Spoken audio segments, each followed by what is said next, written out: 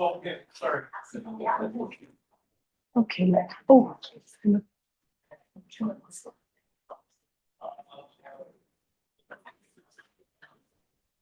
Excuse me. Yeah, no, Sally, sorry. Yeah.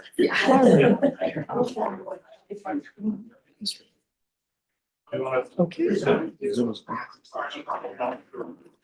Wait, aloha mai kako. Aloha.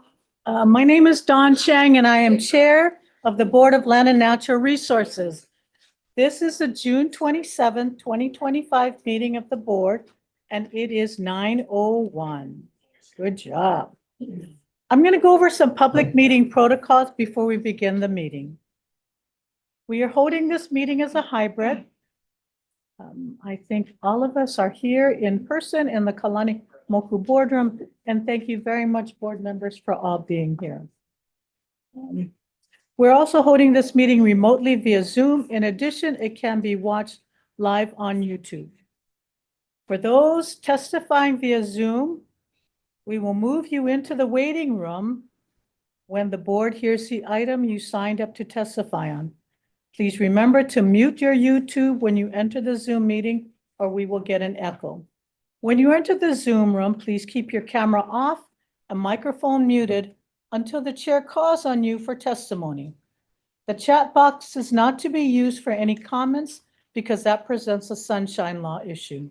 However, the board secretary, Rihanna, may message you via the chat box to ask which item you wish to testify on so she can let you into the meeting at the appropriate time.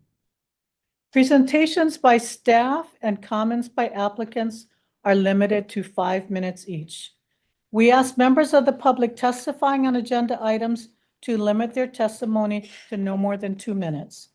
Testifiers will not be allowed to relinquish their time to others, and I apologize in advance if I need to ask you to summarize, but we have a lot of people wanting to testify today. I ask that if you have submitted your testimony via email, that you stand by your testimony as the board members have reviewed the testimony submitted. And we have received a lot of testimony via email. Please address your comments to the board and not to the project applicant. I have board member Smith here next to me is going to keep the timer. And please, so he will keep track of the 2 minutes and he will give you a 30-minute warning, 30-second warning notice. Ooh, okay. I may have to have a warning notice too. That's right. Okay. At 2 minutes, I will ask you to stop testifying. I will then move on to the next testifier. Adhering to these guidelines will enable all of us present to be able to share your thoughts and concerns. What appeared to work at the last meeting, we had board member Smith who was able to chair the meeting in my absence at the beginning. We're going to call on 2 people at a time to come and testify. You may come to the seat here and you'll get your 2 minutes, and then we'll try to bring in 2 people at a time. Okay. I really appreciate all of your cooperation in advance to abide by these guidelines so that we can facilitate the meeting in a timely fashion and provide everybody an opportunity who wants to speak. Again, at the last board meeting, board member Smith also recommended that board members likewise be acknowledged by the chair before asking a question or providing comments. This process seemed to work well, so I'm going to also apply that in this meeting. Thus, board members, if you could raise your hand or be acknowledged before providing a comment or asking a question. I will work to balance all questions from the board members to ensure that board members get an opportunity to speak. I don't intend to limit the time for the questioning. I just want to ensure that we're instituting a protocol to ask permission to take the floor and be acknowledged before speaking. We will also be taking breaks every hour or so. I'm now going to read the standard contested case statement. In some of the matters before the board, a person may wish to request a contested case hearing. If such a request is made before the board's decision, then the board will consider the request first, before considering the merits of the item before it. A person who wants to contest the case may also wait until the board decides the issue, then request a contested case after the decision, but before the close of the board meeting. It is up to you. Any request must also be made in writing within 10 calendar days. If no request for contested case is made, the board will make a decision. The department will treat the decision as final and proceed accordingly. The board may also go into executive session pursuant to HRS 92-5A4 in order to consult with its attorney on questions and issues pertaining to the board's powers, duties, privileges, immunities, and liabilities. I will now take a roll call of all the board members that are present today. We will start with board member. Karen Ono, Hawaii member. Aloha, Amy Barnes, Oahu member. Vernon Char, Oahu. And I do want to acknowledge that why board member Char has all the liaison. He has completed his second term. So, but we hope, we wish him well. So this hopefully is not his last meeting as we hope he will be able to continue to serve as a holdover until his position is filled by the governor. Don Chang, Chair of the Board. Riley Smith, Hawaii Island Board Member. Aloha Maikaku, Doreen Canto, Maui Island member. Morning. And Board Member Wesley Kaivi is not present today. And our Board Secretary is Rihanna Wright, and our Deputy Attorney General today is John Dubiel. This is our board. So thank you very much for all of you for being here. We have a very tight agenda.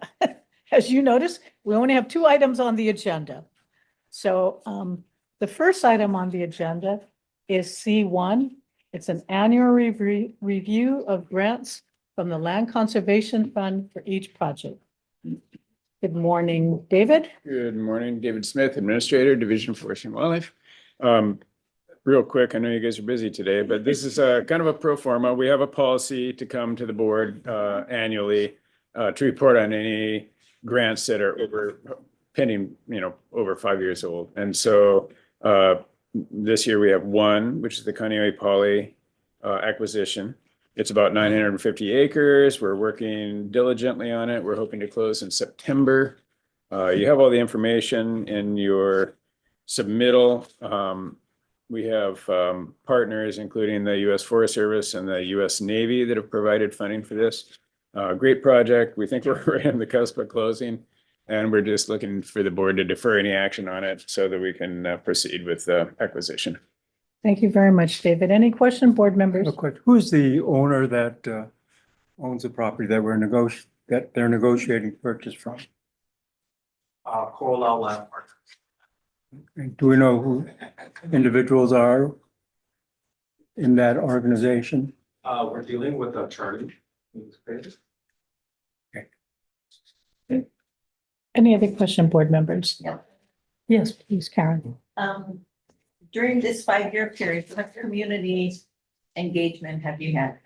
We've been working actively with the community. In fact, we had, there are some other parcels that were involved with the acquisition. Those seem to have dropped out, but we're working with folks out there doing, there's a lot of, it's very important area, archaeologically, culturally. We're working with folks that are out there doing, like Mark Stride, who's out there doing a lot of Taro Lo'i restoration. We've been hiking up with him and seeing all the historic and cultural areas, some really important cultural areas. So we're really dialed in on all that. And that's going to play a big part in how the area is managed. I have one more Yes, question. please. You mentioned the U.S. Navy as one of the partners here. So what is their role in this whole process? They're providing funding. Yep. That's through the REPI program? Yes. Yeah. So this particular parcel is part of a much larger acquisition. Is that correct, David? No, it's just the back of Kaneohe and because of the proximity with the Marine Corps Base Hawaii and whatnot, it fits into their REPI program for buffer zone acquisition. It's a really steep area. It's not that important to that many people. It's a conservation zone. And so for folks to hold it or try to do something with it, it's really not practical. And so it makes more sense for us to hold it for, biological, cultural reasons, but doesn't really make sense for most folks. And then to preserve it, as far as the military is concerned, they try to buy up buffer zone areas so that they don't have, they have a better relationship with the community. It also helps their, enlisted folks have places to go and recreate and whatnot. 'Cause I thought this was also part of the larger Montewilli acquisition. I mean, this provides us a very contiguous. It is contiguous with some of our forest reserves. Right. We're looking to provide larger, more contiguous areas. This particular one is a standalone, Mhm. but it is connected to a strategy that we have to link up other protected areas. Any other questions, board members? Very good, thank you. Do I have a motion? And this is the first, Public comment? yeah, I'm sorry, yes, please. Oh, no, I was just asking if we had any public comment before. Oh, closing. that's a very good. I'm so anxious for the next agenda item. I just want to move on to the next agenda. I apologize. You're right. Do I have any comments, public comments in the boardroom? Yes, please, come on up. Hi, my name is Yelani Sonora Pale. I'm with the Oahu Water Protectors, and I want to just say that the Navy has been responsible for a lot of the contamination. They're responsible for the poison aquifer that we have. The U.S. military is responsible for a Superfund site. These REPI monies that he's referring to is not a gift. It's a responsibility that the Navy has to the people of Hawaii to clean up what they contaminated. Thank you. Thank you very much. Anybody else here who'd like to provide a comment? Is there anyone on Zoom? Rihanna? Oh, I'm sorry, please. Oh, I'm sorry, I'm missing, come on up. I'm not paying attention this morning.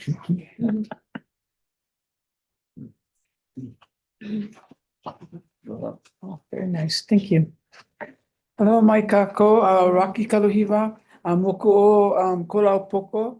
And being that I'm from that area, that I have no knowledge of this, I would like to know more about it because usually things like this does come before Kolaupoko Hawaiian Civic Club, or it comes before something with Ahamoku. So we'd like to be more educated because this is the first I've heard of it.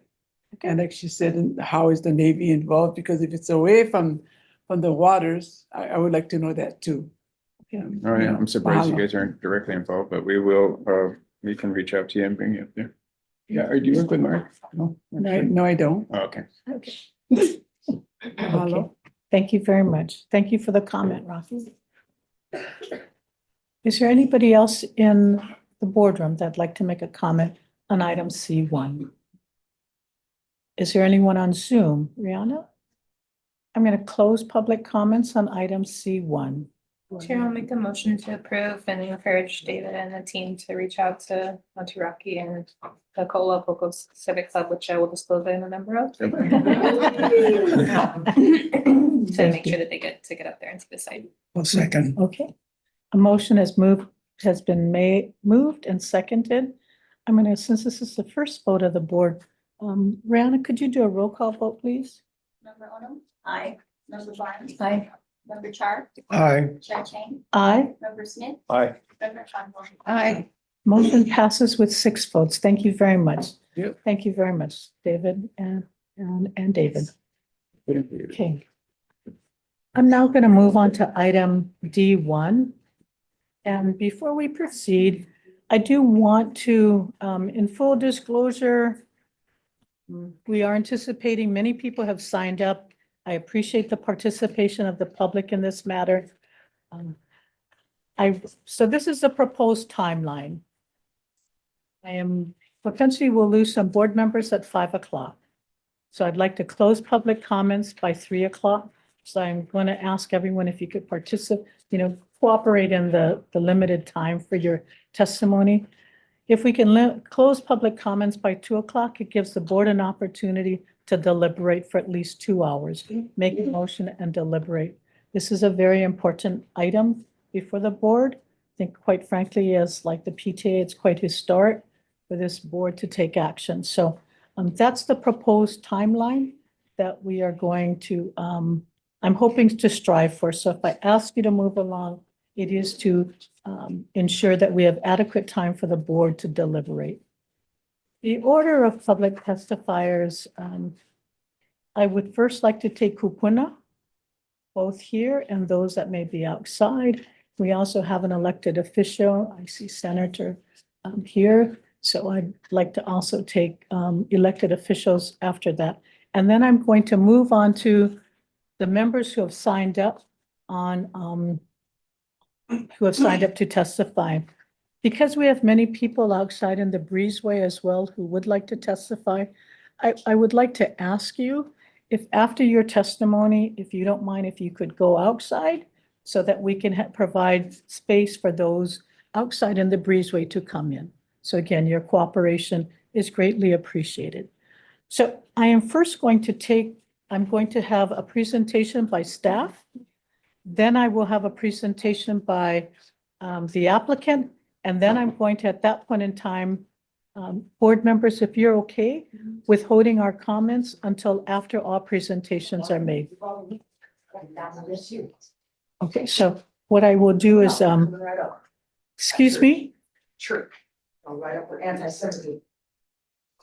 Okay, so again, the order is going to be staff will do a presentation, then we'll take the applicant, and then I'm going to open it up for public comments. With that being said, Lauren and Ian, please proceed. Thank you, Chair, members of the board. Ian Hirokawa with Land Division. Lauren Yasaka will do the main presentation, so I'll defer. Good morning, Chair, members of the board. Lauren Yasaka, Staff Planner at Land Division. So before you today is Army's final EIS for the Army Training Land Retention of state lands at the Kahuku Training Area, Kawailoa Pomoho Training Area, and Makua Military Reservation. The board has until June 29th to either accept or not accept the final EIS. Should the board not make a decision within the time allotted, the final EIS is automatically deemed accepted. Once the board makes a decision, there is a 60-day challenge period after the public has been informed of such decision, in which a judicial proceeding can be initiated regarding the decision of acceptance or non-acceptance by either affected agencies and persons or by the applicant regarding the non-acceptance of a statement. There is no contested case process involved with this type of decision-making. Excuse me? You guys are United States and you are illegal.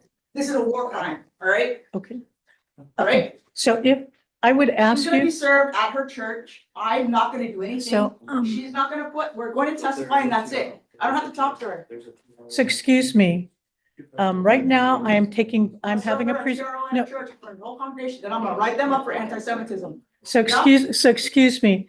Either I'm going to ask you to participate by our protocols. If not, I am going to ask you to go outside.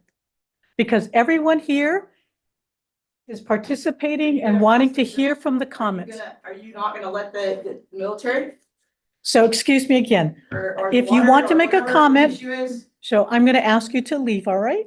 If you And you may say- come up and testify at your if you appropriate are time. gonna Give this land back to the Hawaiians, I will leave right now. So thank you, but that matter is not before us, so if you don't mind, It is before this is a Okay. war crime, and you're all being charged today. You're going to hear eyewitnesses, There's a bunch of people. right? So that we That's can. gonna- And okay, Make sure, Ms. Chang. yeah, so if you don't mind, Chang. if you could go outside. And Josh Radula and Jay Payne of the United States. Dawn, you wanna call for recess? Yeah, we're gonna call for a recess.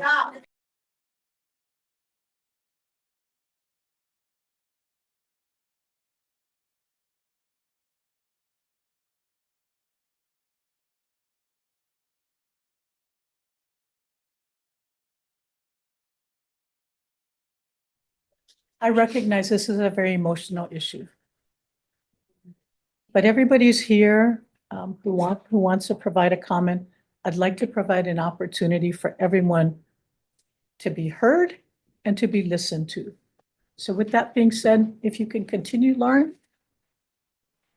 Okay, I just want to be clear that today's decision-making is not about approving any new leases or whether military training is environmentally sound. This is not about Red Hill or the future of the Kahuku racetrack.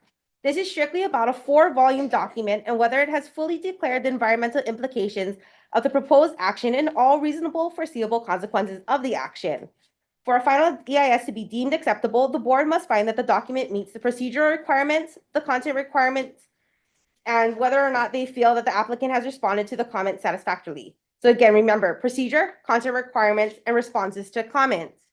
Further, I would like to add that any additional information provided or mitigative actions proposed by the applicant in response to questions posed by the board must be able to be identified in the final EIS document. Information not found in the document cannot be considered as having been disclosed within the EIS. I would also ask the testifiers here today, given your short time limit, to frame your testimony around the 3 criteria for acceptance of a final EIS, as this would be most helpful to the board for decision-making purposes. Onto the final EIS itself, staff is requesting that the board not accept the final EIS. This is due to a consensus among the divisions that the final EIS is insufficient, as there is a clear lack of baseline data for the department, and therefore the board to determine and understand the extent of any impacts to natural, historical, and cultural resources. Further, staff believes that comments from the department on the draft EIS were not responded to satisfactorily. Our reasons are outlined in the staff submittal, and Ian will close. I just wanted to close by, bringing attention, we were reviewing the comments submitted, and one of the comments I think bears worth us addressing made by the Army in their testimony was that in regards to our concerns about the consultation, and that somehow that, we've asserted that the Kupuna they've consulted are not relevant to the process, or that's our position. And I wanted to just say that that is a gross mischaracterization of our position. That is not our position at all. We simply stress the importance of consulting with the Ahamoku Advisory Committee, which I remind everybody is an agency within DLNR, and its importance and its role is codified in statute. So thank you, and we'll be available for any questions. Thank you. Thank you very much, Lauren and Ian.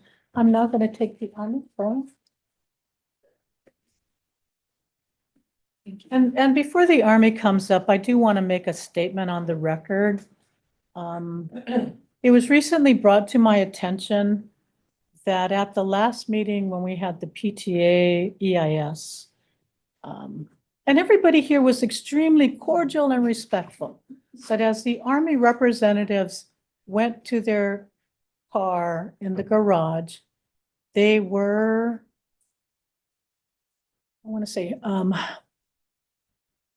they were harassed as they were exiting. So DoCare escorted them out. It is not our intention to be, I just want to remind everybody, as emotional as this is,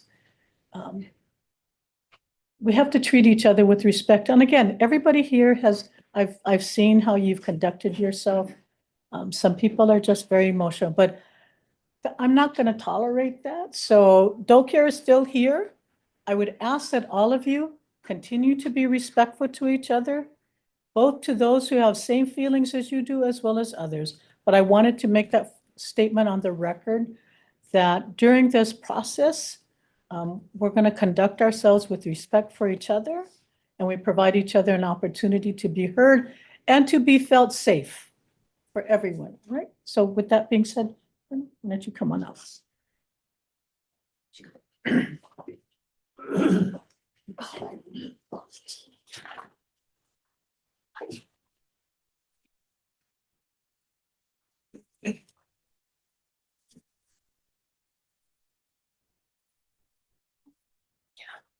Aloha and good morning, Chair Chang, members of the board. I'm Colonel Rachel Sullivan, Commander of U.S. Army Garrison, Hawaii. I'm responsible for all of the U.S. Army installations across the state. Joining me today is Alice Roberts, Program Manager for our Army Training Land Retention Project. Thank you very much for the opportunity to sit before you today to introduce and provide testimony supporting acceptance of the Oahu Final Environmental Impact Statement. I would like to briefly highlight the Army's preferred alternative regarding the proposed retention of state-owned lands on Oahu.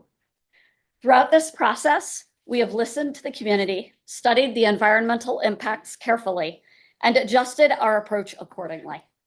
The preferred alternative seeks to return approximately 5,870 acres of state lands at Kahuku, Pomoho, and Makua Military Reservation, and only retain approximately 450 acres of state land at Kahuku, identified as Tract A1 in the EIS. We understand the importance of the Kahuku motocross track, as we have previously stated during the board meeting in April 2024 and during our public meetings.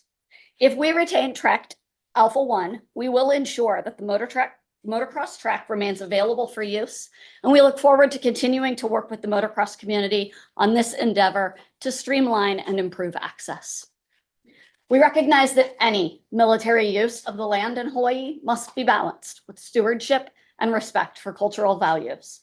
This remains our enduring commitment. Mahalo for your time and consideration. I respectfully ask for your support by accepting the Oahu Final EIS that seeks to return almost 6,000 acres of land to the people of Hawaii while ensuring the continued defense of our island home and our nation. I will now turn it over to Alice, who will briefly discuss the EIS and answer any questions related to the HIPAA compliance final EIS submission. Thank you. Good morning. Good morning. The Army prepared an environmental impact statement to analyze the potential impacts associated with retaining lands on Oahu to support continued training at Kahuku, Kaweloa Pomoho, and Makua Military Reservation. The proposed action is a real estate transaction that allows for the continuation of military use. The Army is not proposing new constructions or changes in the type or scope of military training. All training currently conducted has been subject to prior NEPA analyses and resulted in mitigation measures, many of which are ongoing. The Army conducted a formal scoping process for the proposed action in 2021. No divisions within the DLNR submitted scoping comments at that time. In June 2024, the Army published a draft EIS for the Oahu land retention effort, which was followed by 3 public meetings in Waianae, Kahuku, and Wahiawa. Following the publication of the draft EIS for Oahu and receipt of public and agency comments, the Army re-examined training land requirements and utilization for the leased lands and shifted the preferred alternative to only seek 450 acres of KTA. The final EIS only makes a recommendation for how much land is retained, but does not identify a retention method, i.e. fee or lease. Therefore, the retention method is not an evaluation criteria for the HIPAA acceptance determination. With regard to the Land Division staff comments, regarding baseline data insufficiency, acceptance of the EIS requires good faith effort and sufficient, not exhaustive information per AJR 11-200.1-28. The EIS sufficiently enables informed decision-making, which is the legal standard under Price versus Obayashi. Existing conditions supported with included data appropriately establish the baseline for the EIS analysis. The baseline considers all prior and current activities, environmental monitoring, and conservation efforts. Each resource section discusses the combined impacts of past, present, and reasonably foreseeable actions. Regarding the insufficient data for natural resources, DLNR considered the biological resources section to be out of date and piecemeal. The Army disagrees. EISs are compiled and analyses are completed based on all relevant research and studies to date. This includes both historical and current data and surveys, as well as current natural resources management actions. Additionally, these data are compiled into an integrated natural resources management plan for which DLNR is a signatory. In other words, the natural resources plan, which the Army uses to implement conservation mitigation efforts, is reviewed, analyzed, and approved by the state.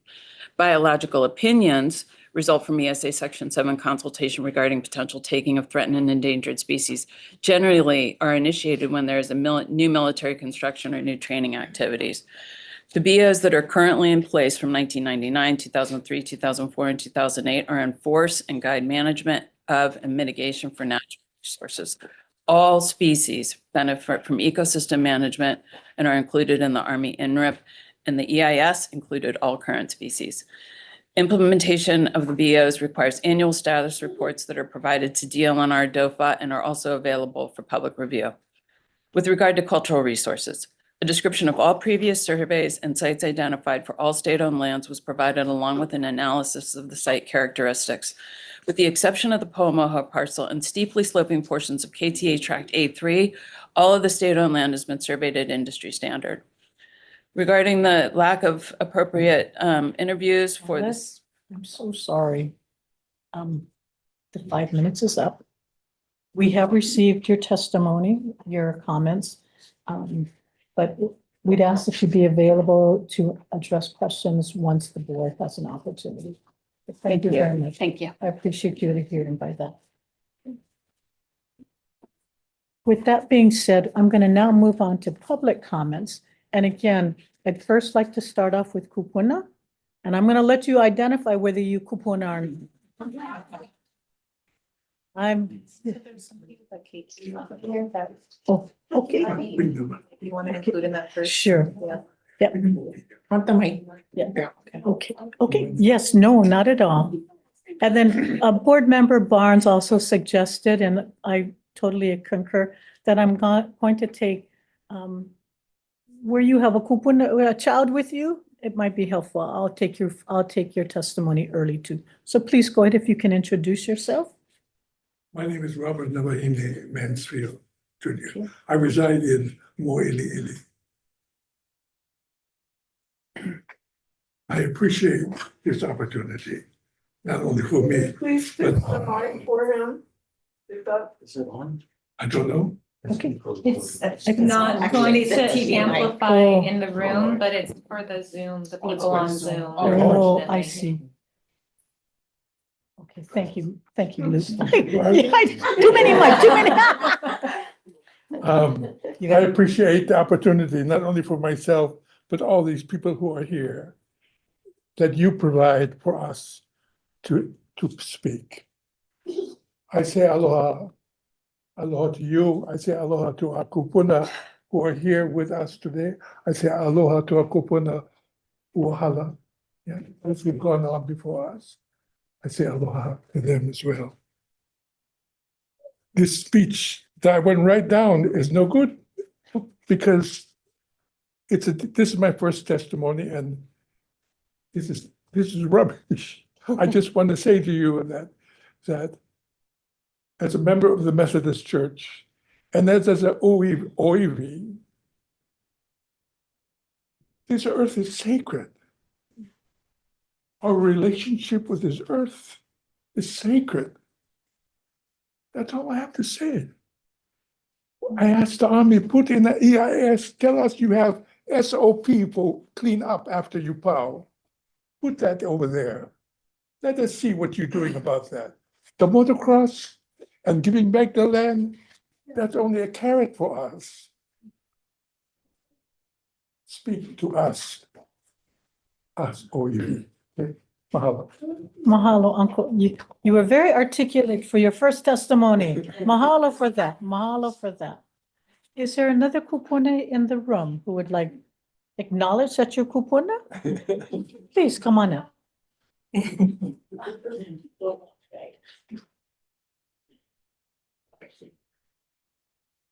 And actually that, if you can use that mic too, but that's probably the mic for the room. That mic is to go out in the TV. But here, no, please sit down. Yeah. So you recommend this Yeah, then? you might want to move it closer to you. There you go. My name is Linnell Damate. I was born and raised in Kahuku. I am a product of the plantation era. And all my life, I have been able to observe the comings and goings of the military. So I know we cannot ask the questions directly to the testimonies brought up, but I will pose a question to the board that it was just recently brought to my attention, and then you guys can go question later, that there was communication between the Kahuku Motocross Association and the military, and that there was a deal struck, hands shook for the sum of $400,000 for the maintenance of the road. Now, whether or not that is true, that'll be up to you guys to determine the facts. So that wasn't really part of what I wanted to say today, but this just came up yesterday. So just to let you know that I'm kind of nosy. In fact, I'm very nosy about what goes on in my neighborhood. And a recent experience for me was that the military, the Army, they access KTA. Wow, that was my 5 minutes already? No. 2 minutes. Oh, shucks. Anyway, sometimes there's a miscommunication between the troops and the command and going up to that hill, that gate is locked. So they all have to just line up on the side of the road. It causes a traffic nightmare. And just recently, there was an explosive truck parked in front of my house. Now, to me, the arrogance of the military to think that we all know that it's a mock explosive truck, that we don't know. So can I have another 2 minutes later? Sorry. There's so much more I need to say, being born and raised there. Okay, so. Thank you. Anyway. I know, I'm sorry. Go ahead and look into that. We will indeed. Yeah. Thank you for bringing it to our attention. Okay. Anybody else who's kupuna here?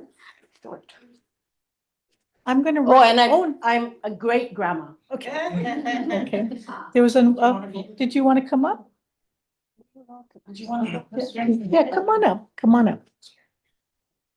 And then I am going to ask that after your testimony, if you can go outside so we can let others in. Please go. Might I be able to ask the woman before April Street? Oh, sure. Okay, I do have, is it Linnell? Yes. So I have a board member who would like to ask you a question. I'm sorry. Thank you. Do you want to come forward?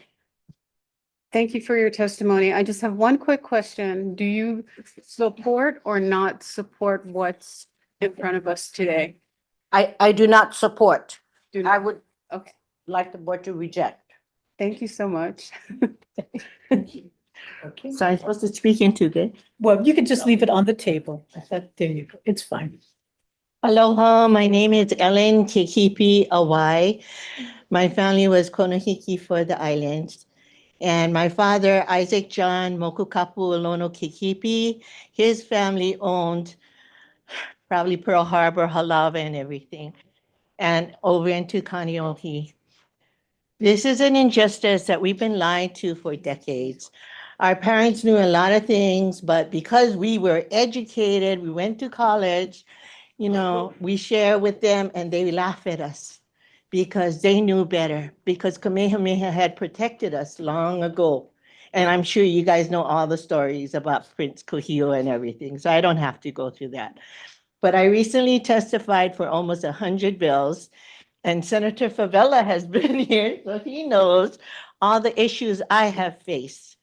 I have been thrown into hospitals and prisons because of what my family, the Kikipi family, did. And that's not right. They are part of the Patriot League supporting the Queen. And for my great-grandfather, grandfather, and my father, as well as my brothers, have to go through all kinds of issues. And me, I no longer have housing. I was kicked out by government people who don't even understand English. They won't practice, colonization, they bring in another group, and that's not what the Hawaiians did. They brought in the Chinese and the Japanese because they had the knowledge and they could do the work. And that's what the kingdom did for us. But this is getting ridiculous where they can take over our jobs in Waikiki, over more than 50% of their population now. That's not right. And how they treat our tourists. And tourism was never our #1 industry. It was always military spending from the time I went to UH in the 1970s. Thank you. Thank you very much, Ellen. Anybody else who's kupuna? Please.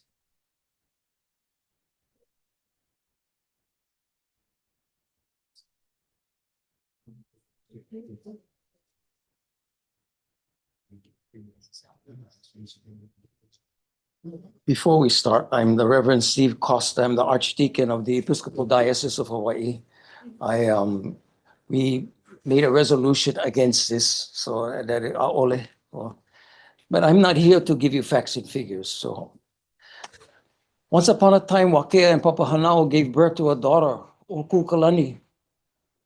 In time, she gave birth to her firstborn son. The stillborn son was named Haloa, long eternal breath. With great sadness, she wrapped Haloa in sacred kapa and placed him in a basket of hala and buried him on the eastern end, Kahikina, the end of Kamala'ai, the garden, where the sun rose. After shedding many tears, the plant started to grow. This plant had a long stalk and heart-shaped leaf. It was given the name Halona na Kalau Kapalili, or the way the leaves fluttered in the wind. The first kalo plant was born.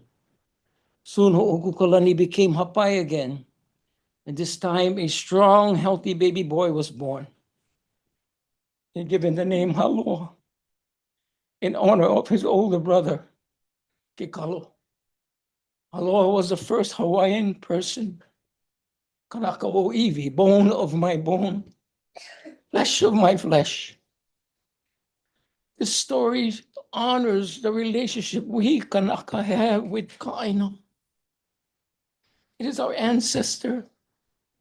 It is everything. It is a story about loss and birth. The firstborn dies and becomes the watering from tears of sustenance for the next son and the many, many, many more sons and daughters. Ue, o Kalani, o la kahonua. The heavens weep and the earth lives.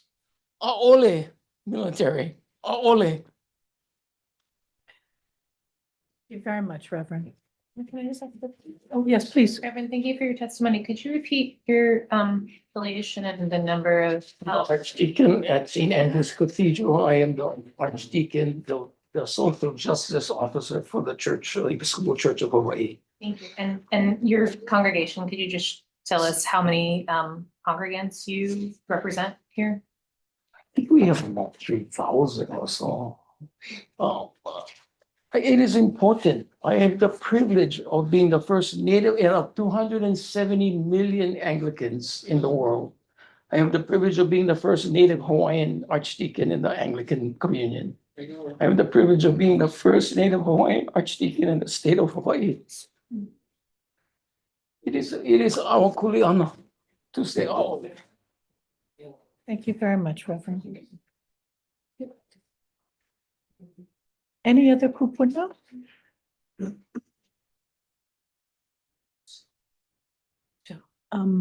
Senator Favela, would you like to come up? Oh.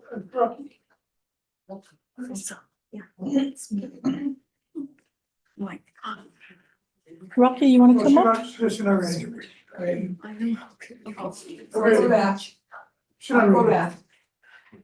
No, that's okay. We'll go call you. Can I get children, yeah? Oh, you sure? Yeah, please come on out. Thank you, Senator.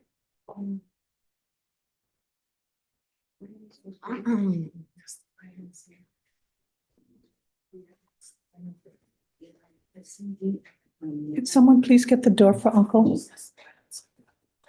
Thank you. Please go ahead and introduce yourself. Aloha mai kako. My name is Noel Shaw. And I just want to start by saying thank you for making space for Makua to go first. Oftentimes we're forgotten in these analyses and in this work, and we have to trust that this board, the DLNR, and the people in this room will represent our voices. With that, I'm a member of Hui Aloha Aina o Honolulu, a mother of 3 Keiki Kaiapuni, an Oahu Hawaiian homesteader in Kalavahine, a successor, a current resident, and a community leader. I'm a farm to school advocate, free school meal advocate, and a Firewise community organizer by force. Fireworks, of course, is something that we talk about a lot in our homestead communities, but we talk about it everywhere here in Oahu. And every day, what the Army does is play with fireworks. So these are a direct threat to our continued existence in this space. I stand by the written testimony I submitted as my own and by Hui Aloha Aina o Honolulu's written testimony. I thank the DLNR for the adequate job they've done to call to question every part of the FEIS. And I asked this committee to think about intersectionality. I listed all the things that intersect me.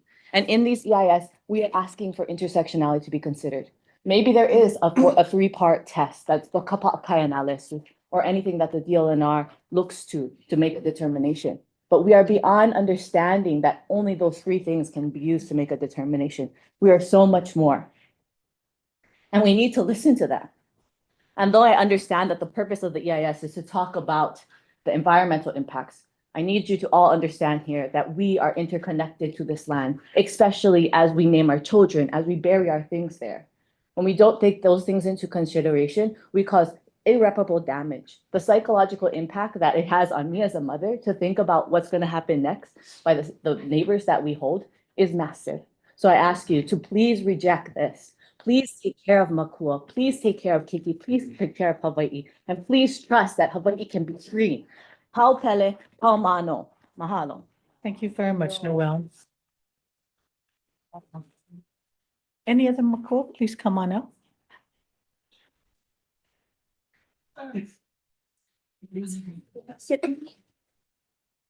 You were here last time I was too. here last Thank time you with for my being Kiki. here. Aloha mai kako.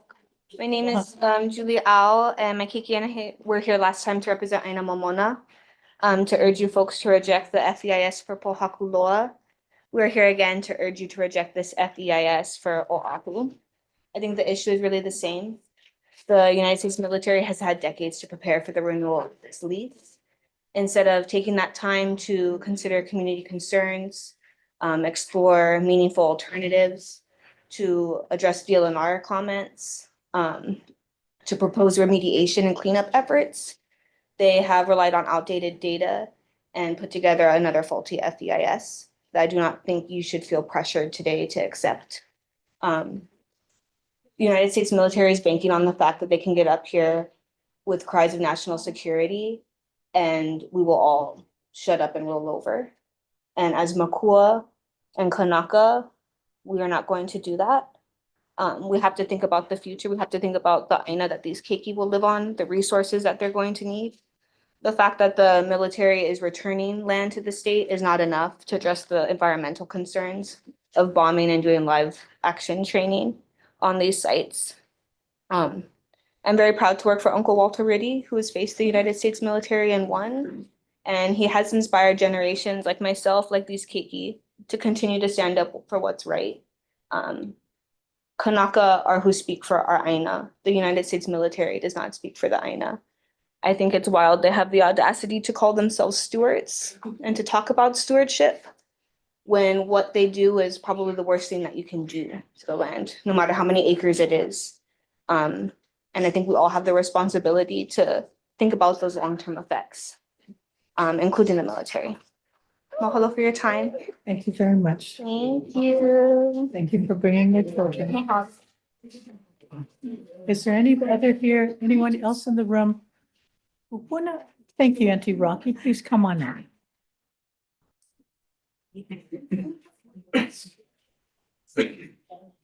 We'll take two of you. Oh, no, come, Auntie Rocky. We'll take two of you. Please come on out. We'll take two of you. Thank you. Share the desk. Auntie Rocky, I'll let you go first, please. Oh, thank you. I'll go over my 5 minutes. Hello, Mike. Auntie, 2 minutes. Hi. Oh, you know what? Better, I can hear me. Yeah, we can hear you. We can hear you. I'm gonna, actually, I wear many hats in our community, but today I'm gonna represent the Ahamoku. Because of the fact that Ahamoku was actually put together by the Association of Hawaiian Civic Clubs, due to the fact that there's too many times our people's voices do not come forward. And our job as Ahamoku is just to bring the voices forward. We don't speak for the people, we bring the people forward. The people that have been missed, the lineal descendants from each of the aina we're talking about. We're talking about all of these ainas, they're giving you community leaders that are not even living on the islands. That is representing, the lineal descendants from 100 years ago, do they live there? Does it directly affect the people who are there? We're talking about the Ka'apai ruling. Now, these are for the people who live on the aina. So November 10th to the 17th, the Association of Hawaiian Civic Clubs had a convention this year. And we had 68 resolutions that was adopted and were sent. Some of them were sent here to the Department of Land and Natural Resources, 10 of which was related to the military renewing their leases. Okay, and we were equipped, we had to be equipped to get the desire of our members so that we can engage. Okay, some of the recommendations was do not renew the leases. Some are urging for fair compensation.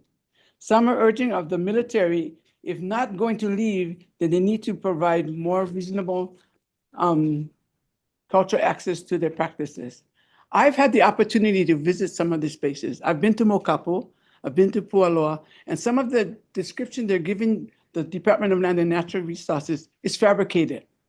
Some of them are saying that this is poisoning this and that's poisoning that. I read the Department of Health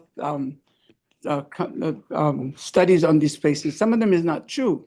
You know, when I recently went to Pualoa, I was in total shock when the first time I walked into the Department of Land and Natural Resources officers practicing and hoping that they don't lose their practice area, and our own police department over there practicing. Do we want that to leave? Do we need that? I went to Mokapu, and that's where they have all the heavy equipment. I live directly across the base of Mokapu. I'm looking at my house from the base and talking to them.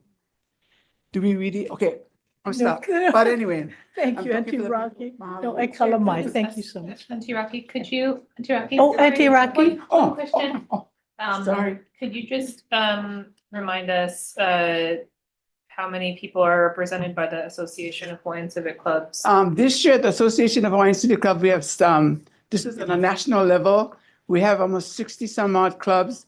Drake Kalili has, I think, the exact amount. Each club, we had a club from every single island. And each of these islands represented their own area, their own moku. We had from Hawaii Island, Kauai Island, Oahu Island, and we were surprised and shocked that they came up with this many resolutions pertaining to the military leases. So the military, I know, you know, we have to engage, we have to work, but maybe they're hiring the wrong kind of people, I don't know. You know, your consultants, are they conferring with the people who's there? They're conferring with people who don't even live there. Think about that. Thank you so much. Mahalo. If you can introduce yourself. Good morning. My name is Marisa Plemmer. I was a classmate and best friend of Haunani K. Trask, class of 1967. And I feel she would be here today to tell you that the FEIS is a very bad thing. It's not good for the land, not good for the people. And I live close to Kahuku. I live in Sunset Beach. So toxic chemicals and pollution is something that we all have to worry about wherever the Army goes, wherever they do their training, they leave it all behind.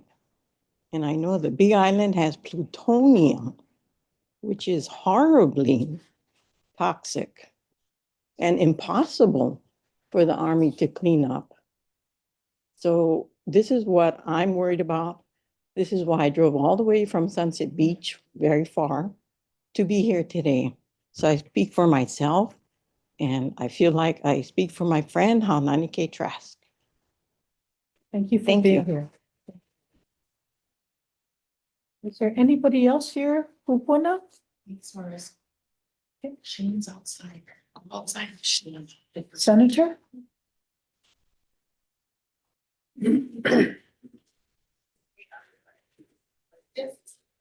Not quite Kapuna yet, but thank you guys for the opportunity to speak before you guys. Well, thank you, Chair Chang. I am in strong opposition to this final EIS. I support the DLNR staff and the findings that they had brought before this board and to the community, including Puakaloa. Army have a history of environmental and cultural harm. Military has resulted in the dangerous and environmental restrictions and cultural access to our health concerns. Ongoing on continuing endangering and encroaching and violating our public trust and believing in what they saying over the years for our communities to believe in all the things that they were saying that has not happened over the decades. So the EIS is lacking, failing fully to impact on the water resources, endangered species, traditional and cultural practices, community access, lack of community input and transparency. The voices of the community needs to be heard. The local families and Native Hawaiian organizations and constantly opposition to the military's retention of these leases. These lands must be restored and returned to the public to cultural use, not to be contaminated by militarization. Reject this final EIS, and I just wanted to share with you guys, if you guys don't remember, when I got to this square building long time ago, 8 years now, not 8 years. Anyway, you guys ever heard of the devil weed? Anybody here? Look it up. That's what the military brought, Army brought to Kahuku. Highly flammable, highly endangering our community and our families in that area. Because why? It blows in the wind and is on the ridges and stuff like that, that they cannot go and remove it. It's stronger than any kind of lamp oil that you can think of. When this thing catches fire, it's hard to stop. So just remember that. They brought that invasive species and a lot more. So again, please reject the final EIS for Oahu and for the neighbor islands. Thank you. Thank you very much, Senator. With that being said, I'm now going to go to our list. So I will call 2 people at a time, and if both of you can come to the table, and that will help to facilitate our public comments. So the first person I have on the list is James Maioho, and then after that I have Pastor, is it Amy? Pastor Amy. So James Maioho and Pastor Amy, if you could come forward, please. James, go ahead. Morning, Cha-Chang, board members, DAG. For the record, I am James J. Kalei Mamapu, Crowningburg, Maioho. I'm a lineal descendant of Ho'olulu, and more specifically, Kaihe'e Kai, and carry his kuleana to our iwi at Pohukaina, Lahaina. My family crypt was Lunalilo at Kauai House Church, and of course, Mount Ala. I read this document. It reads very much the same as what we read at Pohakuloa. It has the same glaring lack of content for cultural surveying, for archaeological surveys, for what is unknown, as that document reads. And in my opinion, if the board is going to be consistent, it has to find the same as it did with Pohakuloa, because your own documents, your executive summary reads the same. And if you'll indulge me, I'll read a paragraph from that into the record that shows this glaring lack of content. This is from page 6. Regarding historic and cultural resources, LD and HHPD staff continue to have concerns with the lack of surveyed areas. Specifically, SHPD states that SHPD continues to recommend adequate archaeological surveys of the ROI. The significance of unsurveyed acreage within KTA, MMA, and Puamolu may contain historical and cultural sites that remain unidentified. No consideration has been given to potential unidentified archaeological and cultural sites mentioned in Native Hawaiian traditions that could potentially be within these unsurveyed portions of the ROI. As you've heard previous testimony this morning of how important the iwi are to us and the land. They are part of the land, they are part of us, they must be protected. And to do that, we must identify them. And none of this should continue until those things are accomplished. Mahalo. Thank you very much, James. Pastor Amy. I'm Reverend Amy Chiekowake. I was born and raised here in Honolulu, graduate of Aiea High School, and I'm an ordained elder in the United Methodist Church. I'm here representing the Hawaii District Act of Repentance Task Force for the United Methodist Church, because we learned that our church and some of our members and early pastor was a part of the overthrow of the monarchy. And so last year, our global United Methodist Church, representing over 10 million people, agreed to the process of an apology and repentance for our wrongdoings to the Hawaiian people. And that is why I'm here, because it's not enough to say sorry, but it's important to be present at actions that are important to Hawaiians. I do want to say that earlier this month, at a regional gathering of United Methodists, we presented a resolution to the conference, which represented about 50,000 United Methodists in Southern California and the Pacific. And we voted against renewal of military leases and urged the rejection of the final Army EIS. We do this for our brothers and sisters of Hawaii, but we also do this because God created this land and everything is sacred. It's not just about people, but it's about the sacredness of creation. Thank you. Thank you very much, Pastor. The next two I have is Tavita and then Davy and Mamilam Thomas. Tavita and thank you. Thank you.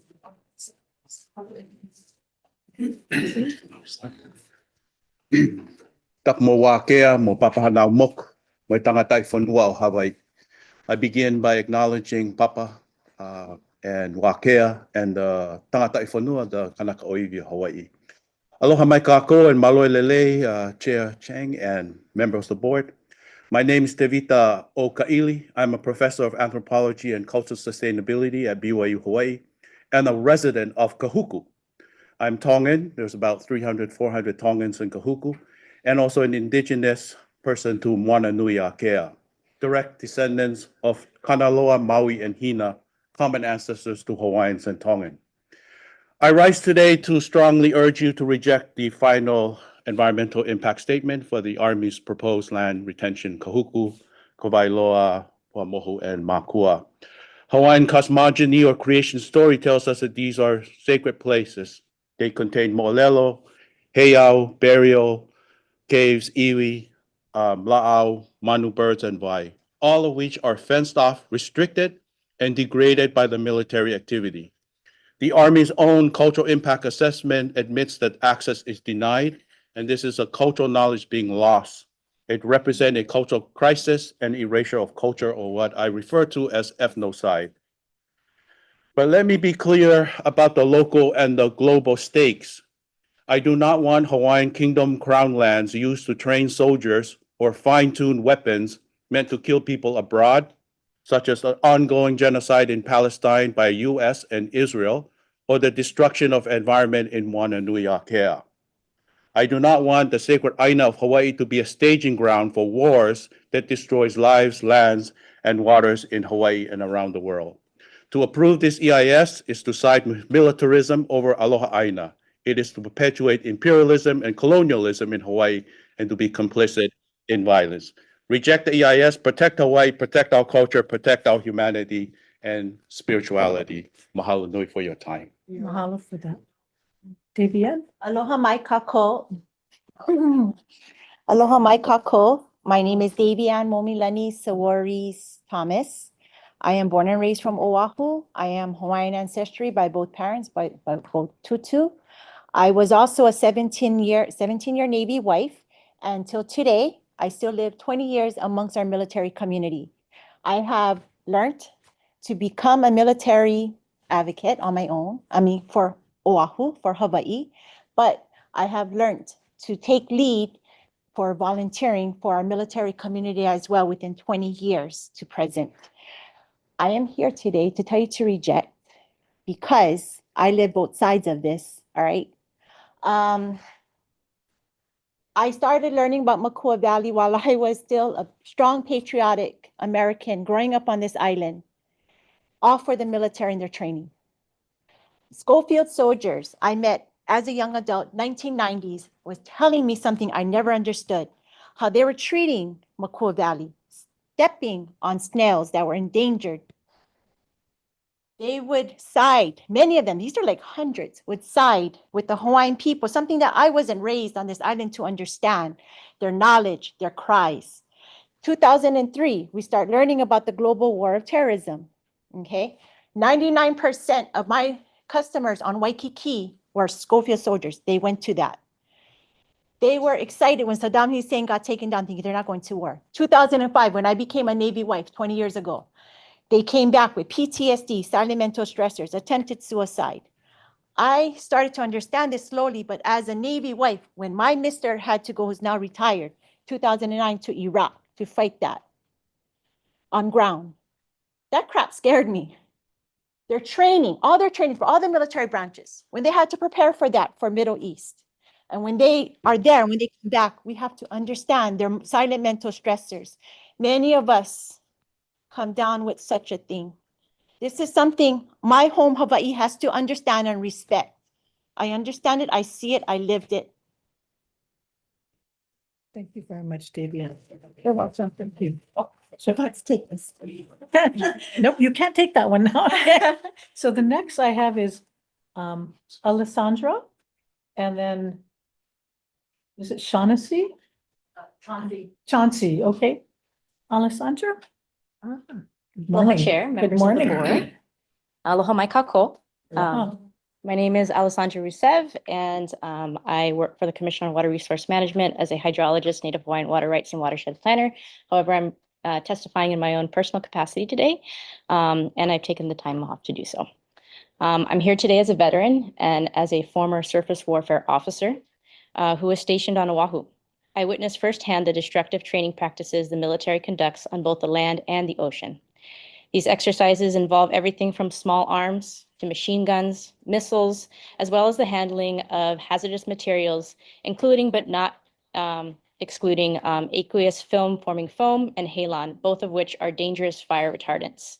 This all releases toxic pollutants, heavy metals, and PFAS into Hawaii's lands and ocean. In my written testimony, I outlined 10 major deficiencies in the Army's EIS, including major gaps in required information. So for the sake of time today, I won't go over them. I'm sure many people have covered them and will continue to cover them, and it's also in my written testimony. On another note, in an era of increasing wildfire risk, the use of live fire and flammable materials, especially in sensitive areas like Makua, Pu'umoho, and Kahuku, poses a serious threat to public safety and the environment. Even if such exercises aren't happening today, the military retains the right to resume them, which is deeply concerning considering the political climate we're in today. The military's track record, Red Hill being only one example, shows a systemic disregard for both the environment and Native Hawaiian rights. The BLNR, however, is in a unique position to be able to stop these detrimental practices due to its public trust responsibility to protect all natural resources for the benefit of all, as well as to ensure the social, economic, physical, and mental well-being of current and future generations in accordance with Chapter 226, the Hawaii State Plan. Lastly, I'd like to note that the military returning contaminated land to the state is not an acceptable legacy. The military must be held accountable, including funding and conducting a full cleanup of these lands. I urge you to reject the Army's EIS and ensure any transfer of land is done with true restoration and respect for Hawaii's people and environment for current and future generations. Mahalo. Thank you very much. Chauncey, and after Chauncey, I have Bailey. Rayleigh, I'm so sorry. Hey, calamai for mispronouncing people's names. Please come on up. And then after that, I have Paige and Ron. Please go ahead. Aloha board members, aloha kako.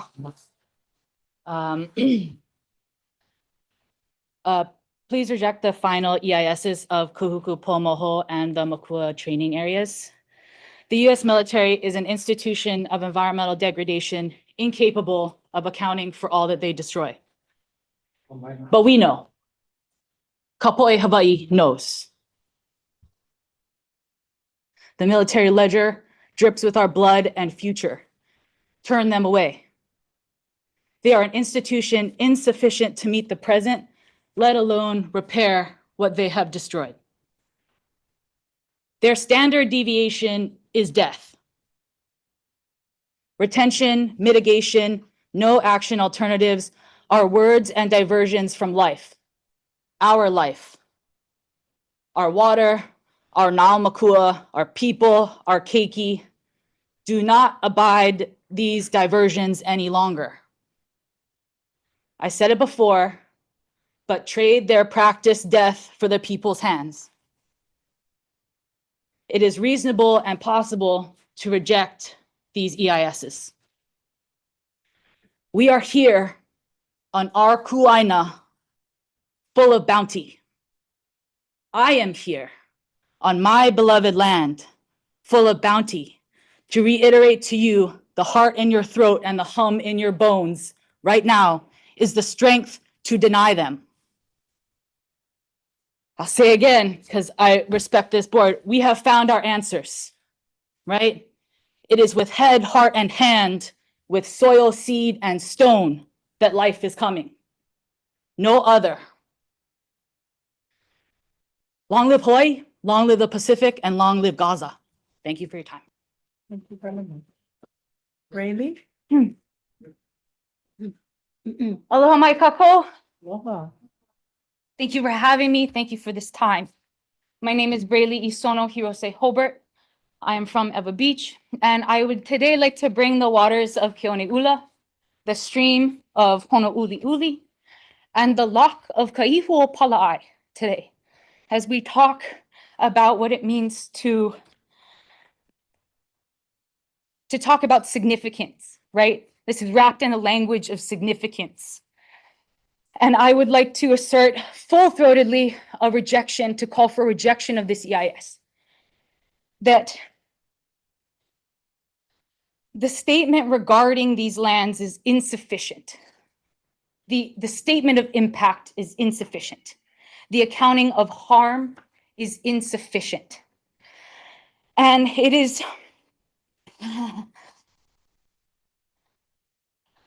you know, that's in life loves life, right? And that's what we are here to talk about. And that's what when my sister speaks about it, the institution that I am here to testify against has an orientation to life taking.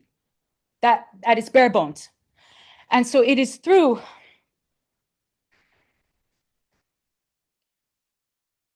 from their memorials to these training grounds, this institution is comfortable with leaving beings under the rubble. We are not. We are not. In February, I lost my job. I cut mangrove on Kaihuo. I was granted access to stand in that water, Navy water. And it is that disrespect and disregard for the things that are left that I believe deserves this rejection. Please reject it, this statement, on a lack of impact, a lack of content of impact. Thank you. Thank you very much. Next, I have Paige Ewan and Ronnie Inagaki.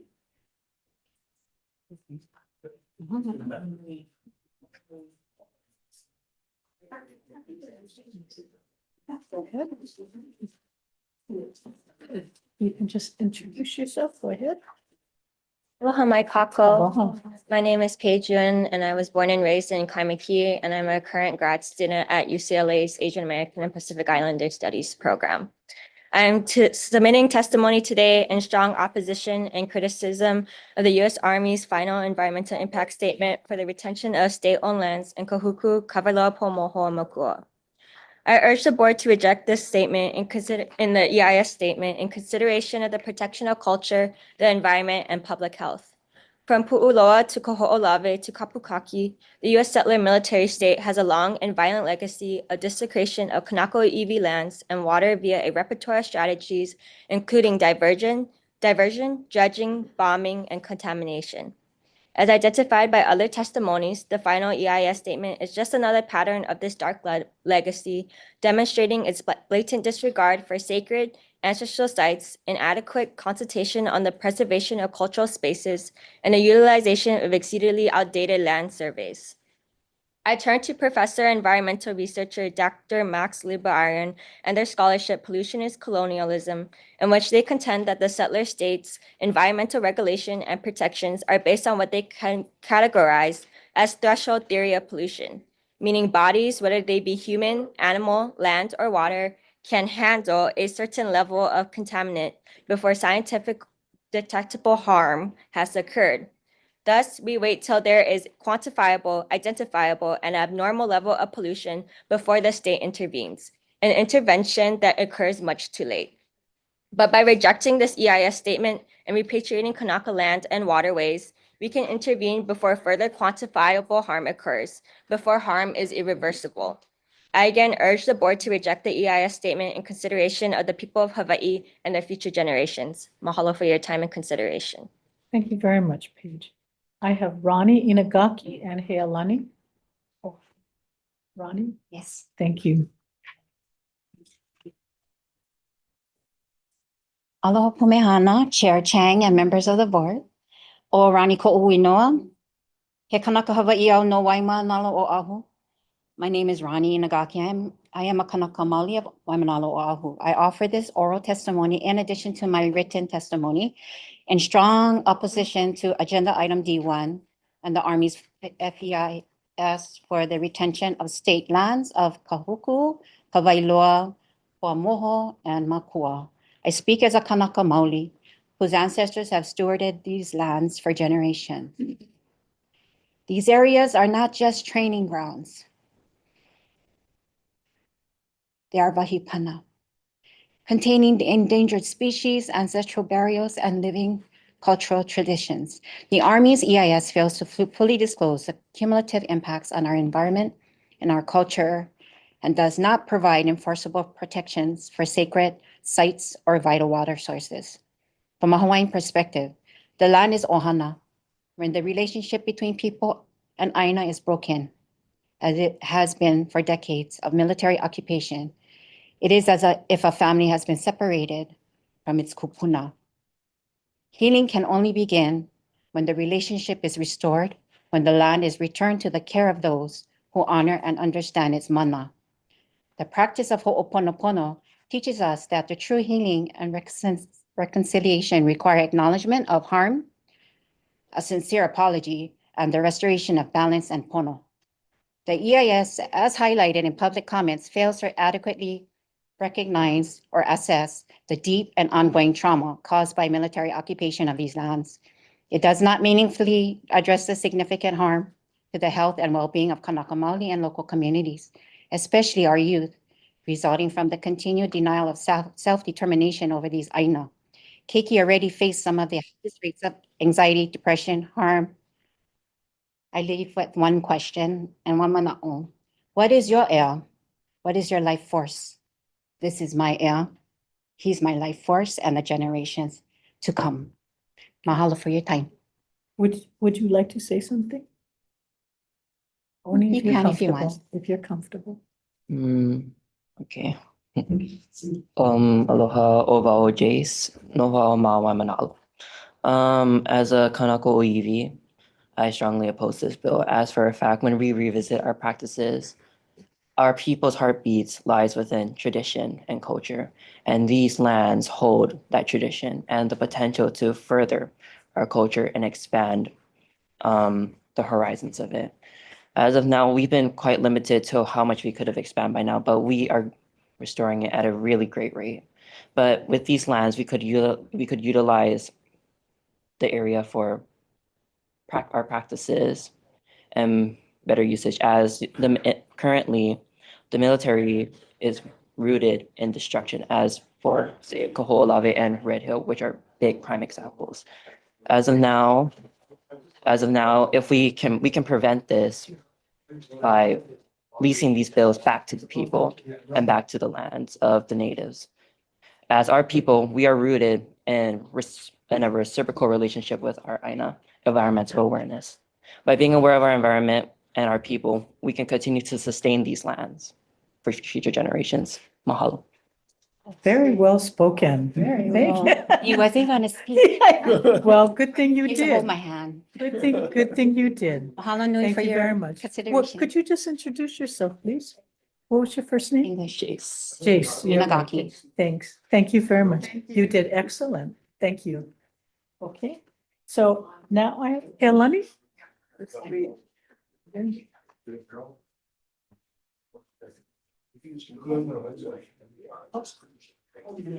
Aloha, my name is Helani Sonora Pole. I'm submitting this testimony on behalf of Kalahui, Hawaii. We urge the board to reject the U.S. Army Final Environmental Impact Statement for the proposed long-term retention of 6,322 acres of lands at Kahuku, Kawailoa, and Kamakua. These lands referred to as state-owned are in fact Hawaiian Kingdom Crown and government lands. The U.S. military invaded in 1893 in the illegal overthrow of the Hawaiian, resulting in the illegal overthrow of the Hawaiian monarchy and an ongoing 132-year military occupation of Hawaii. Nearly 2 million acres of Hawaiian national lands were taken without the consent of the Kanaka Maoli people. The long-term military retention of these lands, absent of free, prior, and informed consent, raises serious legal, cultural, and human rights concerns. We mahalo the Land Division staff for the comprehensive review of the final EIS and for their clear and principled recommendation that the board not accept it. The final EIS, as submitted by the U.S. Army, fails to meet the informational and procedural requirements of the Hawaii Administrative Rules 11-200. Without adequate data and analysis, the board cannot make an informed or responsible decision regarding the future of these lands. And no amount of pages, how many thousands of pages can tell the story of this land. This land is us, the Kanaka Maoli people, and we speak for the land. Kalahui Hawaii reiterates the U.S. Army's continued use of these lands violates numerous international legal instruments. These include the United Nations Declarations on the Rights of Indigenous Peoples, the UNDRIP, the International Covenant on Civil and Political Rights, and the Charter of the United Nations. Under these frameworks, Kanaka Maoli have the right to self-determination, the right to practice and revitalize our cultural and spiritual traditions, the right to clean and healthy environment, and the right to free, prior, and informed consent. The final EIS not only fails to acknowledge these rights, but it lacks the technical data and cultural context necessary to properly evaluate the Army's proposed actions. The SHPTI found that the EIS submitted significant Hawaiian cultural narratives, such as the legends of Kelea and La'i Kanaka, and failed to conduct archaeological surveys over substantial portions of the training area. Lonnie, I'm sorry, your time is up. Okay, and then just one last sentence. We submitted a petition as part of our testimony. It has almost 5,000 signatures on there calling for the rejection of the military leases. Well, mahalo for your time. Thank you Aloha. very much. Melva and William? Chair? Yes. Can I ask her where the signatures came from? Do you mind? Most of the signatures are from Hawaii. Oh, they're, okay. Yeah, we did submit it as part of our written testimony, so it's attached to our paper testimony. I didn't want to put the any personal identifiable information on there because it is going to be a public record. No worries. Thank you Okay, so thank you. much. And then, how are you? Aloha Chair and board members. My name is Melva Aila, and I'm with Hui Molama o Makua. And I was going to yield my 2 minutes to William Aila, but instead, I'm just going to strongly agree with what his testimony is about. And mahalo for your time. Thank you so much. Because we discussed it. I'm certain. Thank you. Hello, my kako. My name is William Aila Jr. I represent Hui Malama o Makua, about 100 members and growing. My testimony or the testimony of Hui Malama is only on the Makua portion of the EIS. I understand that the Army is proposing its preferred alternative of no retention of state lands in Makua. I support that. It's a good start. However, we feel that alternative 9 is much better. Alternative 9 is the no retention of state lands and to move all training on government-controlled lands to Schofield. The training that goes on those lands right now is a want and not a need. I'll repeat that. It's a want and not a need. They can fly helicopters, they can fly UAVs in Schofield or any other place that they have government-controlled lands. Okay. I agree with the comments from the Land Division that the ES does not fully correlate with the environmental impacts to the proposed actions, and that the EIS does not fully consider all foreseeable consequences, and that the in the EIS, the data and analysis is not commensurate with the importance of the impacts. DOH, I agree with them that the maneuver and impact areas on state lease lands should be investigated for munition use and munitions constituents prior, I'm going to repeat this, prior to the expiration of the lease in 2029. That should be done prior to the expiration of the lease in 2029. The EPA's comment that there are ample unexploded ordnance and contamination in the soil likely to move along existing pathways into subsistence food supplies.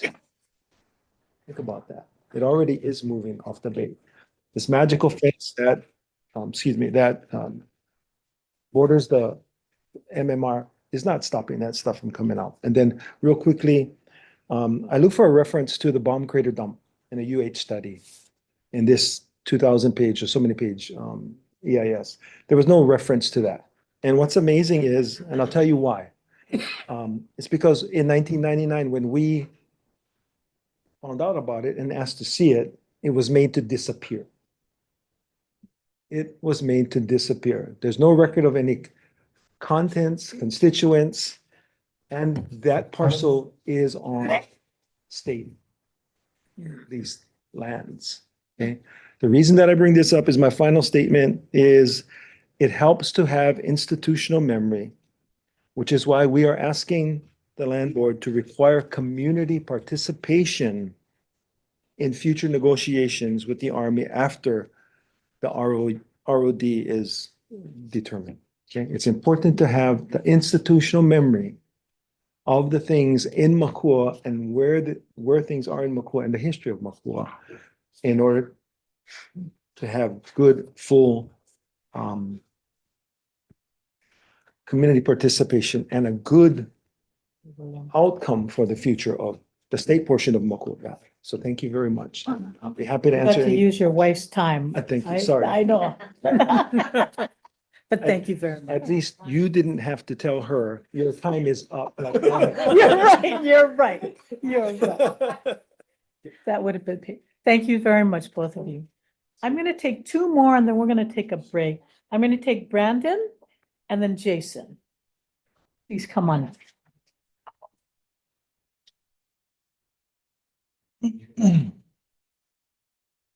Morning. Good morning. Hello, my kako. My name is Brandon Maka'ava. I'm the Vice President of the Nation of Hawaii. I hail from Waimanalo.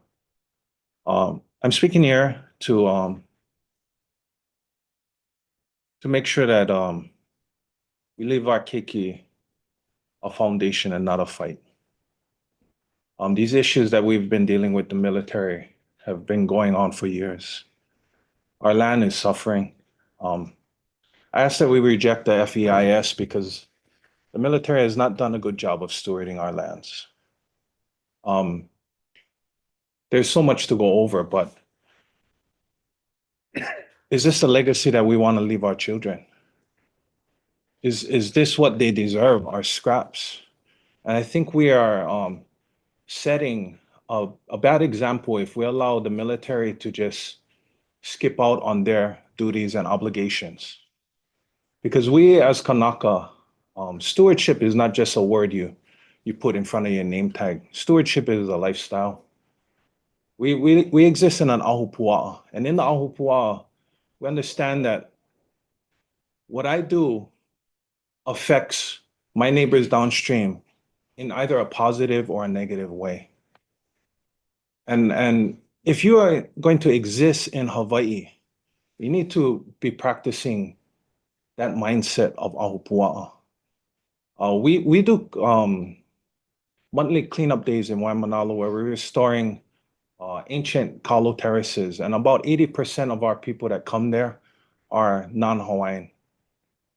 And what I tell them is, I give them the history, but then I tell them too is, you have finally found the real Hawaii because now you've taken on Kuleana. If you're gonna be in Hawaii, and you're gonna live here, you have to have Kuleana. If you don't have Kuleana to Hawaii, then why are you here? Thank you. Thank you very much, Brandon. Jason? Thank you.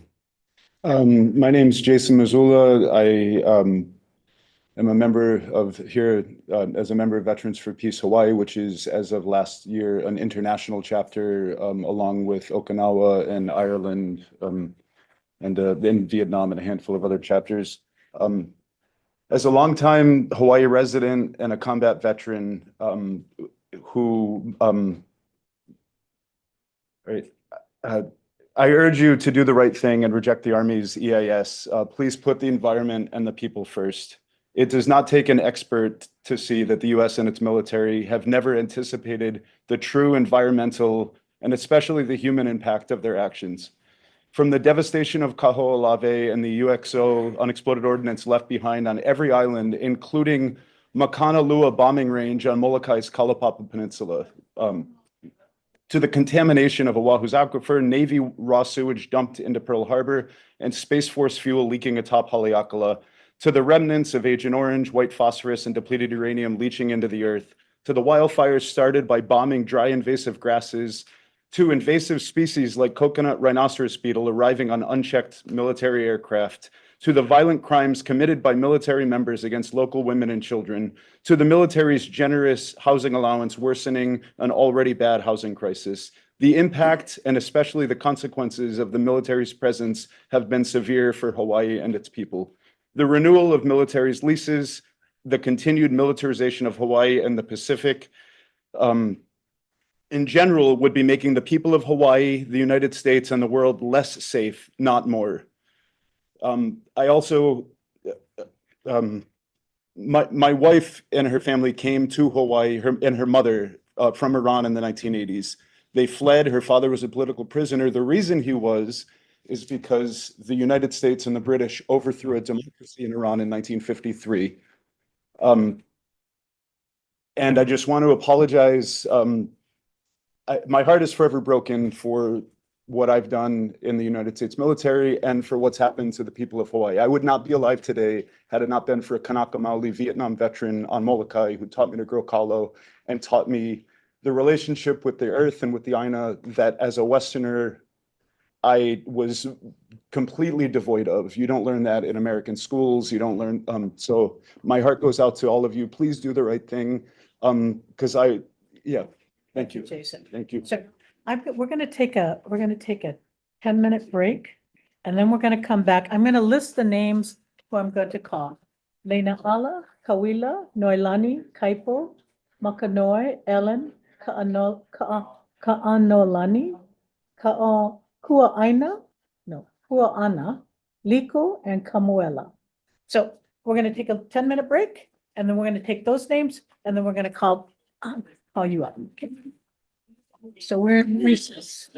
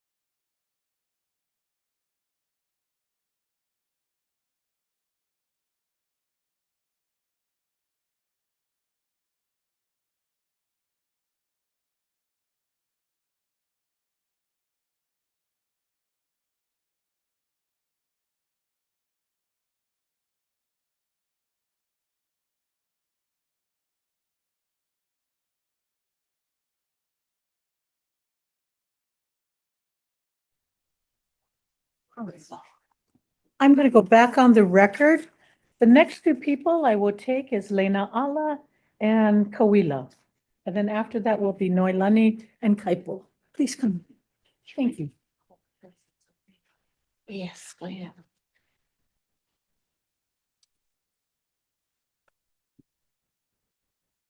Good morning, Chair Chang, members of the board. My name is Lena Alale. I'm the Chief Advocate for the Office of Hawaiian Affairs. I'm here with Kamakana Ferreira. He's our lead archaeologist at OHA.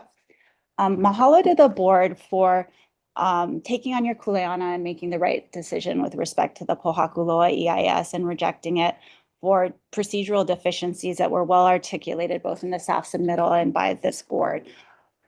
Many of the same deficiencies have been identified with respect to the current EIS that is looking at the Oahu military leased lands. There are deficiencies that we raised in our own comment letter on the draft EIS related to failure to adequately consult with practitioners to identify the range of cultural practices so that this board can complete its Kapa'ikai analysis. A lack of archaeological inventory surveys under 6E, specifically with respect to the tracks that have no surveys. So we have no information about what might be located and what might need to be protected. With respect to biological resources, our endangered native flora and fauna that are again part of cultural practices, and that there's an ongoing programmatic biological assessment that's being updated, and yet this baseline information is not included in the EIS. And finally, just a lack of clarity about the Army's cleanup commitments.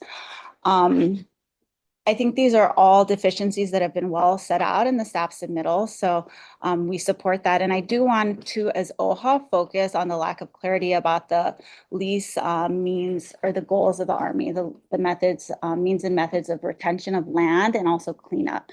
Because as we know, OHA is a trust vehicle. We also have kuleana, as you do, as trustees, are specifically with the unrelinquished claims of Native Hawaiians to governance over the kingdom lands that were taken, crown and government lands.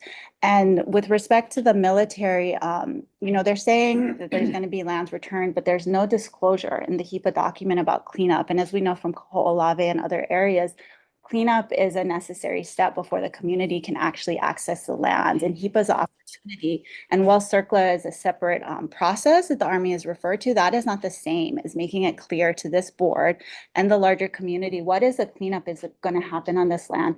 And also its intents, again, with respect to what is the method of retaining the land and how is any fair market valuation going to be conducted, because this just refers to money.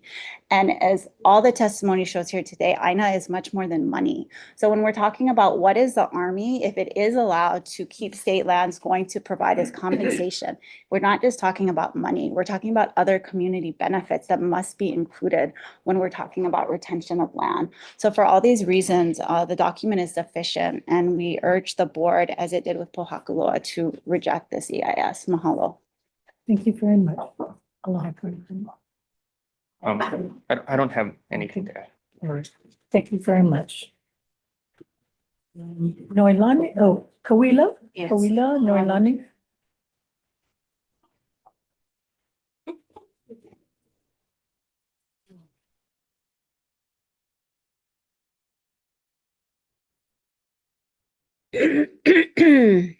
Aloha Chair Chang and members of the Board of Land and Natural Resources. My name is Keeleen Kawila Shoden. Ka'ava is my aina hanai and Kahuku is my aina hanau.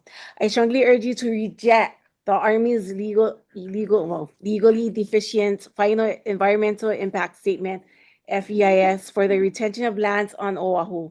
Many of the same concerns the board raised in its rejection of the Pohakuloa FEIS, including the lack of cultural and biological surveys, inadequate cultural consultation, and unaddressed land use compliance issues are found again in this document.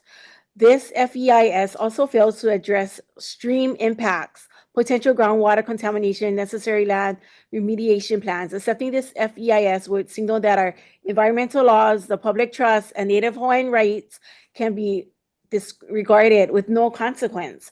Please uphold your trust responsibilities, the mission of your department, and the laws that protect our aina and our future. reject the FEIS. Another thing I wanted to say is that there is a study that was done of Keaka Bay, and at Keaka Bay, there was contaminants that was dumped in Keaka Bay from the streams, like Pohomoho Stream, the other streams that meet together.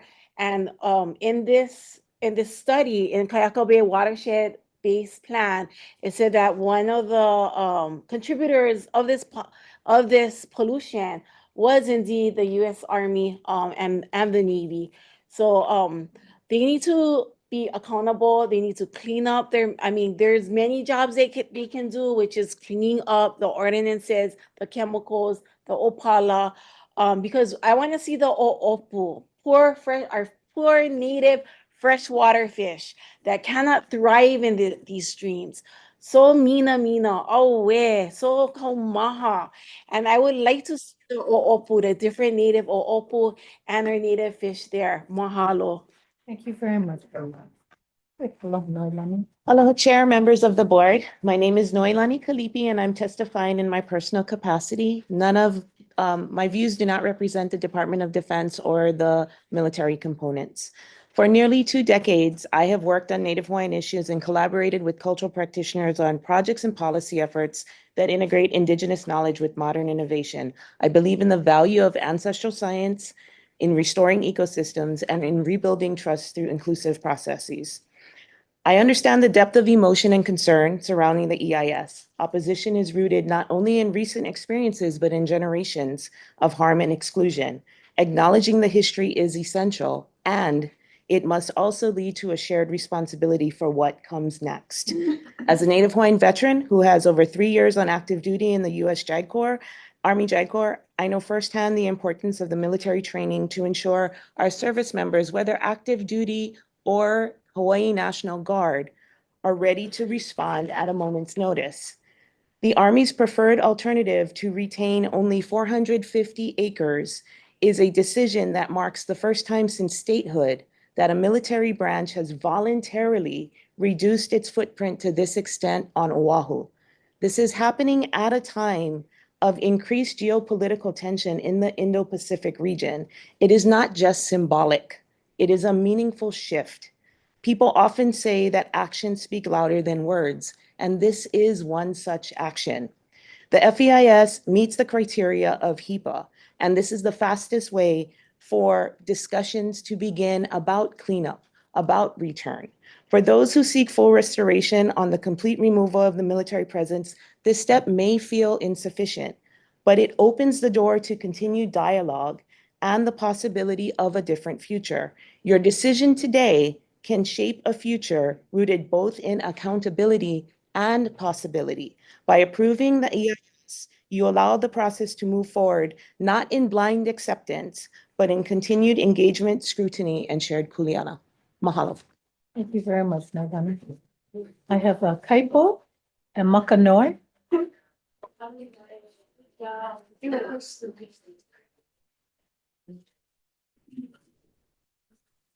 Hello, if I could just turn my chair a little bit because I don't want to put my back against it. Sure.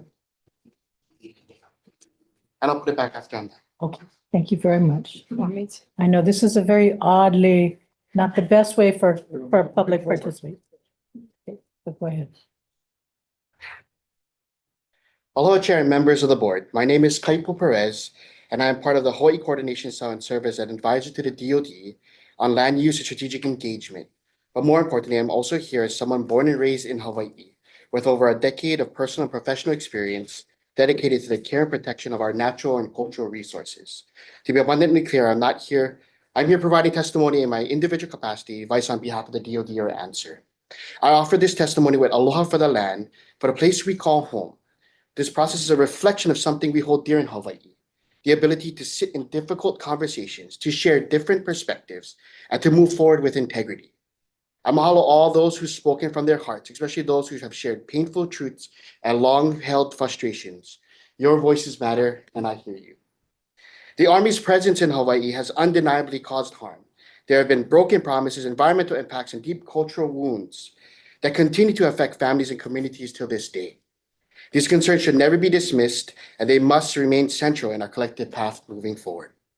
At the same time, it is important to acknowledge that the Army, like all of us, is still learning. There are chapters they can be proud of and others that serve as hard lessons. This is no different than any institution trying to do better. I've had the privilege to work closely with many in the Army who carry their responsibility with genuine care and aloha. I've witnessed firsthand their efforts to protect endangered species, steward cultural sites, and build relationships rooted in trust. Is it perfect? No. But the direction is meaningful and ongoing. The FEIS, while not perfect, represents meaningful progress. And I want to be clear, no EIS is perfect. There can always be improved. But what it does offer is a stronger, more transparent path forward. It acknowledges environment and cultural impacts and lays out real enforceable mechanisms that empower the state to require cleanup, uphold cultural access, and mandate long-term stewardship. We do not need to choose between aloha aina and security. We can and must expect both. We can hold the Army accountable while working together to ensure that our lands are protected, our stories honored, our people, especially the next generation, are prepared to defend what matters most. With sincere and humility, I urge the board to accept the FEIS not as an endorsement of the past, but as a commitment to a better future, one where we can continue to listen, to learn, and to lead with aloha. Mahalo for your time and thoughtful consideration. Thank you very much, Kaipo. Makanoe? Makanoe? Aloha mai kako o Makanoe ko'uinoa. My name is Makanoe, and I strongly oppose the U.S. Army's final environmental impact statement for land retention. Let's be clear that the Hawaiian Kingdom is an independent nation. The U.S. has no right to these lands to begin with. Their presence here is part of a prolonged illegal occupation, and this board has a responsibility to acknowledge the truth and act accordingly. The definition for stewardship is the careful and responsible management of something entrusted to one's care, especially in terms of the environment, cultural heritage, and resources. The lands in question are sacred. They're ecologically rich in homes to endangered species, iwi kupuna, ancient agricultural systems, and important cultural sites. The Army's operations have caused wildfires, contamination, restricted access, and desecration. That does not sound like stewardship to me. The Army claims to care for these lands, but you can't bomb land and call it caring. You cannot exercise peace while occupying stolen land. That is not stewardship, it's exploitation. International law is clear. There are Hague regulations and the 4th Geneva Convention that prohibits the seizure, destruction, and militarization of occupied lands. Hawaii was never legally annexed, and I know that DLNR and BLNR are required to follow both the Hawaii Kingdom laws as well as the state laws. And most of the state laws are actually the kingdom laws to begin with. And because there's no treaty of cession that exists, the use of these lands is not just unjust, but it's unlawful. This is a moment to do something that is pono. The Army has already taken too much from all of us. And they've never been good partners in preservation. They do their best, but they are agents of destruction. And I urge you to reject this final EIS, deny them land retention. We need demilitarization and not deeper entrenchment. We need return, restoration, and respect, not continued occupation disguised as stewardship. Thank you very much. Mahalo. And up next is Ellen and Ka'anolani. Ka'anolani. Sorry. Thank you.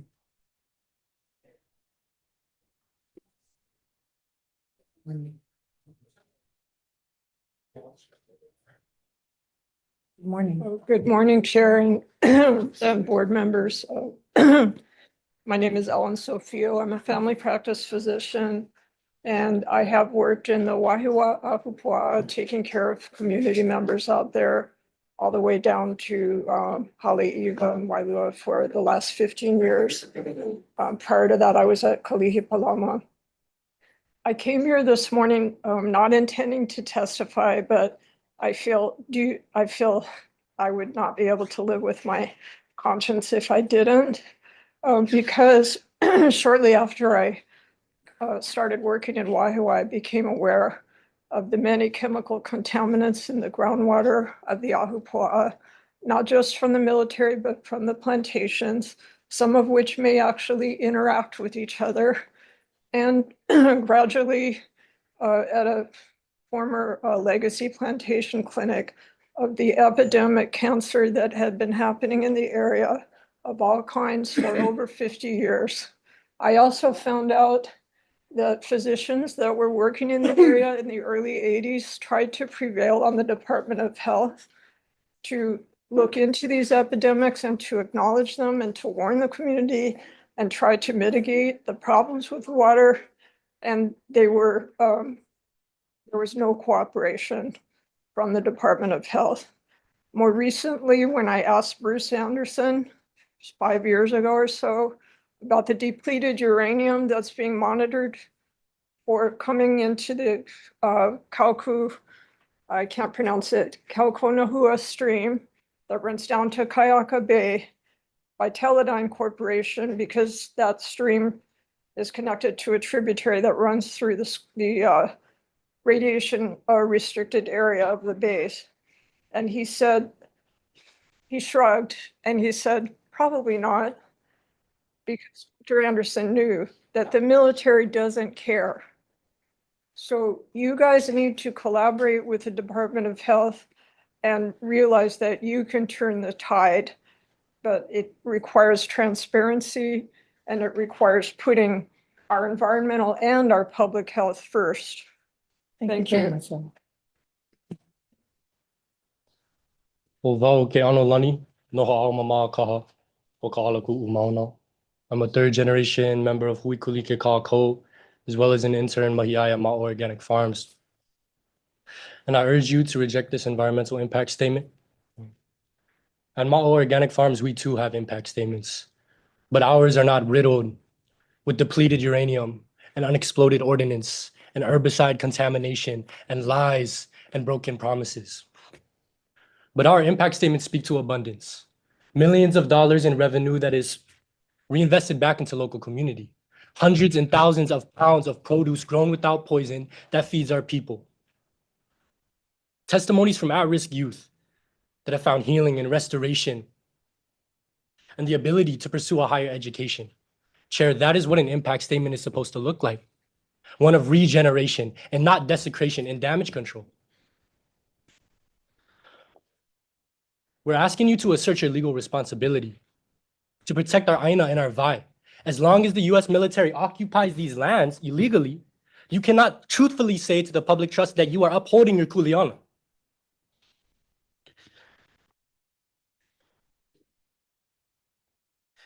At Puhawai and Lualua Valley, we can hear the bombing from Schofield echo over the Waianae mountain range while we plant food for our community. That is exactly what happens. This abundance is created when land is rightfully returned and royally respected in the ways that she should be. I ask you to do the right thing.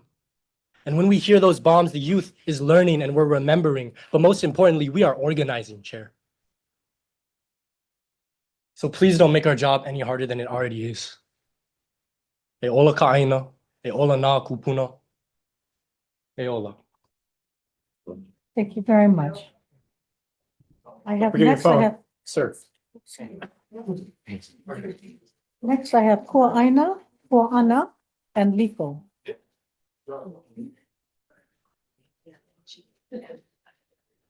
Justin and Liko. And Liko, is Liko here? What about Liko's here. Kumeli? Oh, okay. Kua'ana. Can I call it more or less? Please go ahead.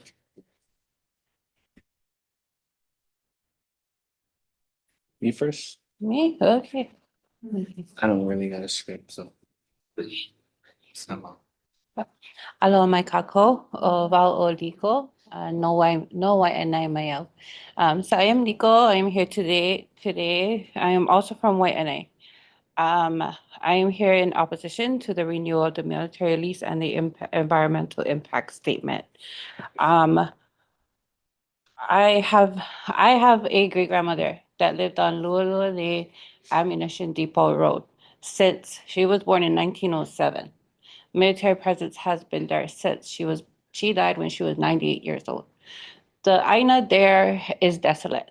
Nothing grows there. It cannot grow.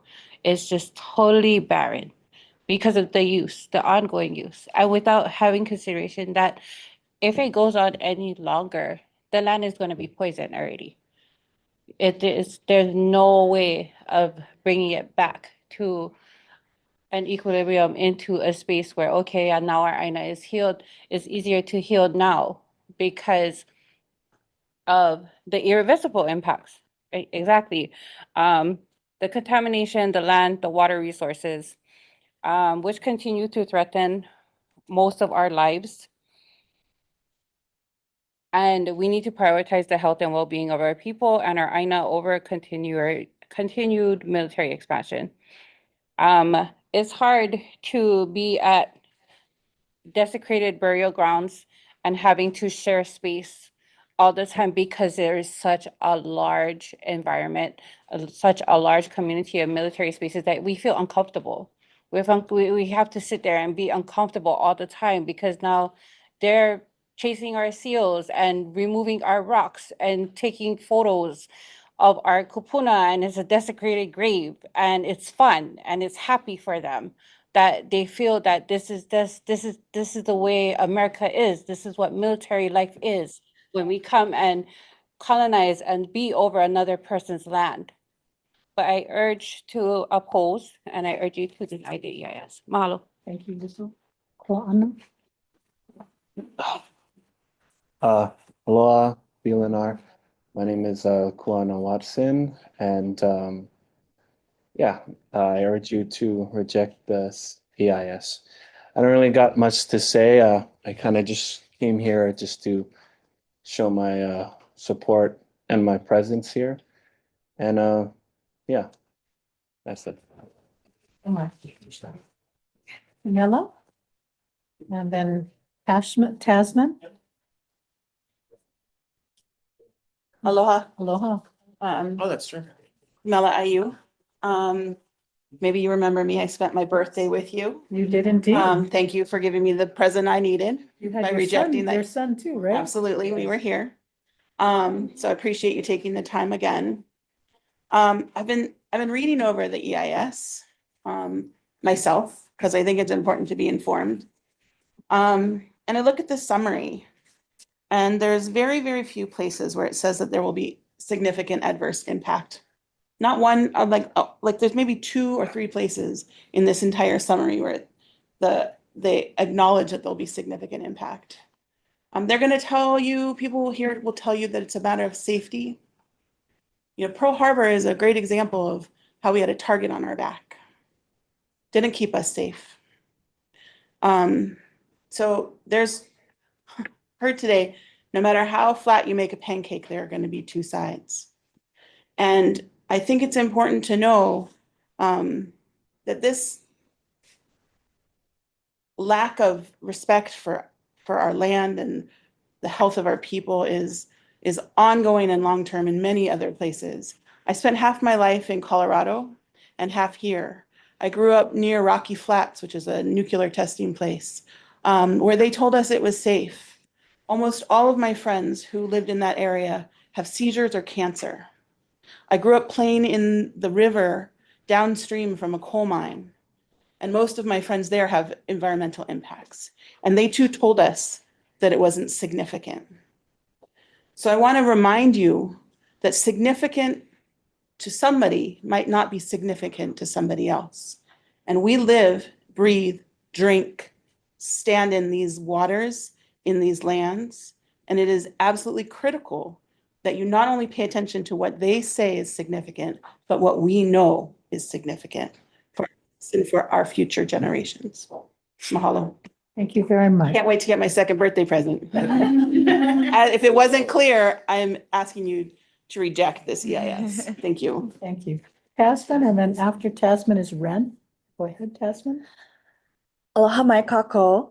My name is Tasman Kekai Lanamalie Ika Opu'u Ake Aloha Maddox. I am a current resident of Oahu, but I grew up in the diaspora. When I visited my grandparents on the island of Hawaii, I remember seeing plumes of smoke rising from Pohakuloa. I know that my brothers and sisters here on Oahu have similar stories. This earth, this Aina, which Hawaiians and other indigenous peoples have always treasured, must never be taken for granted. The final EIS has a clear lack of data to support the US Army's continued use of exploited Hawaiian lands.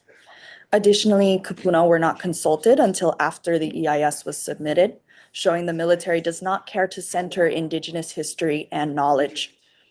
The US military colonized these islands, and if they cared at all about the people here, they would clean and return all lands to Hawaiians. Anything less is disingenuous pandering done to further US imperialism. I would also like everyone to imagine what kind of future that we could build with an additional 6,000 acres of land. And I'm not talking about more hotels. Hawaiians are systematically displaced from these islands, myself included, and Hawaiians here are deprived of avenues for self-sufficiency. Hawaiian stewardship of the land is the only way to effectively continue the decolonization process and to— Excuse me, I'm so sorry. Kimmer, everybody's been really respectful, and I've got someone speaking right You know now. what? I am not putting up with this, all right? I'm gonna sit right here and I'm gonna read you your rights. You're being served with international order. We're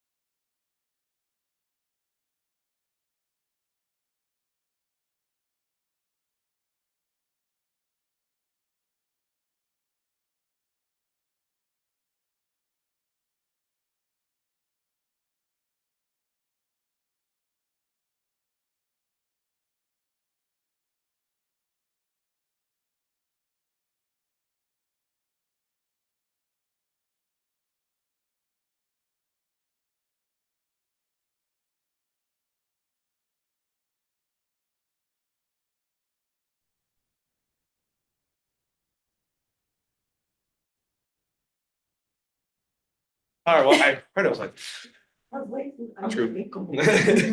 Ready? Okay, we're back on the record. I want to say for the record, because we also have people on YouTube and we have media people here. I know that she does not reflect those of you who have been extremely patient, who have been respectful to one another, and have treated everybody with aloha. It is very disappointing for me when all of you have been here. You've shared your very heartfelt mana'o without the necessity to be disruptive. So again, I mahalo all of you who are here, who come with that spirit of aloha. And I'm sorry that, Tasman. that you were disrupted. I apologize that that occurred to you. So please go ahead and proceed. Okay. Mahalo nui loa. This earth, this aina, which Hawaiians and other indigenous people have always treasured, must never be taken for granted. The final EIS has a clear lack of data to support the Army's continued use of exploited Hawaiian lands. Additionally, kupuna were not consulted until after the EIS was submitted, showing the military does not care to center indigenous history and knowledge. The US military colonized these islands, and if they cared at all for the people here, they would clean and return all lands to Hawaiians. Anything less is disingenuous pandering done to further US imperialism. I would also like everyone to imagine what kind of future we could build with an additional 6,000 acres of land, and I'm not talking about more hotels. Hawaiians are systemically displaced from these islands, myself included, and Hawaiians here are deprived of avenues for self-sufficiency. Hawaiian stewardship of the land is the only way to effectively continue the decolonization process and to ensure that Hawaiians flourish here in perpetuity. I ask that you please reject the FEIS. Moving forward, let us steward the land so that our keiki and their keiki can thrive. Mahalo. Thank you very much, Tasman, and appreciate you. You just flowed continuously. You picked up where you left. Thank you very much. Next have is Ren and is it Taj? Taj? Taik. Hi. And then after that would be Emily and Manu. Please go ahead. Hello, my name is Ren Patton. I live here in Honolulu, Hawaii, and I'm here with the Democratic Socialists of Oahu to urge you all to reject the CIS just for all the reasons everyone has been talking about today. It feels like the military has proven over and over and over again that they are not a good steward of this land. So it's time that you all continue to do the right thing and prevent them from doing further environmental harms. So please reject the CIS. Thank you. Thank you very much. Aloha, My name is Taig. I'm not from Hawaii. My family, I'm diaspora from Ireland, where we were also under colonial rule for hundreds of years and we were forced off our land. I am here as a PhD student. I study the history of democracy. And so what I want to talk to you today about is democracy, the institution that we are in the act of right now. It doesn't exist on paper. It is in the action. When I am done with my PhD, I will leave here, which is sad because this is a paradise for the people who are from here. And I hope you get to keep it. I hope. But we need to fight back. I also was in the military. It was my only way off the farm. The United States government has many times, the Pentagon has asked for less money, less bases, force reduction. And many times in American history, there has been force reduction. When I served in the early 2000s, it was called a BRAX. It was the last one that has happened. Thousands of bases, thousands of people were relocated. Dozens of bases were closed. In 2017, they asked for it again, but Congress denied it. Even since 2020, hundreds of millions of dollars that has been reserved for the Pentagon, they said, we don't want it. We're canceling the programs as wasteful. So I'm asking you now, if the US federal government is in a funding crisis, why not give them less to worry about? Let the land come back. We are talking about democracy here today, not the loudest voices. There are voices silent, not just the moneyed voices, but the people who can't speak or are afraid to speak.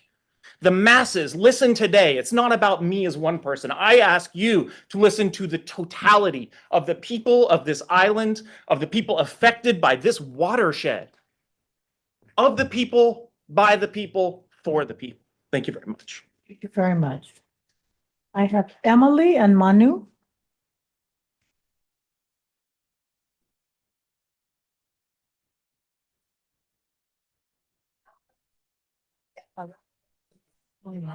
Aloha Chair Chang and Board.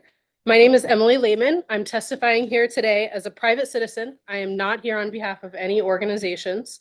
I'm appreciative of everyone here who has gathered to share their thoughts on this EIS and the land in question. I acknowledge that the military has perpetuated harm throughout history here in Hawaii. I also acknowledge that as a transplant to Hawaii, I will never be able to fully understand and comprehend the depth of that harm and that feeling in this room.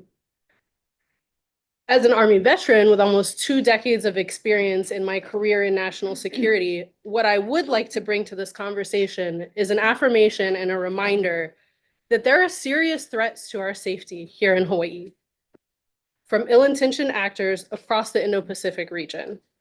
We all who were here in 2018 collectively experienced the trauma of the false missile alert.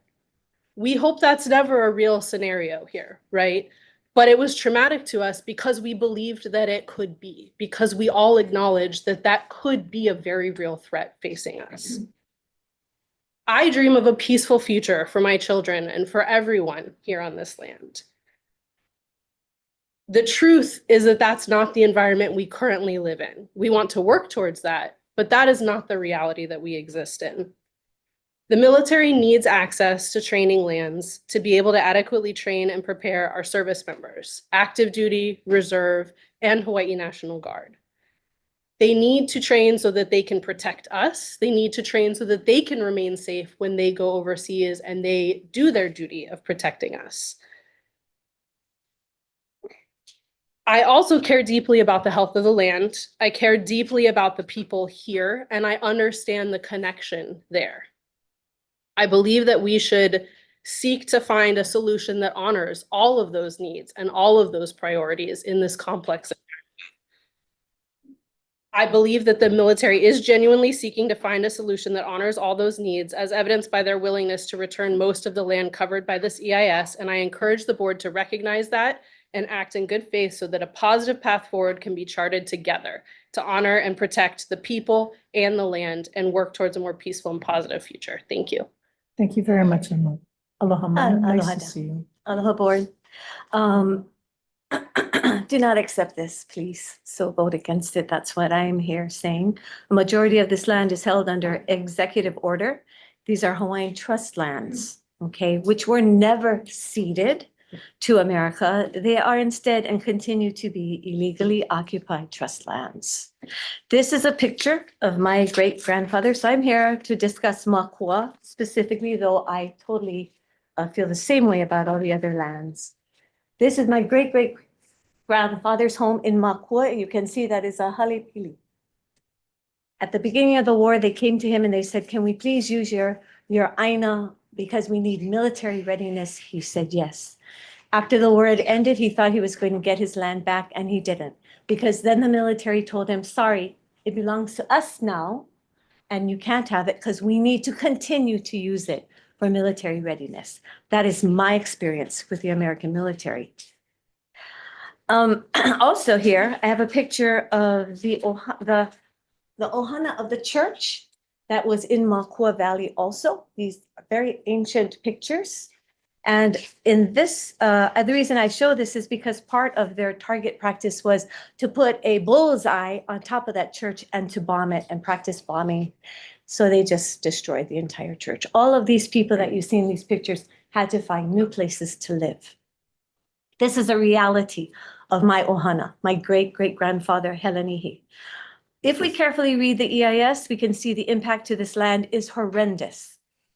If we, what is the purpose of this board? To bring some type of legitimacy, okay, to this so-called process. It's an old game with new players, and I know some of you, and I have aloha for many of you. Okay, this illusion of inclusion has to stop, and I really plead that you vote your conscience and not your position. It doesn't matter how many hearings we have. I've been testifying against military expansion and pollution since I was in my 20s, and now I'm in my 60s. And never, ever has America followed through with their promises. Let me remind you of that fact, where your kuleana is imperative as being on this board. So Manu, your time is up. Thank you very much. I just want to say that there was really no intent to clean up, even though they said it. And I also want to talk about what my partner here said about that false missile alert. Do you feel like you were protected at that time when you were hiding under your bed? Do you feel like the American military's presence here would protect you? What it did was it will bring the missiles here to kill us. Mahalo. Thank you, Moni. I now have Candace, and then after Candace, Elizabeth.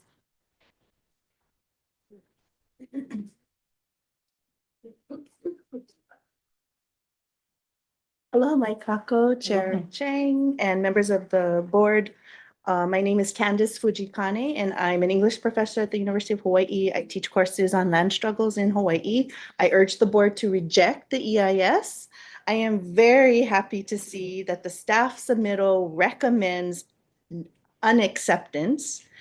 Every single division in this department has found this EIS unacceptable. Every single division. Such unanimous, it's just unanimous. And this is a clear consensus on the part of the divisions. The Division of Forestry and Wildlife finds this EIS unacceptable. It uses outdated studies and does not consider wildfire modeling and management, which, as we have seen in Lahaina, is very important at this time. The Division of Aquatic Resources finds this EIF unacceptable. DAR requested stream aquatic surveys and no surveys were done. The State Historic Preservation Division finds the EIS unacceptable. They conclude that the archaeological surveys are woefully inadequate. The cultural impact assessment failed to consult key kupuna from various districts. And it does not contain enough information for any agency to conduct a Kapa'akai analysis. The Commission on Water Resource Management finds this EIS unacceptable. CWRM is concerned about the potential for groundwater degradation and reducing the amount of drinking water. And we know we're finding this drinking water crisis right now. One of the threats includes the residual unexploded ordnance. The Office of Conservation and Coastal Land finds the EIS unacceptable, and they state military. This is, to me, the most powerful argument. That is, quote, military use is neither consistent with the overall objective nor the global uses in the conservation district. That is the most powerful argument of all. So the BLNR must reject this EIS based on all of this evidence. Thank you. Thank you very much, Candace. Elizabeth? Hi, my name's Elizabeth. I've been a resident of Oahu for about 7 years. I'm not from here. I'm from St. Louis, Missouri. I don't have personal experience in this matter, but I stand in solidarity with the Kanaka Maoli and local people of Hawaii to oppose acceptance of this EIS. I believe there's not been adequate study into environmental or cultural impacts. Military should not retain any of this land. It should be properly cleaned, restored, and returned to the people of Hawaii for culturally appropriate use. That's all. Thank you very much. Thank you. I now have, is it Kavenu or Kavena and Raquel? Kavena and Raquel?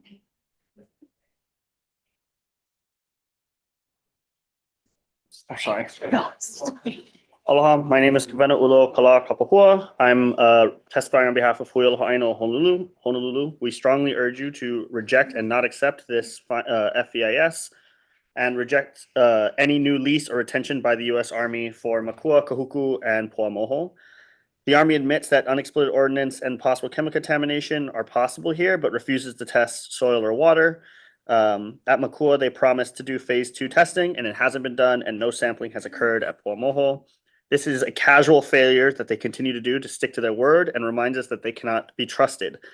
The fire danger is also downplayed significantly in the FEIS. As we saw at Schofield, the military seems to not be able to understand that if you use explosives on dry land, it catches fire. Most critically, the Army still has no cleanup plan. As we saw with Ho'olave, we know that even when there is a cleanup plan, they keep leaving their bombs in the ground. The Army has failed to meaningfully evaluate non-military alternatives, despite repeated calls from the community and DLNR staff. Despite this, the FEIS focuses solely on maintaining military control, even with some of the recommendations to give back only part of the land. decommission or transition to civilian culture or conservation use was not seriously explored, undermining the purpose of the environmental review and violating both legal and ethical standards for land stewardship. These lands are not bargaining chips. They must be returned in totality to the people. This FEIS is not a genuine assessment. It is a justification for the continued occupation and degradation of Hawaiian lands. Accepting it would signal a dangerous precedent and continue violating environmental, cultural protections, and other laws regarding public input. Unlike the U.S. military, you can trust an organization and a community made up of Oahu residents to uphold our kuleana to the land, and we expect you to maintain yours. It is also to be noted that people who worked on this EIS seem to be buying in their personal capacity and not blocking themselves out for conflict of interests. Thank you. Thank you very much, Kavena. Raquel? Aloha mai kako. My name is Raquel Reynolds. I am Kanaka Oiwi. I'm residing in Wahiawa, born and raised in Oahu. I'm also the church administrator for St. Stephen's Episcopal Church. This morning I had a testimony prepared for today, but it was derailed after hearing about a teaching from Hui Aloha Aina mentioning that there were nuclear warheads buried on Kauai Island. So through the lack of time, I wasn't able to research that for myself, but it reminded me of when I was heavily involved with the Palestinian Coalition last year. It was very devastating. We witnessed the continued onslaught towards Palestinians on their own lands. Weapons that were backed by the US military were also tested in Hawaii. This reminds me of my years in Lelehua High School. Memories of often being in darkened classrooms due to power outages and feeling the buildings tremble because of the weapon testing nearby.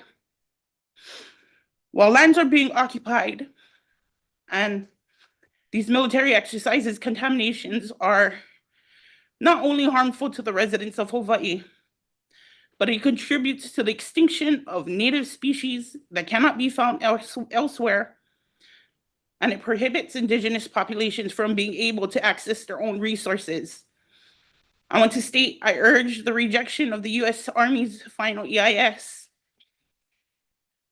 I am deeply concerned about the Army's vague promises regarding land cleanup. They claim they will clean areas only if not retained. Yet there is no timeline, no enforcement, and no full plan in place. The lack of transparency and accountability is unacceptable.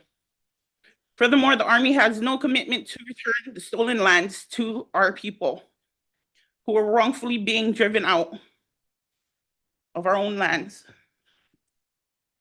nor have they offered any form of reputations. Oh my gosh, sorry. It's okay.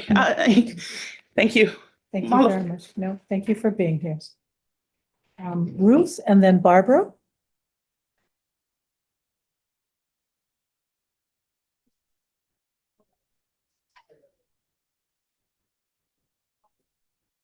Aloha. Aloha. Aloha.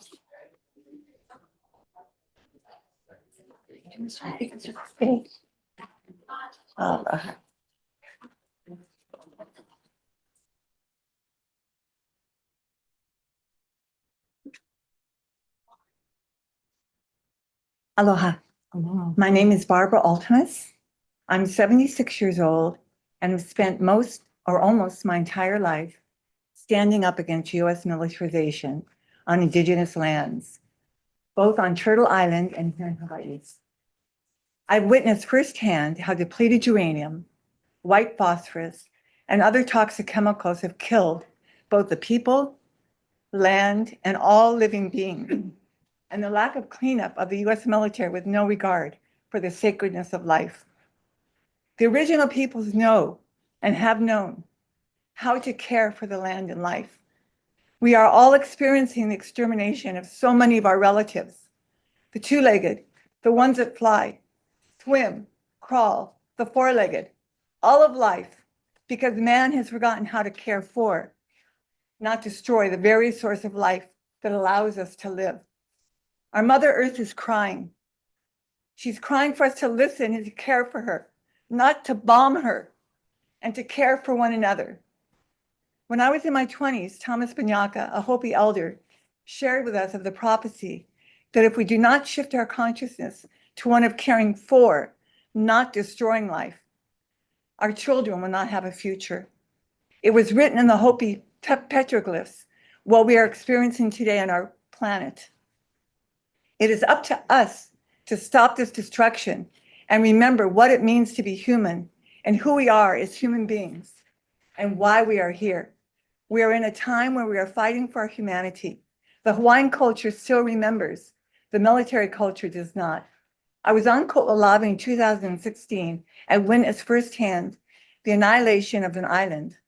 I've lived in Hawaii for over 40 years and have seen how militarization has contributed to so much suffering of the land, the people, the water, air, and quality of life. Enough is enough. Wake up, open your hearts, feel the pain of Mother Earth and the people, as well as the deep love and caring the people hold for one another in the land. Be the human beings that we need to be now more than ever, and stand up for what is Pono. Hold the Army accountable to the law and reject this flawed FEIS. Thank you very much. Thank you, Barbara. Ruth? Yes, aloha, Chair and members of the board. My name is Ruth Kulei. I am Kanaka Maoli, and I'm also a member of Hui Aloha Aina o Honolulu. Today, you are tasked with deciding if the EIS provided by the military meets all the standards and requirements. I'd like to offer another important consideration: the integrity of the information, specifically remediation, and likelihood that these plans will happen. The best predictor of the future is the past, and I have two examples. The first is the ongoing funding crisis. The immense and ever-increasing costs consistently outpaces funding allocated by the Defense Department and Congress.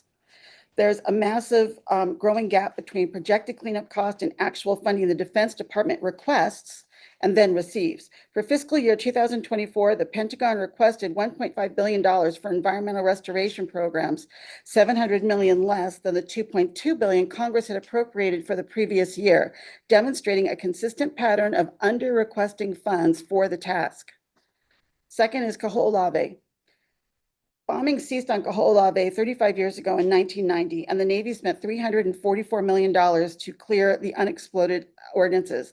The reality is just that 75% of the ordnances were removed, and only from the surface.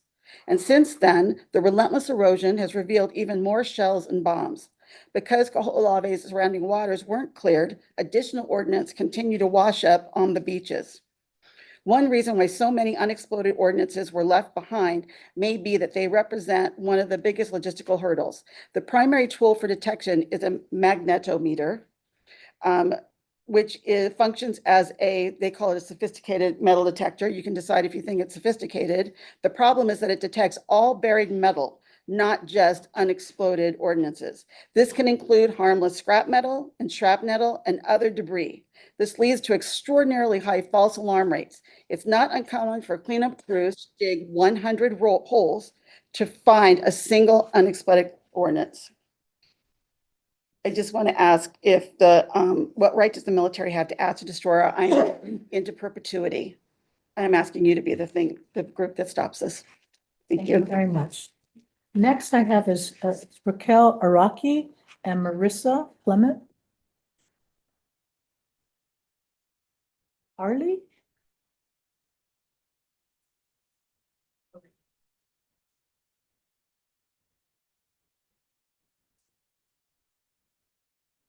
Aloha, Chair Aloha. Tang and members of the board. Aloha mai kako.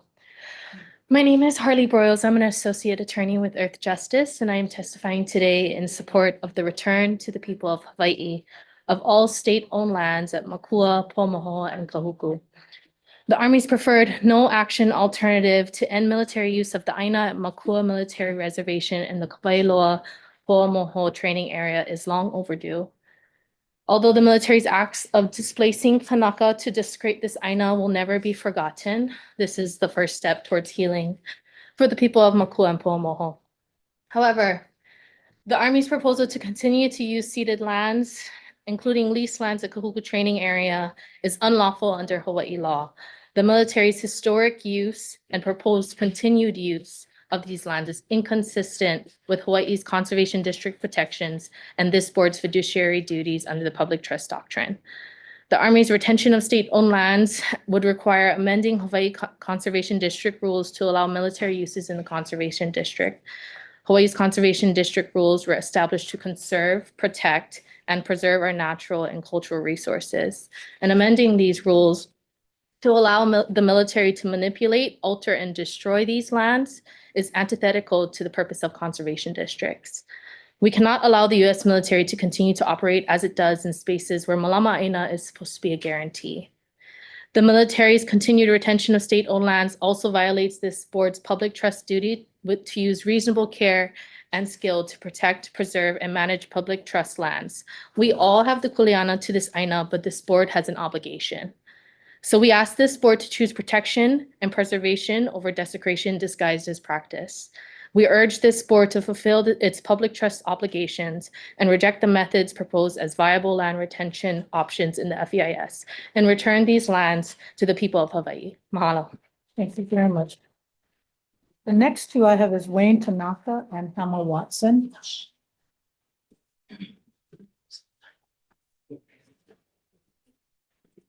Good morning, Chair members of the board. I just wanted to note real quick, the Sierra Club of Hawaii's testimony, Sierra Club Oahu Group's testimony wasn't posted online, so I'm just a little concerned that maybe the state's email filters might be missing some input from, not just us, but from other folks.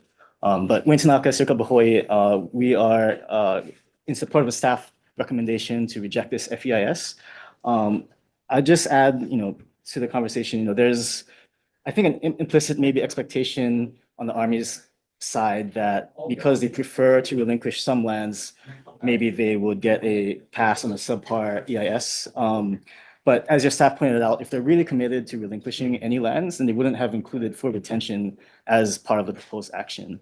And maybe more importantly, the refusal to provide detailed plans for remediation restoration really shows no commitment to return any lands in a manner that would be ready for beneficial use by the state in a timely manner or even in our own lifetimes. And beyond that, I think if you look at all of the other recent examples of the Army and the military as a whole's failed commitment to protect and clean up our aina, whether it's the depleted uranium at Schofield, whether it's the lead dust that's blowing over schools and neighborhoods around the open air Pu'uloa firing range, Radford High School collapsing into a toxic military waste dump for the last 10 years, and even, Water Commission mentioned Red Hill.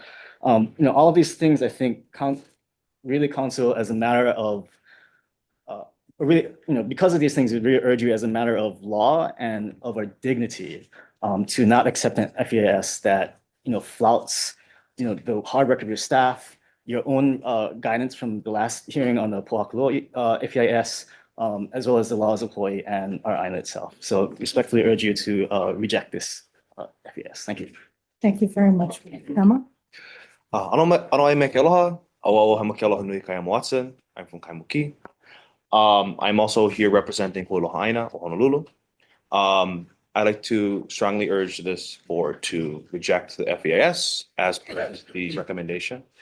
I was a part of the Kahuku town hall when the military was going around for the FEIS town halls. And in this Kahuku town hall, multiple residents reported finding barbed wire, UXOs, bullet casings, bullets, all over their paths. The dirt bike club, residents, school members. And at the same time, it was contrasted with the Army statements that they had done their cleanup. They had swept through, they had picked up everything they needed to. And obviously they didn't. And all these people were coming out saying how much stuff they've been finding, how ridiculous and dangerous it was when if your child is going dirt biking back there and they hit a barbed wire fence or they skirt past the UXO and something happens. I mean, right, like these are real dangers that these people have to deal with. They're constantly disrespected by the Army. Their time is not appreciated at all. They're pushed aside and they're treated as like secondhand people. When the fires broke out in Wahiawa, my friends lived in Mililani. They smelled the smoke. I was there when it was happening. Hundreds and hundreds of acres of aina that had never been touched had been torched, things we can't get back anymore. And they've been doing this for a long time. They don't deserve our trust in this FEIS. They haven't deserved our trust since 1893. But it's ridiculous that they keep coming back here and asking for our consent when they just do not provide adequate information that they can even possibly come up to where they need to be. And until they provide information that's sufficient and they're able to show us that they actually can fulfill their word, it's disrespectful to allow this FES to go through. Thank you. Thank you very much, Emma. The next two I have is Leo Nahe Smith and Mahina.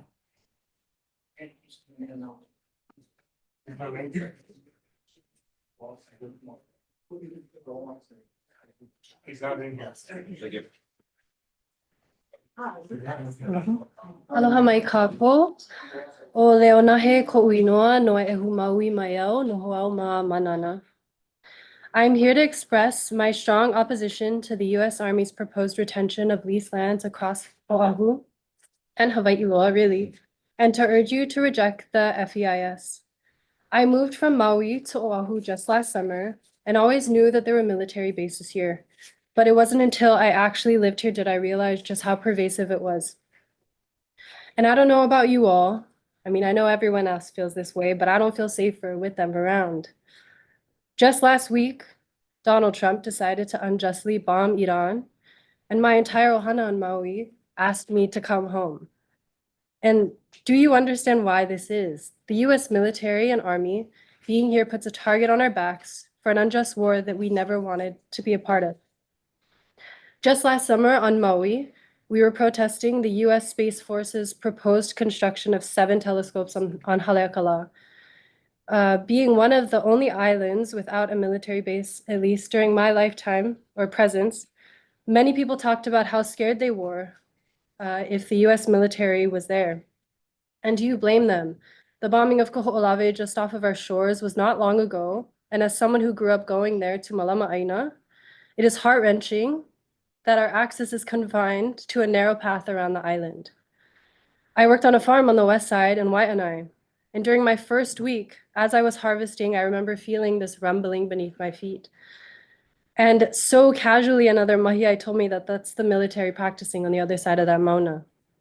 This is not normal and should never be normalized. This aina should have never been given to the army in the first place, but what's done is done. What's important now is that you don't let them continue. They have not been good stewards of this aina, and nothing in this FEIS suggests that they change. Do what is pono and reject the Army's EIS. Mahalo. Thank you very much. Is it Mahina? Mahina. Aloha mai kākou. Aloha. O wā o mahina ka anohi ka me he umikumakahi o umakahiki a noho a makuhuku. I am proud to be a Lendio descendant of Kuhuku.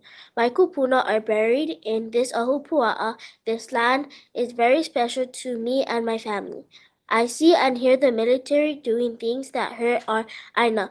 We hear loud gunshots, see low-flying planes, and sometimes even see people jumping out of them during school. It's scary. The army is not taking care of our land. They leave Opala behind. They hurt our sacred sites or endangered species, and even the vice sources we need to survive. That is not pono. My kupuna would frown at what is happening, and it makes my pu'uwai hurt too. I want to grow up in a place where our aina is protected and respected. Reject the FEIS.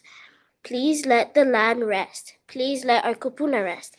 I promise to protect this aina just like my mom and my dad, my aunties and uncles in this room, and my kupuna before me. I will not stop speaking out. Mahalo for listening to me. I speak today because I love this aina with all my heart. Mahalo. Thank you so much, Mahina. That was excellent. Thank you very much. Well done. Well done. I have, is it Moana and Winona? Hard act to follow. Told myself I wasn't gonna get emotional and then that happened.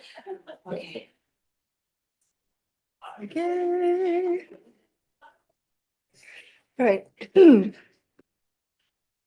the members of the Board of Land and Natural Resources, she's back. Aloha nui kako o Winona Lynn Masaniai o Waipahuku Homehana. As a Kanaka who has grown up on the west side of Oahu with my ohana, who cultivated a solid relationship with Kaiulu out there, and was privileged enough to experience and build pilina with the wahi that is Makua Valley, I urge you all to once again reject the FEIS. The continued desecration of these different wahi, specifically in Kahuku, Kaweloa, Paumoho, and Makua Valley, needs to stop now. The U.S. military has been utilizing and destroying these lands for far too long with no remorse for how these wahi feel or for how our people feel. There is literally no empathy. There is a lack of accountability on the military's end for past damages that were done and for their apparent plans for remediation. There is also a lack of information of the military's actions on these wahi and on their impact analysis. Yeah, the U.S. military has proven time and time again that they are incapable of being stewards of these wahi. These wahi cannot speak for themselves, which is why we, as Kapoleo Hawaii, as the only people who are actually capable and able to mālama because of the generational knowledge that was passed down to us, must speak out for them. As members of this board, it is your duty, your kuleana, to protect and serve aina, to mālama this aina. More than 6,000 acres of aina rests in this decision, so please make the right one. So from Palestine to Hawaii, aina back and army out. Okay, Moana? Aloha mai kako. My name is Moana Masaniai. We're sisters. And I am the Executive Director of Hawaii Peace and Justice. I'm here to urge you to reject the Army's FEIS for Oahu. Mahalo for putting the FEIS on your agenda. I'm not gonna lie, I was a bit worried this was gonna happen behind closed doors, but this moment matters. Our AINA deserves time, transparency, and real testimony. So please keep this process pono moving forward. Now, the FEIS, you've heard it all from us today or in testimony already submitted. There's no way around it. This document is inadequate and dangerous. Common pilikia include lack of current baseline data, no clear analysis or status of endangered and native species, and no meaningful consultation with cultural knowledge keepers. And once again, the Army ignored recommendations from your own DLNR staff. This brings me to two things, kuleana and kulana. Kulana is your position, your title, but you don't get to keep that title if you don't carry your kuleana. The Army wants the kulana, the title, the access, and the authority, but they have not done their kuleana of being pono stewards of the AINA and did not do the work required for this FEIS. Some of you might think our mo'olelo and emotion we bring to testify isn't relevant to whether you accept or reject this document. E kala mai, but I disagree. There is a social and emotional weight of your decision. I know the Army's recommendation is to give back Makua, but we can't assume what they'll actually do. About Makua, I wanted to share about our dad, Joe Tumua Masaniai. Sorry, dang it. He grew up out in Waianae and remembers hearing bombs as a kid. How can you not feel forgotten when they're bombing your backyard? He gave one good heart, but the system failed him, and that led him to making some bad decisions. When I think of Makua, I think of my dad. Both were abandoned and abused by the system, which includes the military. But I never gave up on him, and we haven't given up on Makua. Your decisions will ripple throughout the West Side. Please let that community heal. I want to be clear. We want all our AINA back, including Paumoho and Kahuku. So again, I urge you to reject the FEIS. Mahalo. Thank you very much, Tikas. Good job. Good job. I have another Masaniai. Yes, Tia. Tia. She coming. Oh, she- I was gonna say, okay, we have a Ohana here. I have Bryce and Kainoa, and then we'll take Tia Marie. Bryce, Kainoa. Aloha mai kako. My name is Bryce Takanaka. I'm from Ewa Beach and a member of Hawaii Peace and Justice. I'm here because I believe in a free, unshackled Hawaii. I'm speaking today in strong opposition against the Army's final environmental impact statement for continued use of Kahuku, Paumoho, and Makua. Your own Land Division staff and State Historic Preservation Division found that the FEIS fails to meet legal standards and must be rejected. This is more than a procedural injustice. It reflects an ongoing pattern of structural violence, scientific racism, and the caucasity of the Aina and Kanaka. This FEIS must be rejected because there is no baseline data. DLNR staff confirmed that key environmental and cultural data are missing. Major areas were also unsurveyed, possibly containing Iwi Kupuna, Bahipana, and unrecorded cultural sites. Most of all, the FEIS fails to acknowledge the long-term impacts and the fundamental truth. These are stolen lands, Heva. While documenting this harm is a step forward in reparations, there are no amounts of reports, charts, and empty words that will return to what has been taken and destroyed. The DoD continues to operate under a framework that ignores its moral and legal obligations to the Kaia'ulu of Hawaii. Promises of cleanup, cultural sensitivity, and public access have been repeatedly avoided and broken. Accepting this FEIS, we continue a legacy of generational trauma and transnational genocide. In alignment with your own staff's recommendations, I urge you to reject the Army's FEIS. Let these leases that sanction U.S. imperialism expire, so we can start immediate environmental remediation, cultural restoration, let Kanaka and the Lahui lead us into Hawaii's future. So uphold your kuleana and your own staff's recommendations to reject the FEIS. Mahalo. Thank you very much, Bruce. Kaino? Aloha mai kako. My name is Kaino Azama, and I'd like to first address that these are unlawful processes conducted under an illegal military occupation of the Hawaiian Kingdom, not the lawful authority to mediate the harms caused by the United States, myself included. Under duress, I'm requesting the BLNR to reject the FEIS. Without echoing the shared concerns raised by previous testifiers, I bring another issue to the Board of Land and Natural Resources. For your deliberation, I do not consent to the BLNR or the state of Hawaii in being the body or having agency in determining the future of Hawaii with the United States military. The people in opposition need to be included in determining the future and not subject to decisions of government officials who do not represent my, and I'm sure many, if not all of the people who have spoken in opposition today, as negotiating points for better deals and more reciprocity with the United States Army. That is for us as the people in opposition to determine. Any processes that move this effort forward need to include us at the table and not just be left to executive sessions or any sort of government official meetings. We need to include the opposition in these negotiations. And I, as always, acknowledge too, we must return to the legal authority. The future of our islands and the future of the geopolitics of this world has really pushed us to question beyond just jurisdictions, but as individuals, where does Hawaii fall in all of this? And do we have to fall down the trajectory, and if not, change the trajectory of the planet?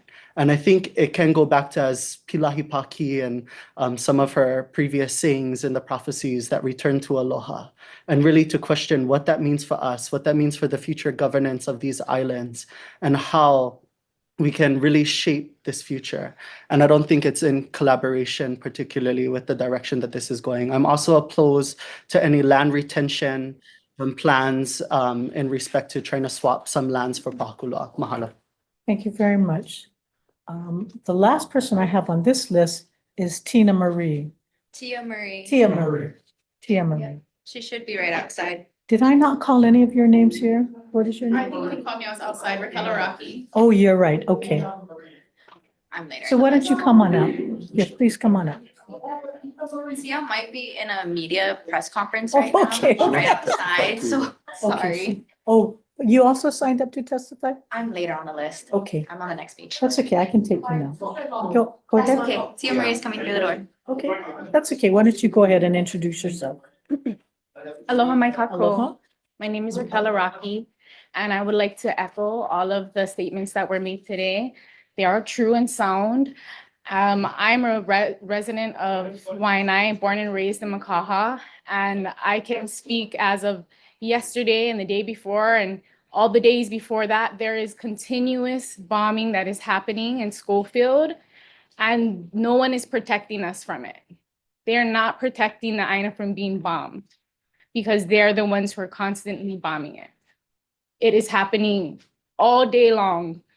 I can hear it, I can feel it, especially once the sun has gone down and it's become quiet, and it haunts my dreams.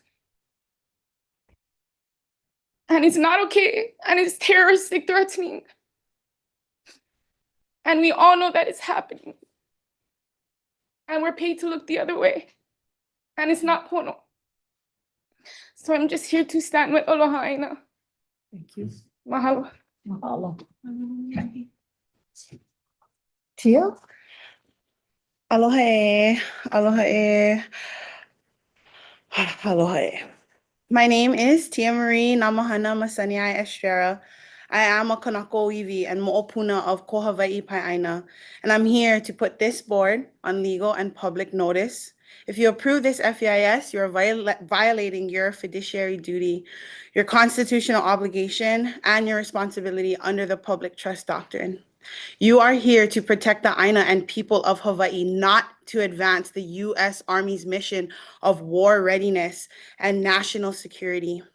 Whose nation do you serve? Because we hold the true subject matter jurisdiction. Our customary and traditional rights are protected under law and cannot be brushed aside for American military convenience. As stated in Andrew Alling's written expert testimony, the Army's own data shows that unexploded ordnance detection in Hawaii is only 50% effective because of our volcanic soils and rugged terrain. They know that they cannot clean up their mess, and yet they want to continue live fire training. That's negligent and unacceptable. They are still finding UXOs in Waikoloa, Waimanalo, and Waianae. The Army has not restored past damage, and you all have no legal or moral basis to approve more. Let's be clear. These people, they leave, and we stay. It's our VI, our EV, our Aina that's at risk. We carry the burden, and we are expected to pay the price. And now, even the Army is facing their own destruction coming back to harm them, like we all saw with Red Hill. And still, we like clean water for you guys too, for your guys' mo'opuna too. We are demanding our Vai be restored for the benefit of all. It is your legal and moral duty to protect Hawaii, not enable her death. Reject this FEIS as a strategical step towards demilitarizing and deoccupying Ko Hawaii Pai'aina. Mahalo. Thank you very much, Tia. The next I have is Leah Hill and Liko Martin. If I may, Chairman? Yes, you may.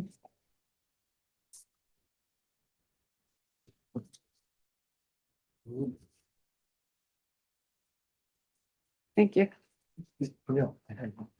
After Uncle Liko, I have Leah, then I have Lila, and then Leimana, Malie, Keone, Eddie, and Kaukaohu. Okay, all right.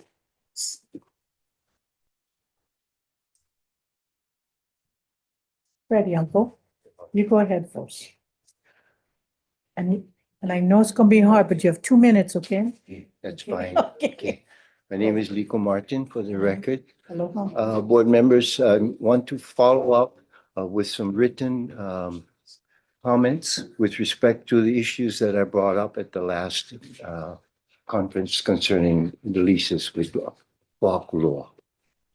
And at that time, I remember I opened up with the remarks of the certification, the issues of certification proper for the functions of historic preservation by the state of Hawaii. You, as Madam Chairman, as this under Title 16. So I'm offering some comments and a direction with respect to that, with the issue of and tying it in together. I'm recognizing in this too the recommendations and support the recommendations of the staff on this particular issue. And I've taken the liberty to bring in then the issues of that I mentioned, certification, issues with the apology resolution, and the issues with the military in Hawaii. And I think that you would find my dissertation there following experiences that I have had with historic preservation. I'm not just citing codes and laws just out of the blue because they sound good. They actually have worked.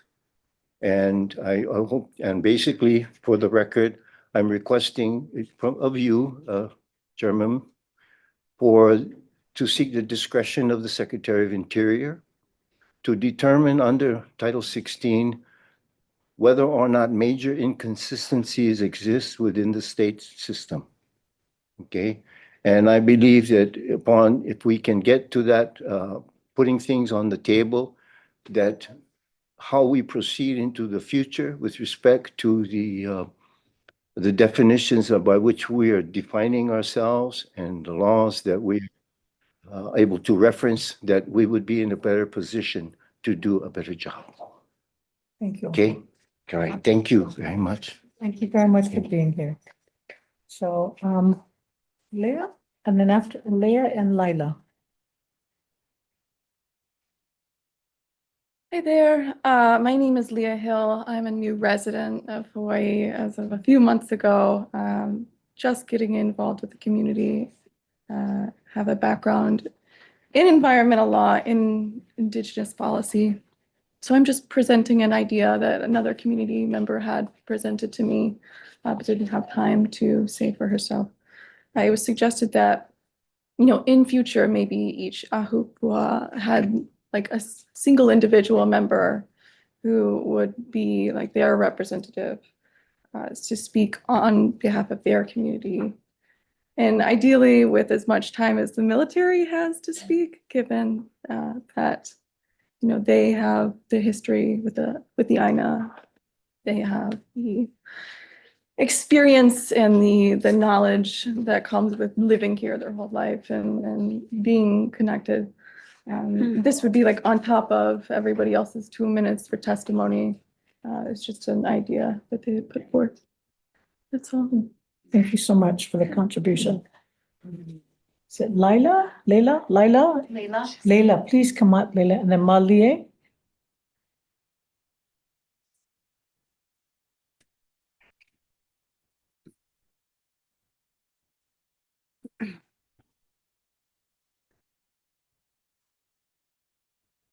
Aloha Chairman Board, aloha Chairman Don, sorry, and Violanar. My name is Layla Marie Guerrero Gallardo. I'm from Los Angeles, California. I'm third and fourth generation Mexican American, very proudly so. And with my background and with where I'm from, I have seen the causes of the US military, both destructive, both good. I've seen the influences of US imperialism, both in my home and here in Hawaii. And I strongly urge you, Board, to reject this FEIS because it is only one step in a very, very long process to gain Hawaiian sovereignty, which is a very needed thing. As an Indigenous person who has been removed from not only my culture, but from my people and from my land, it is a disheartening thing to wake up every single morning and to not know who I am. Every day I get to be in Hawaii and I get to work with Hawaii Peace and Justice. I get to see what it is to be an Indigenous person, alive, free, and sovereign. And that is all I care for in this world.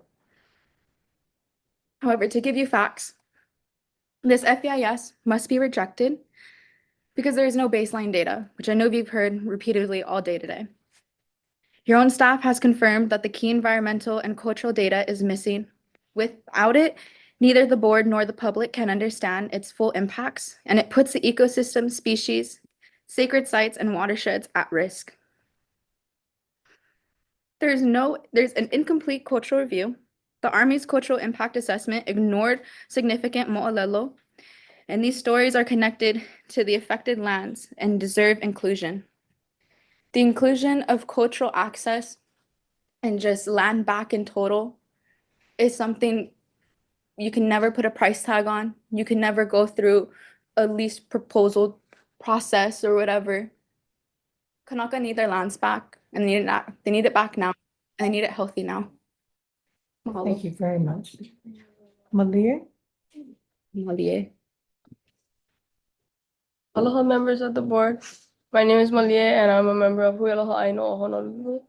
I'm here to urge you to please do your job and reject the Army's final environmental impact statement and to reject continued military use of lands, of all Hawaiian lands, but specifically for today, Kahuku, Kauailoa, Pomohoa, and Makua.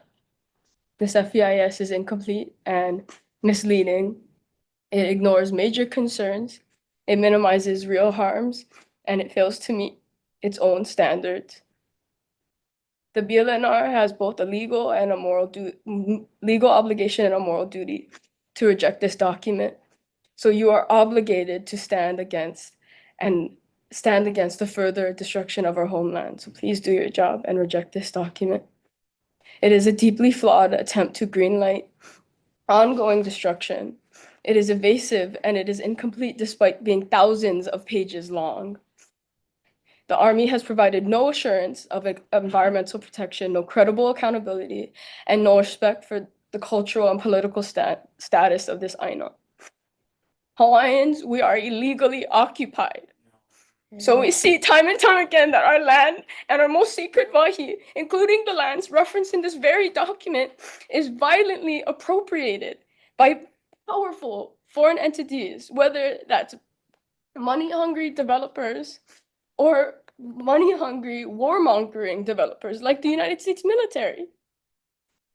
All they do is seek to exploit Hawaiians, displace us from our land and from our divine, and turn our land that they stole into a cash grab, into a gondola, a resort, or a military training ground for them to just train for the same or worse to another Native population worldwide.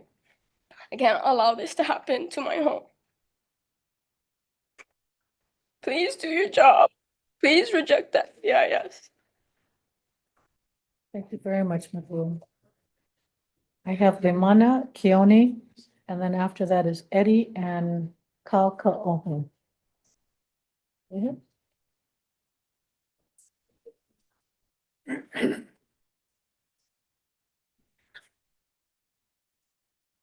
I am.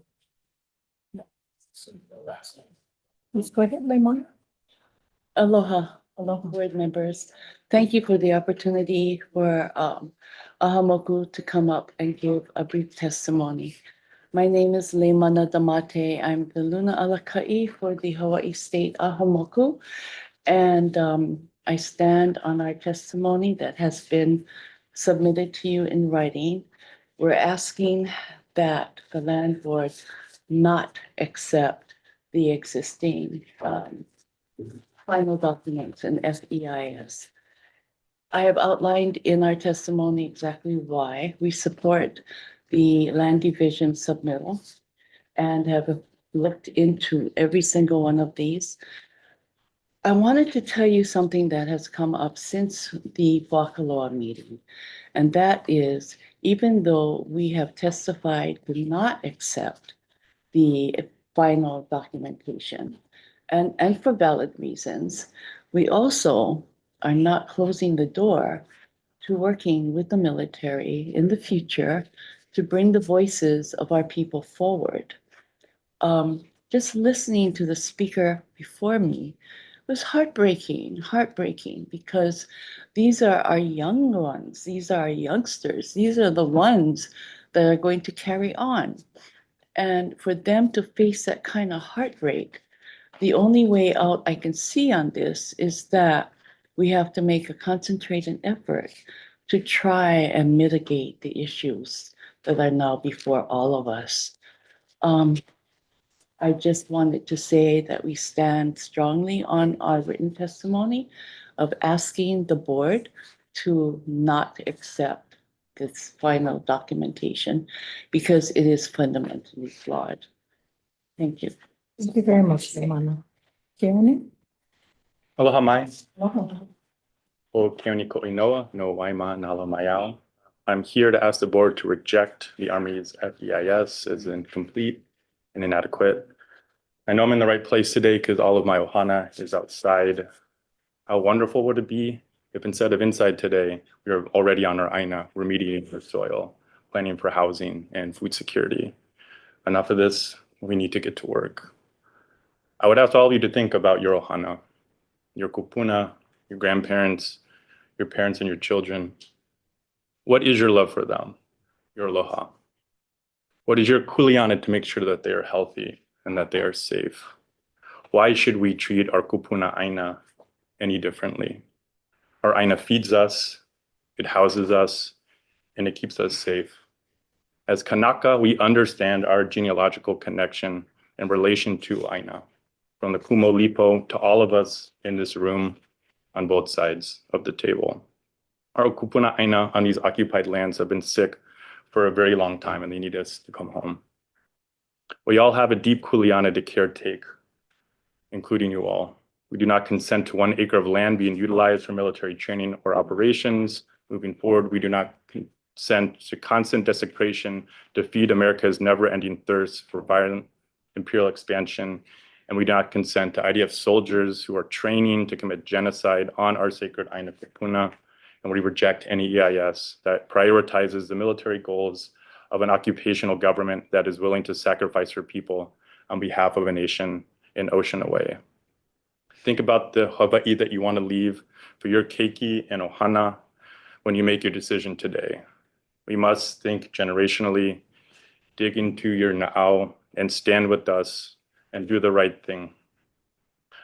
For we love our Aina kupuna and we would die to protect you. Would the military do the same for you, or would they sacrifice us all? What is your kuleana in this moment? Please stand with us.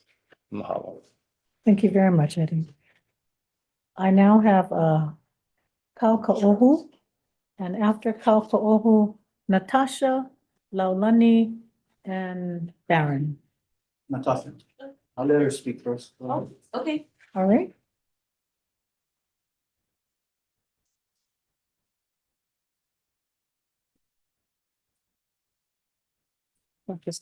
Hi, my name is Natasha. I'm visiting from California. I'm a student at Stanford University, and I am just here for a short amount of time, but I have been following, and many of the people in my community in the Bay Area really support this movement right here. Just recently, I think the board's decision today actually would go alongside what is happening nationally in the country. Very recently, I think something like 47,000 acres. So earlier in June of this year, June 5th, 47,000 acres were returned to Yurok tribes by the state of California. And so I guess what I wanted to share as a perspective was that your move and like the decision you make here today is actually something that a lot of people care about around the country and around the world. And there is a kind of broader precedent for kind of rejecting the FEIS today.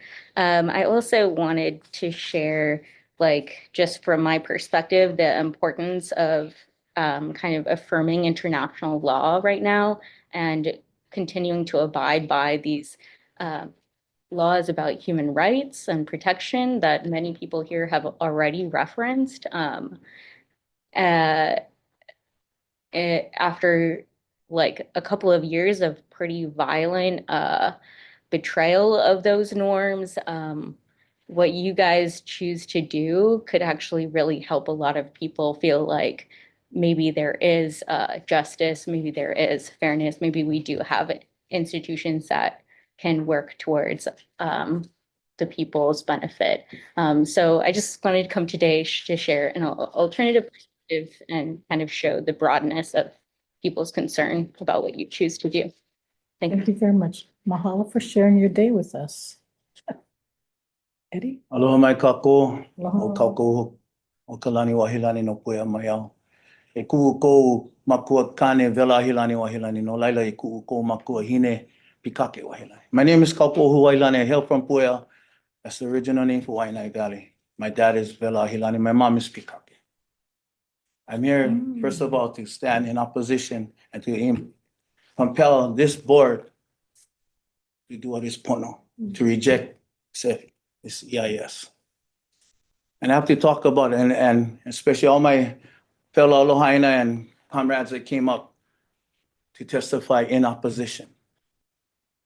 As a Kanako Iwi, we look at Aina as our kupuna. There's no disconnection. However, through all 134 years of being illegally occupied, and yes, we are. So I compel this board, to do the right thing. January 16, 1893, the presence of the U.S. military complex has never left our country. They've been here ever since. They came uninvited. As Kanako Iwi, we follow protocols. We ask. Anybody want to ask the Aina, Po'omoho, Pohakuloa, Makua, Alemano? Anybody want to ask the Aina? Can we come and bomb and desecrate the Aina? Anybody? You guys didn't ask that? No, look to us, brother. Ikalamayo. Aina to us is a connection that will never be broken. So I'm here to ask to do what is right. And I'm glad that you guys didn't stand up a couple months ago. I ask you guys to stand up again. Right? I know you from Honolulu Body Surfing Club, brother. You know, you koko too. You koko. Your Aina, Ho'okano get big Aina, Kahalu, Aliomanu. What would happen if something like this was to happen? Yeah. Ahiki Aina Hopeloa until the last aloha Aina. And there's a oli that I want to say before I leave. And this oli is a prophetic oli. Those from the top going fall. Those from the bottom going rise up. And those outside listening with me. E wano luna e piano lalo e huyana moku e kuana kapaya. E wano luna e piano lalo e huyana na moku e kuana kapaya. E wano luna e piano lalo e huyana na moku e kuana kapaya. Aloha. Mahalo. So I now have Natasha, oh, that was excuse me, me. that was you, Laulani and Baron.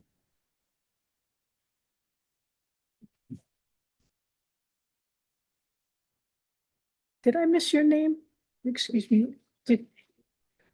Eddie, okay. Yeah, Yeah, okay, okay. Actually, could we have Darren and Eddie go and then can Sure. I speak? Sure. Okay, come on up. Okay. Do I use the mic or no? Just what's right in front of you. You're good. Okay. Okay.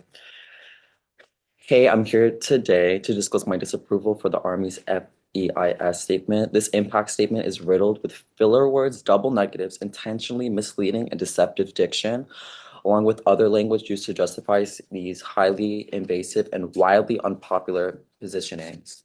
1,000 empty pages, communicative of nothing significant, not understood by the people who are the most affected by these positions. Hosting this hearing on a workers' weekday during scheduled hours, working hours, it shows very clearly a lack of true consideration for the voices of the public. This impact statement lacks required information, baseline data is absent, it fails chapter 343. The intention behind the Army's FIES statement is conspicuous. Continued misuse of Hawaii's land to facilitate military operations, continuation demonstrations, demonstrates blatant disregard for the well-being of the people of Hawaii. If you saw me as an equal, would you truly consider the information stated? Thank you very much, Eddie. Baron? Aloha. I guess I'd just like to speak as a lifelong resident of Oahu and someone from Kaneohe. I would urge you to reject the FEIS.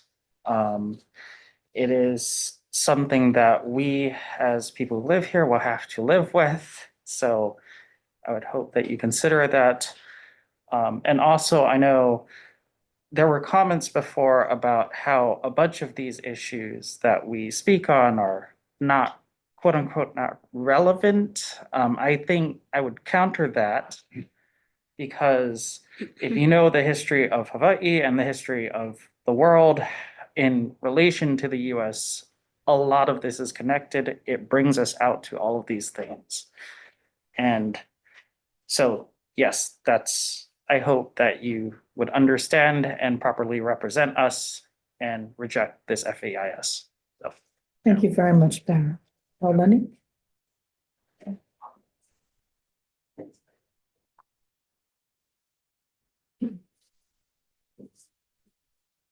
Aloha, Chair. Aloha, board members. It's so good to see you again, and I mean that truly. I want to say that I want to say thank you to you on behalf as representative of your staff, because I have to say that was the best staff submittal I've ever read. It really was. It was very high quality with facts and truth and a good analysis. And I'm just really, really, really moved by the quality of work that was done by the DLNR staff.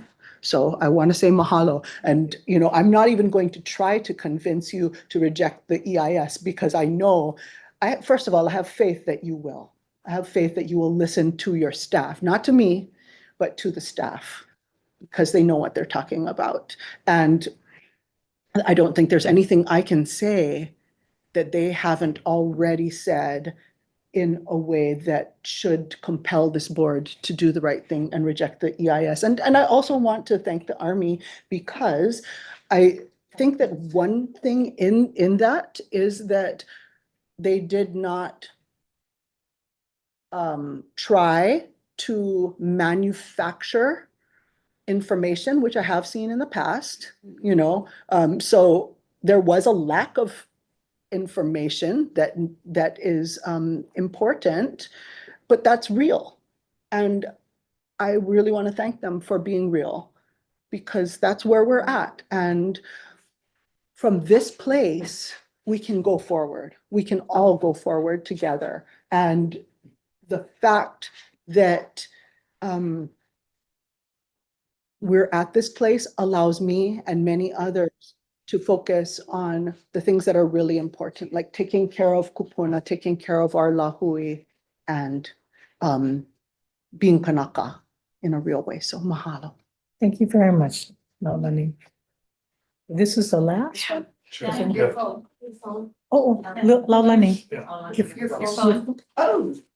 Mahalo. Last name. Okay, okay, so this is the last testimony, public testimony we'll take. Yes, ma'am. Angela? Made it right on time. Angela Melody Young, testifying on behalf of CARES, wishing to comment. So, you know, the EIS and the military land use in Hawaiian history, the Chinese people, Chinese ancestors of mine came to Hawaii because of the Europeans that had forced labor markets in Asian American countries. The Chinese, the Filipino, the Japanese, the Portuguese had forced labor market contracts with the Europeans. So the Chinese people had to come to Hawaii to work the sugarcane plantations. So you know, it's no different in other countries with Native Americans, Spain and Portugal. The race of supremacy will always dominate the indigenous population. So it's just history on repeat. And so when we're talking about returning the Aina to its original purpose, cleaning up the environment, environmental restoration, it goes beyond just reciting science. So in my generation, we can be seen as like ignorant or unaware, but my generation wants a world without war. And I'm a millennial. I like going to movies and hanging out with my friends. And I was shocked to learn that my favorite K-pop stars as teenagers were drafted into the war by Korea. So it's generations of war and corporate markets has gone on, and there needs to be actionable plans for returning the Aina back to the Kanaka Maoris. So the Department of Hawaiian Homeland has $600 million, which expires 2026, with $129 million remaining. And the fund is supposed to be for supporting infrastructure for building Hawaiian homes, funding for assessments for board of water supply, electrical, sewer infrastructure to sustain development. So there must be a way to work with DLNR for the dollar lease lands to demilitarize and support Hawaiian homes. And the state and the Honolulu County have declared sustainable food systems as a common goal. Regenerative farming, people of Hawaii need fresh fruits and veggies. DLNR has parcels of land for lease for $1. Instead of produce coming in by boats, we can lessen dependence on imported foods and unsustainable methods and strategies of sourcing foods like the Hawaiians were talking about. Long distance transportation of food contributes to significant carbon footprints, harming Hawaii's sustainability goals. So, you know, there has to be plans. Thank you very much, Plans. Angela. Thank Sure. you. What is her position? Are you to comment? wishing to. You're just commenting? Okay. Thank you very much. Ann. Thank you. So that is the last person that is signed up that's in the Kalani Moku building. We're going to take a lunch break and we're going to come back at 1 o'clock. And then I'm going to resume testimony for those on Zoom. So again, thank you everybody for being here. We're going to take a 25-minute break. We will come back at 1 o'clock. Again, my hope is that we're going to complete all public comments by 3 o'clock.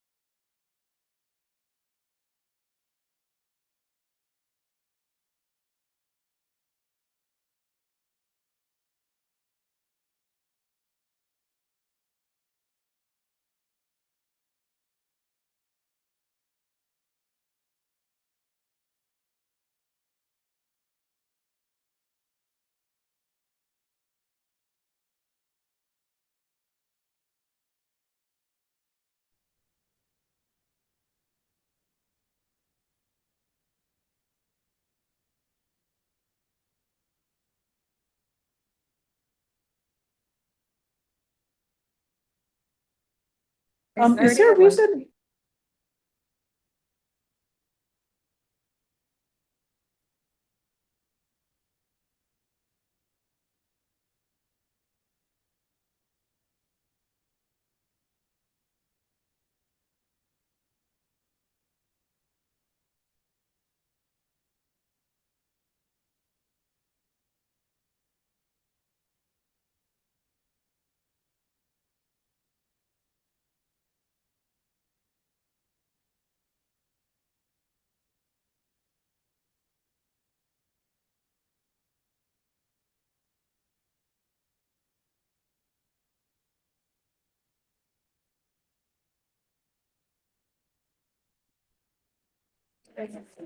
Okay, we are back in session.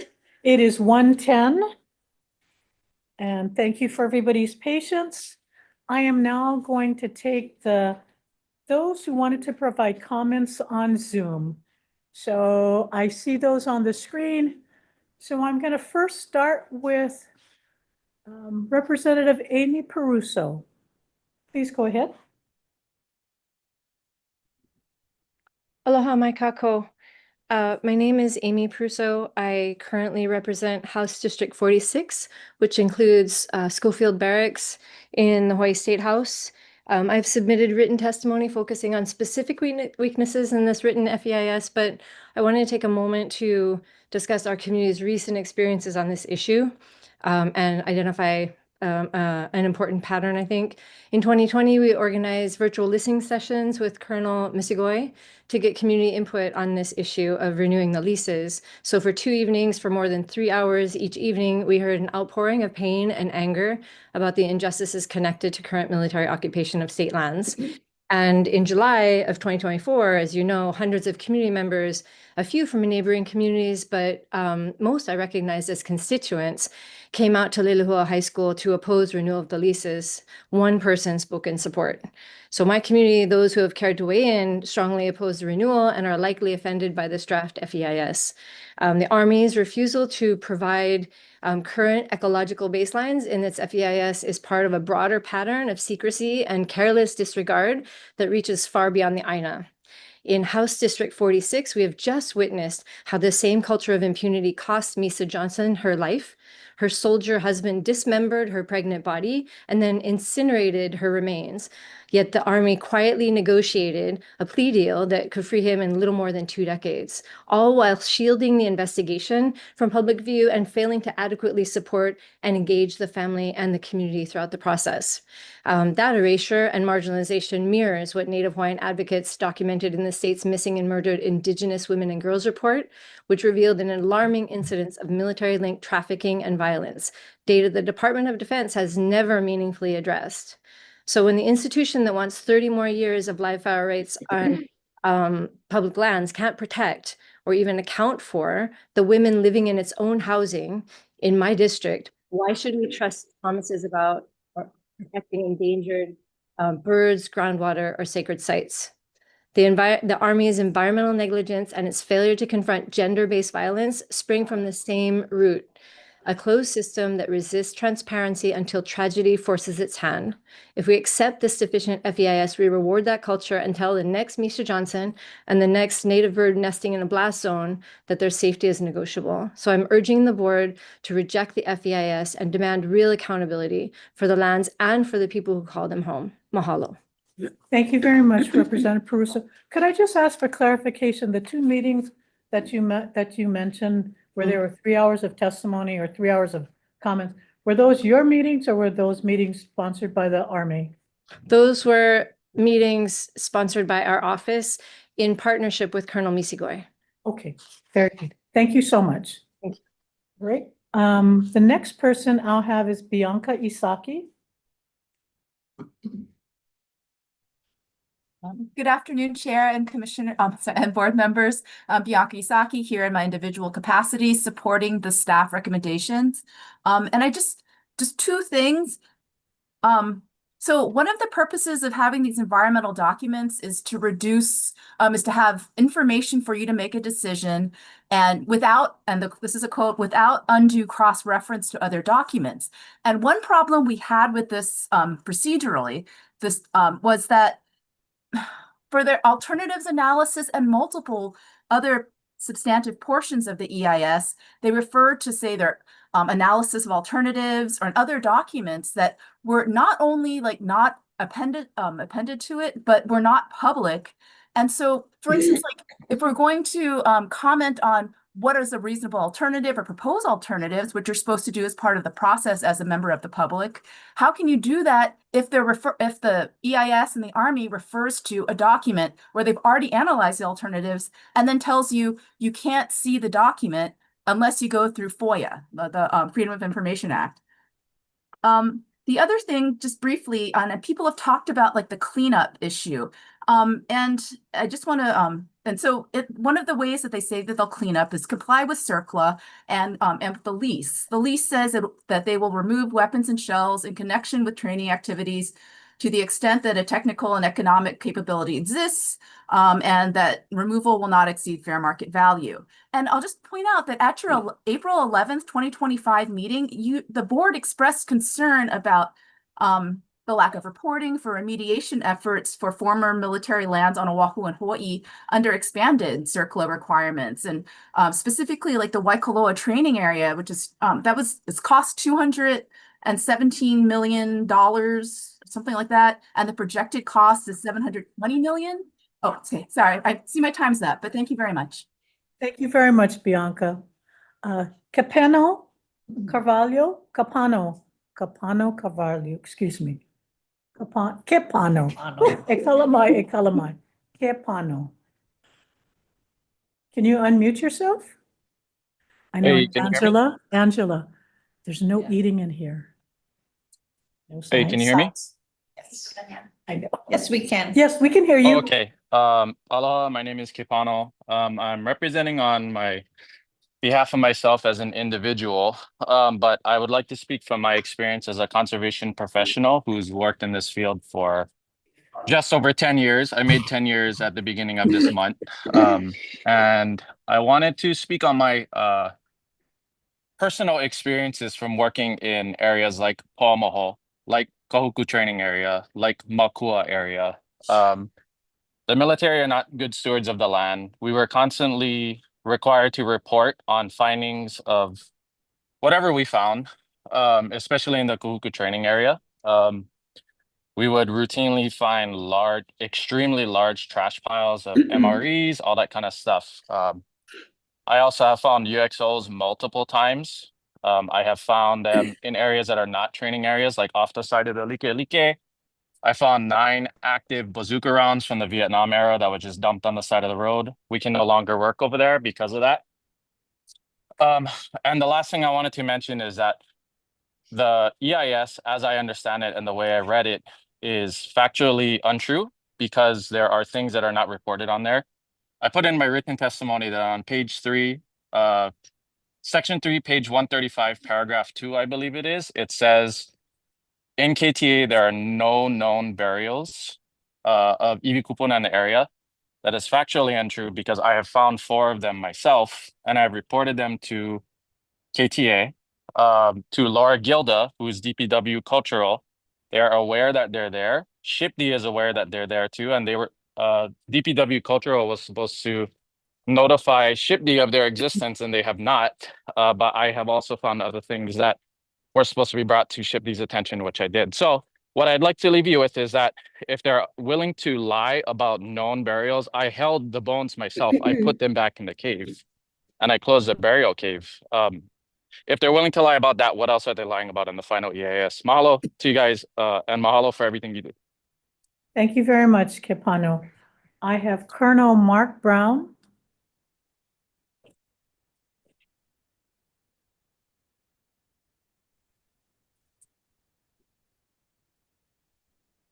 Yes, mahalo. My name is Mark Brown.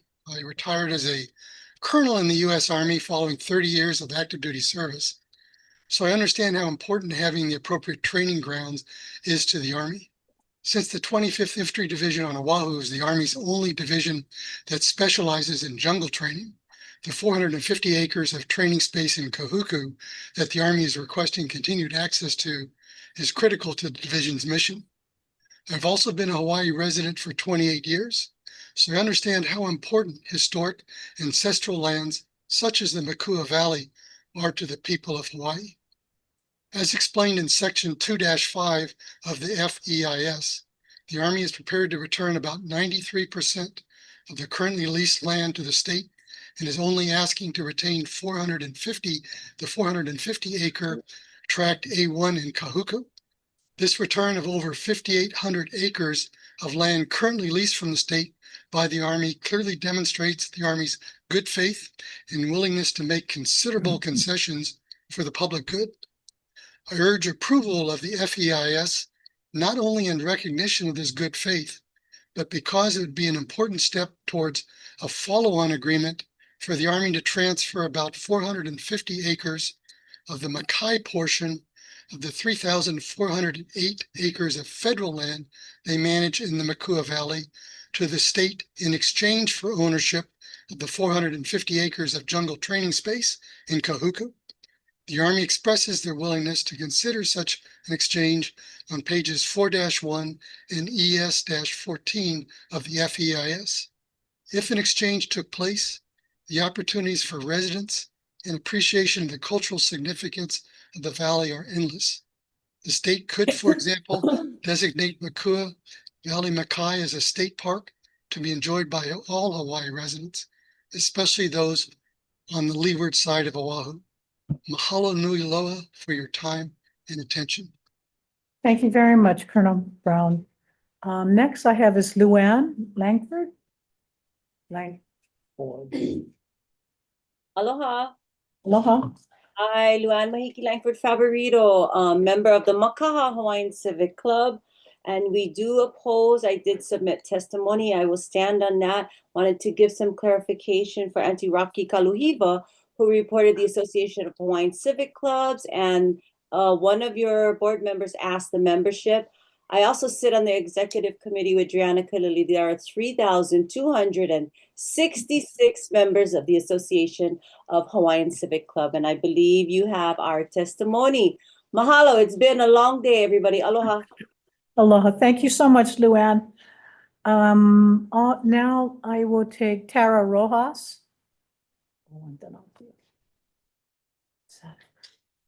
Tara Rojas. Aloha, can you hear me? Yes, we can. Okay. Aloha mai kako o Tara Rojas Koinoa, one of the people, sui juris, and I stand in lawful solidarity with the Kanaka Iwi and the Aina. I strongly support the staff recommendation to reject the Army's FEIS.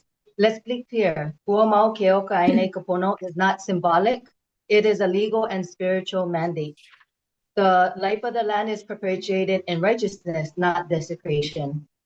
The BLNR's fiduciary duties are set forth in Article 11, Section 1 of the so-called Hawaii State Constitution.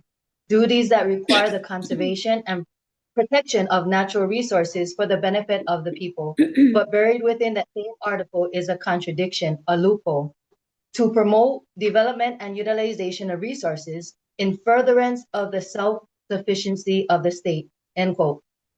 What state?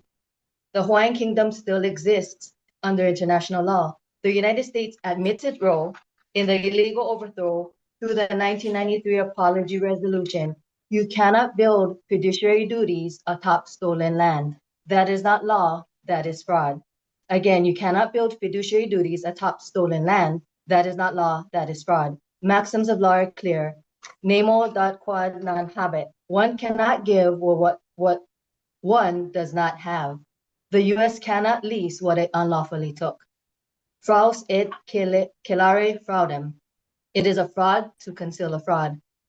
A delegated power cannot be again delegated.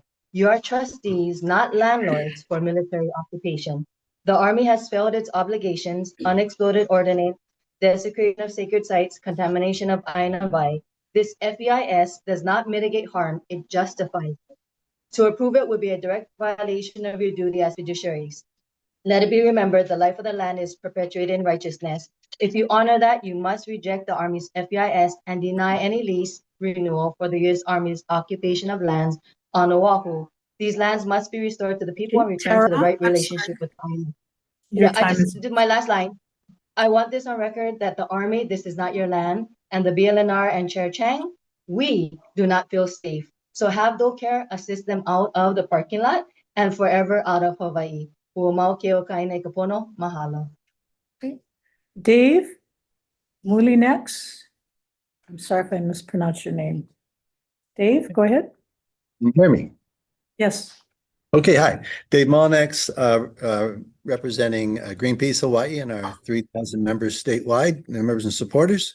We strongly oppose renewal of this lease, and we ask you to reject the EIS. We already know that the U.S. military is not working in our best interest.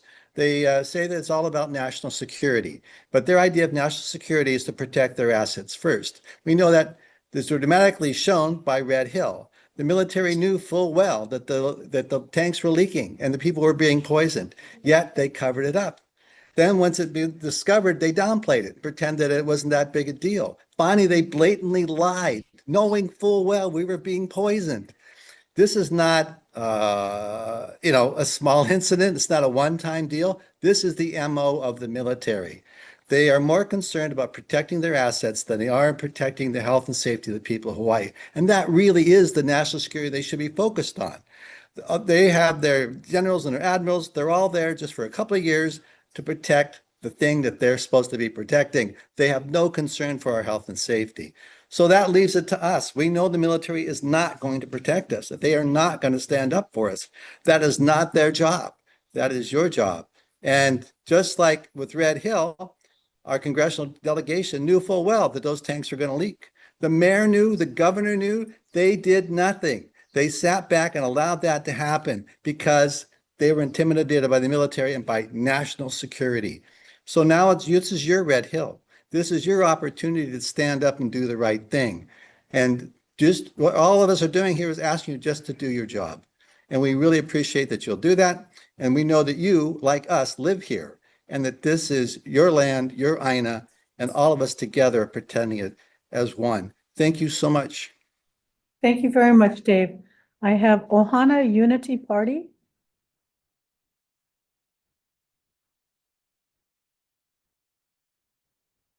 Aloha, Ati Don Chen, can you hear me?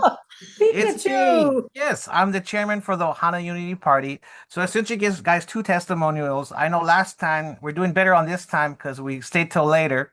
But good job so far to all the community. My first testimony, because I ran it through, we talked to the Kapuna Council, and a lot of people worked hard on this EIS to put together the feelings, to give back the lands. So I have to be diplomatic about it and put reservations in my first initial testimony. But if you look at my second testimony, I heard what everyone said. I'm actually opposing it as well. Because what's crazy about this, if you guys say no, right, and you're going to Gestapo the army and make them work hard, make them pay the karma, and if the leases expire in 4 years and you do nothing, then you get all the lease back, right? So you guys don't have to do all the work. You guys can negotiate, stall the tactic, just say no. You already heard the feelings of how they treat the military. You can't trust them. That's the army. Because you join the Air Force. I wear the Air Force ring because I don't follow the Army Field Manual 27-10. That would be the Army, not for the Air Force. They're using those weapons to train other soldiers to go kill what we had to do. Kianusai got sent to go overthrow Iraq and Saddam Hussein with Netanyahu and AIPAC. I have to address the issue because they sent me to war too in 2000. I'm 25 years as a war veteran. You hear the veterans talk. I don't want them to train other people to go train in Hawaii to go kill people in Pakistan, Iran, Taiwan, China, or none of that. They shouldn't use Hawaii as an excuse to go train people to go kill, bomb, kaholavi, ni hao, or some other kukai, because, I haven't seen $1 a year for this lease. I got quarters with me, so I'm about to double whatever the Army's paying you. I will double this lease. I got 8 quarters. That's $2. I will triple that lease with more quarters. I will give you guys 300% of whatever you need for that lease. Because this doesn't make any sense. I haven't seen a single dollar for them to give to you guys or give to me, but I'm ready to triple it. Shelby and Billy want to give you 500% more in quarters I can pay right up front, unlike them who lie and BS and full of kukai. So thank you very much. I know, Don Chen, you will make the right decision following your heart.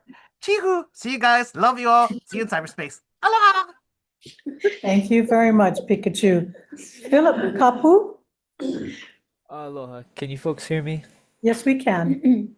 Okay. I'm Philip Kapu from Kahaluu. I'm just an individual giving my testimony. Hoping that you folks will oppose the FEIS. I'll talk about something a little bit more personal, relating to KTA. I've worked there for years in conservation. I know almost everything from Paipaialua to Kaunala Gulch, working in those areas. Specifically, I wanted to talk about in the volume 1 of the FEIS on page 3-135, under summary of information obtained from interviewees, it says, according to archaeological data obtained from the Army, there are no recorded burials located on state-owned land at KTA. Kind of reiterating what Kipano said earlier, I was with him. We found multiple burials there on state-owned land and off the state-owned land, and have reported it to DPW Cultural with Laura Gilda. We've seen the burials that they found, which is up, I'm pretty sure, in the state land. Burials we found all over on and off state land in those areas. Whether or not they fall within whatever lands are in this section of the EIS, what goes on above it, the simulated battles that go on above with the giant trucks and the grenades blowing up and the sounds of guns and all of that chaos disturbs these burials and disturbs our iwi kupuna. And I've seen them myself there.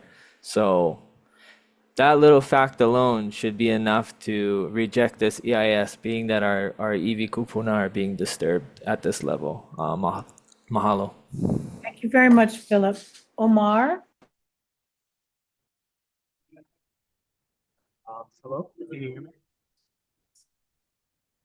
Hello? Yes, we can hear you. Okay.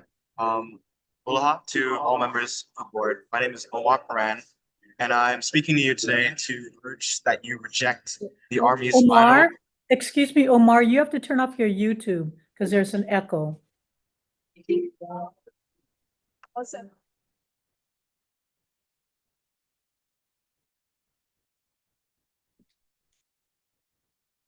And then unmute yourself. Unmute yourself. There you go. Go ahead. Is it better now? Yep. Okay. I am speaking to you to urge you to reject the Army's final environment impact statement for the continued military use of lands at Kokuki, Kawailoa, Ho'omoho, and Mauka. The FEIS is incomplete and misleading. It ignores major concerns, minimizes real harms, and fails to meet the standards required under Hawaii law and your duty to protect the public trust lands. The FEIS lacks updated cultural site surveys, ignores iwi kupuna, and offers no clear protocols for cultural access. Community concerns were dismissed, violating cultural rights. Meanwhile, the Army continues training in endangered species habitat without required permits, offering no credible mitigation. Cumulative harms, cultural, ecological, and environmental, are ignored. And like Red Hill, the military evades responsibility and cleanup. The Army failed to evaluate meaningful, non-military or reduced use alternatives, despite repeated calls from the public, Native Hawaiian communities, and agency reviewers. Instead, the FEIS focuses solely on maintaining military control, ignoring the potential for restorative uses of these lands. The FEIS is not a genuine assessment. It's a justification for continued occupation and degradation of Hawaiian lands. Accepting it would set a dangerous precedent, signaling that environmental law, cultural protections, and public input mean nothing. I urge you to vote no and reject this FEIS for its failure to address contamination, cultural and ecological harm, and for violating the public trust. Mahalo, and thank you for your time and upholding your kuleana to protect our aina. Thank you very much, Omar. Kristen Young.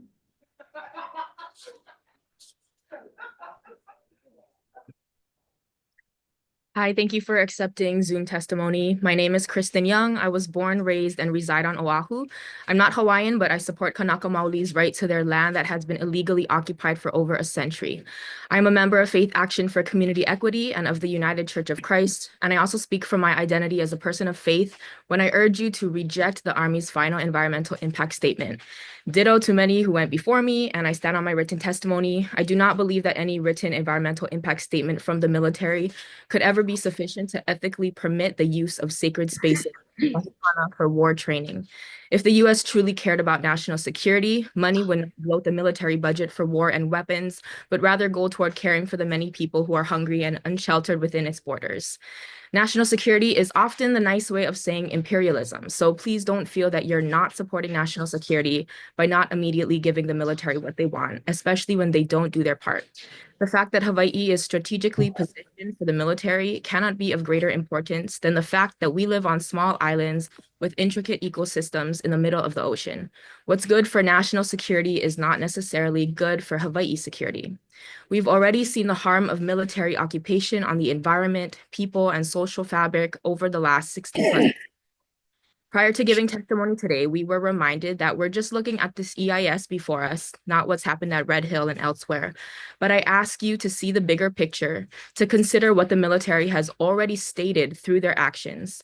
The land, water, people are and have been crying out. What more of a statement do we need? After generations of desecration, we have a real opportunity for healing. While your decision today is technically just about the FEIS, what you decide will determine what comes next. Your decision will impact generations to come and can forge a path toward restoration and write a better chapter following decades of destruction or the opposite. You have been put in these positions for such a time as this, and I ask that you fulfill your kuleana to protect Hawaii and its people. Thank you very much, Kristen. Kanani?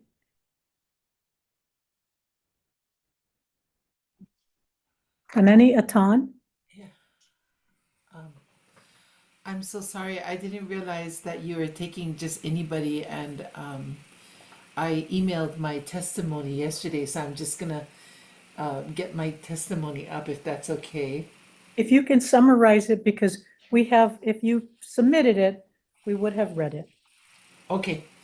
All right. So just summarizing, I am born and raised in Wahiawa, and frequented the Pomoho, Kahuku, Makua areas, and even traveled through the Kolekole Pass as a child many times on the way to Waianae to see my grandparents.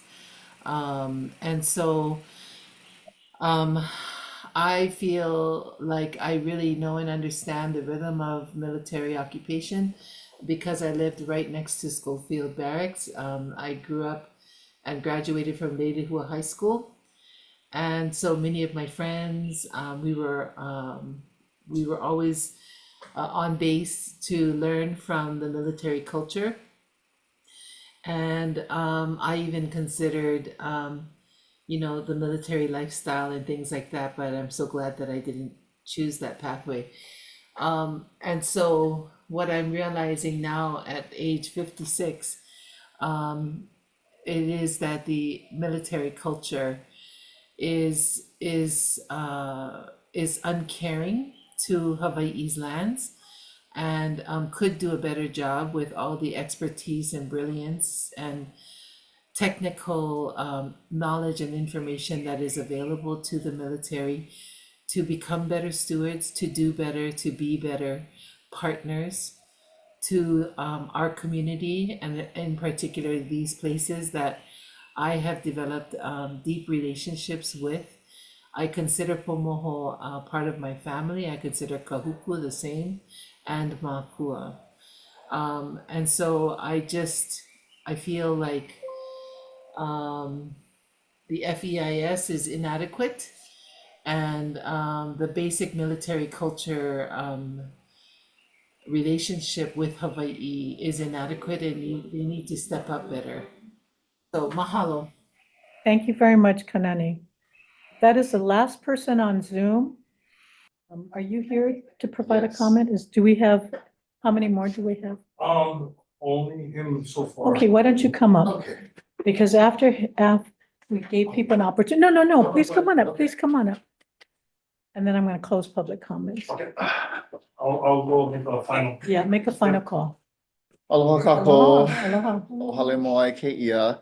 I feel like we were just here a few weeks ago discussing Pakuloa FEIS, which you guys all unanimously rejected. And I would hope that you would reject the same FEIS for Makua and the rest of these on Oahu. As we know, we've mentioned the illegal occupation of Hawaii has been ongoing and belligerent. And I've said this before, I've said it again. It's a culture of erasure. It's a culture of degradation and desecration. And as we all know, the many songs and the many stories of Makua, you know, and what has happened there over the years has been atrocious. You know, people were evicted from their homes back in the day. There's still, I'm sure, live firings that have been happening like within the last 2 years or since we've last had the RIMPAC here. You know, I go out to that site often. My grandma had a very special place in Makaha. And during her last days, I spent with her there. And many of those days, we saw the helicopters flying overhead. And my grandma was at a time of her passing, spending time in Makaha. You know, she always, you know, wished for our Aina to be a free and a safe place. And I know that we talk about national defense, national security. We're about in a war with Iran right now, but it only puts a target on our back. Hawaii has had a target on our back for the last 130 years. We were a free and neutral country and nation. And now with having America on our soil, it creates a bigger impact of national security for us here in Hawaii. So I ask that you reject this EIS. I ask that you reject the military yet again.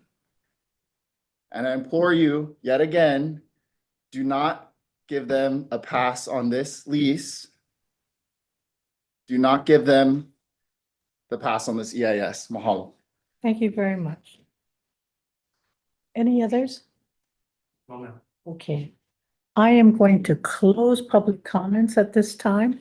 It is now 1:45. I'm going to call, let's see, our DLNR staff. Rihanna, could you call our DLNR staff back? Look, they're right here. I knew they, and then I'm going to ask the Army to come up to the table. At this time, I'm going to give the land board members an opportunity to ask both staff and the applicant any questions. You want to sit at the table? Yeah, please do. I think you guys are up in the hot seat too. Or you can sit right behind. You can sit right behind. Yeah, you can sit right behind. Go ahead. So board members, questions for either staff or for the Army? I have a question for the Yes. Army. So a lot of testimony, thank you for being here. A lot of testimony speaks of cleanup. Can you comment on the cleanup that's involved by all of the testimonies that we've heard, many, you know, so would you mind speaking to that? Sure. So per the terms of the lease, the Army is required to comply with certain lease compliance actions, and that includes everything from removing fences, signs, buildings. But then there's also the cleanup of the, specifically for Makua, munitions and explosives of concern and any potential contamination, though none has been noted at this point in terms of like groundwater samples, and I can speak to that if you so wish. But the Army has conducted preliminary investigations for the state-owned land for the cleanup. This is on top of an environmental condition of property, which has been submitted to your Department of Health. The initial site investigation will guide a plan going forward, which will have to be worked in negotiation with the state.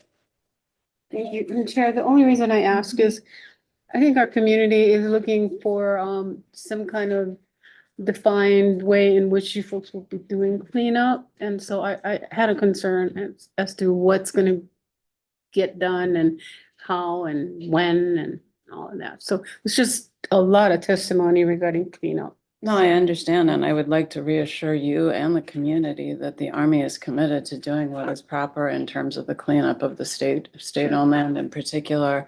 And again, this is why it's over 9 months ago, we started looking at what that might entail so that we could begin working on a schedule and cost estimates that we could then bring to the board. Thank you. Thank you, Chair. Thank you for the question, Laura. Is there any other board member have a question? I have a few questions. Yes, please go I ahead. was gonna say, Your Honor. We're gonna all be your honors here. No. Cool. No. Just wanted to say thank you guys for being here. And I know there's been a lot of emotion in the room today and some energy earlier that was intense and heard. I did not know previously that there had been some issues after our last meeting. So I just want to say that, you know, from my perspective, that's unacceptable and, you know, apologize that that was your experience. I wanted to ask if you could, I think one of the things that we've heard frequently from the community is this question of security. And obviously we're living in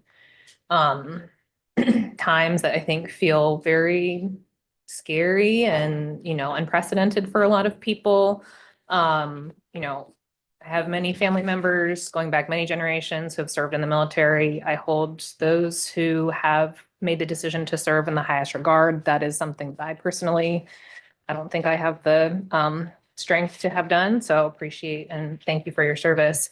Just am wondering if you could talk to us a little bit about the security, the unique security benefits of the property of the land that you are asking to retain. And if you could also address the concerns that have been raised by the community about the lack of safety that people feel with the presence of the military here and people feeling like that draws actually more attention and potentially lack of security in addition to some of the community challenges that people mentioned, violence against women and girls, et cetera.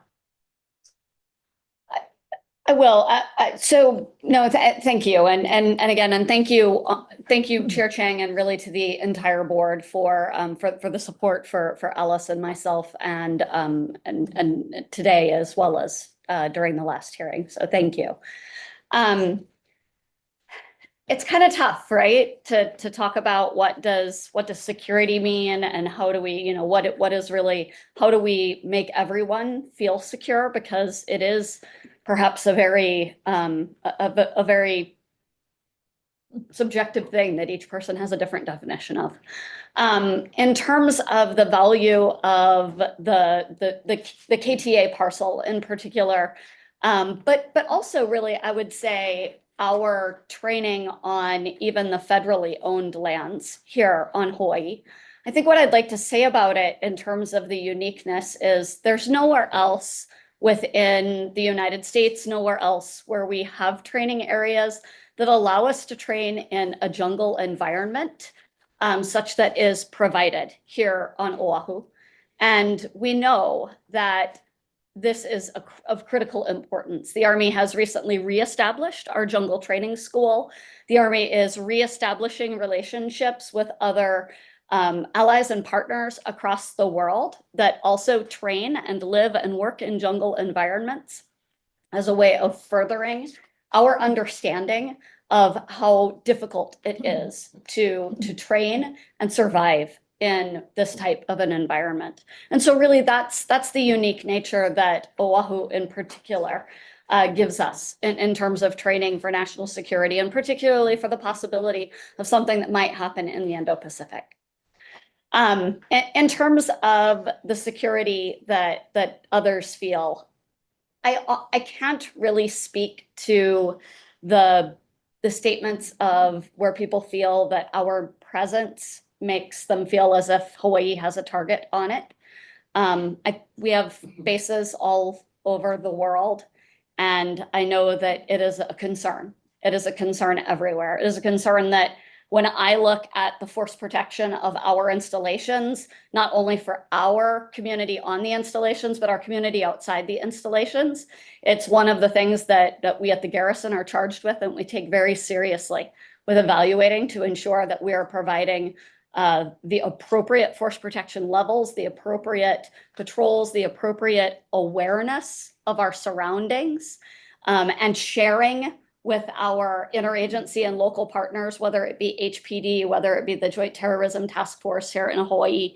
We're very committed to ensuring that we are a working and active part of that in order to maintain that security, not just within, but outside the installation.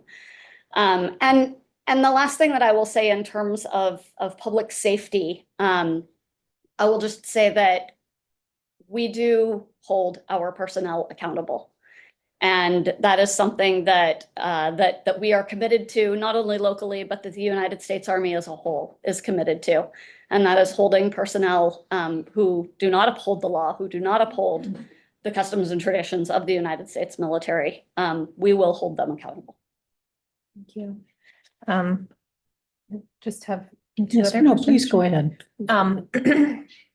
I also just wanted to acknowledge in these documents the issue of Makua Valley. I think, you know, at least as I read it in the press, I think many people were pleasantly surprised to see that Army's preferred scenario include essentially the return, or whatever we want to call it, of that land, and some folks talking about that as a good faith effort.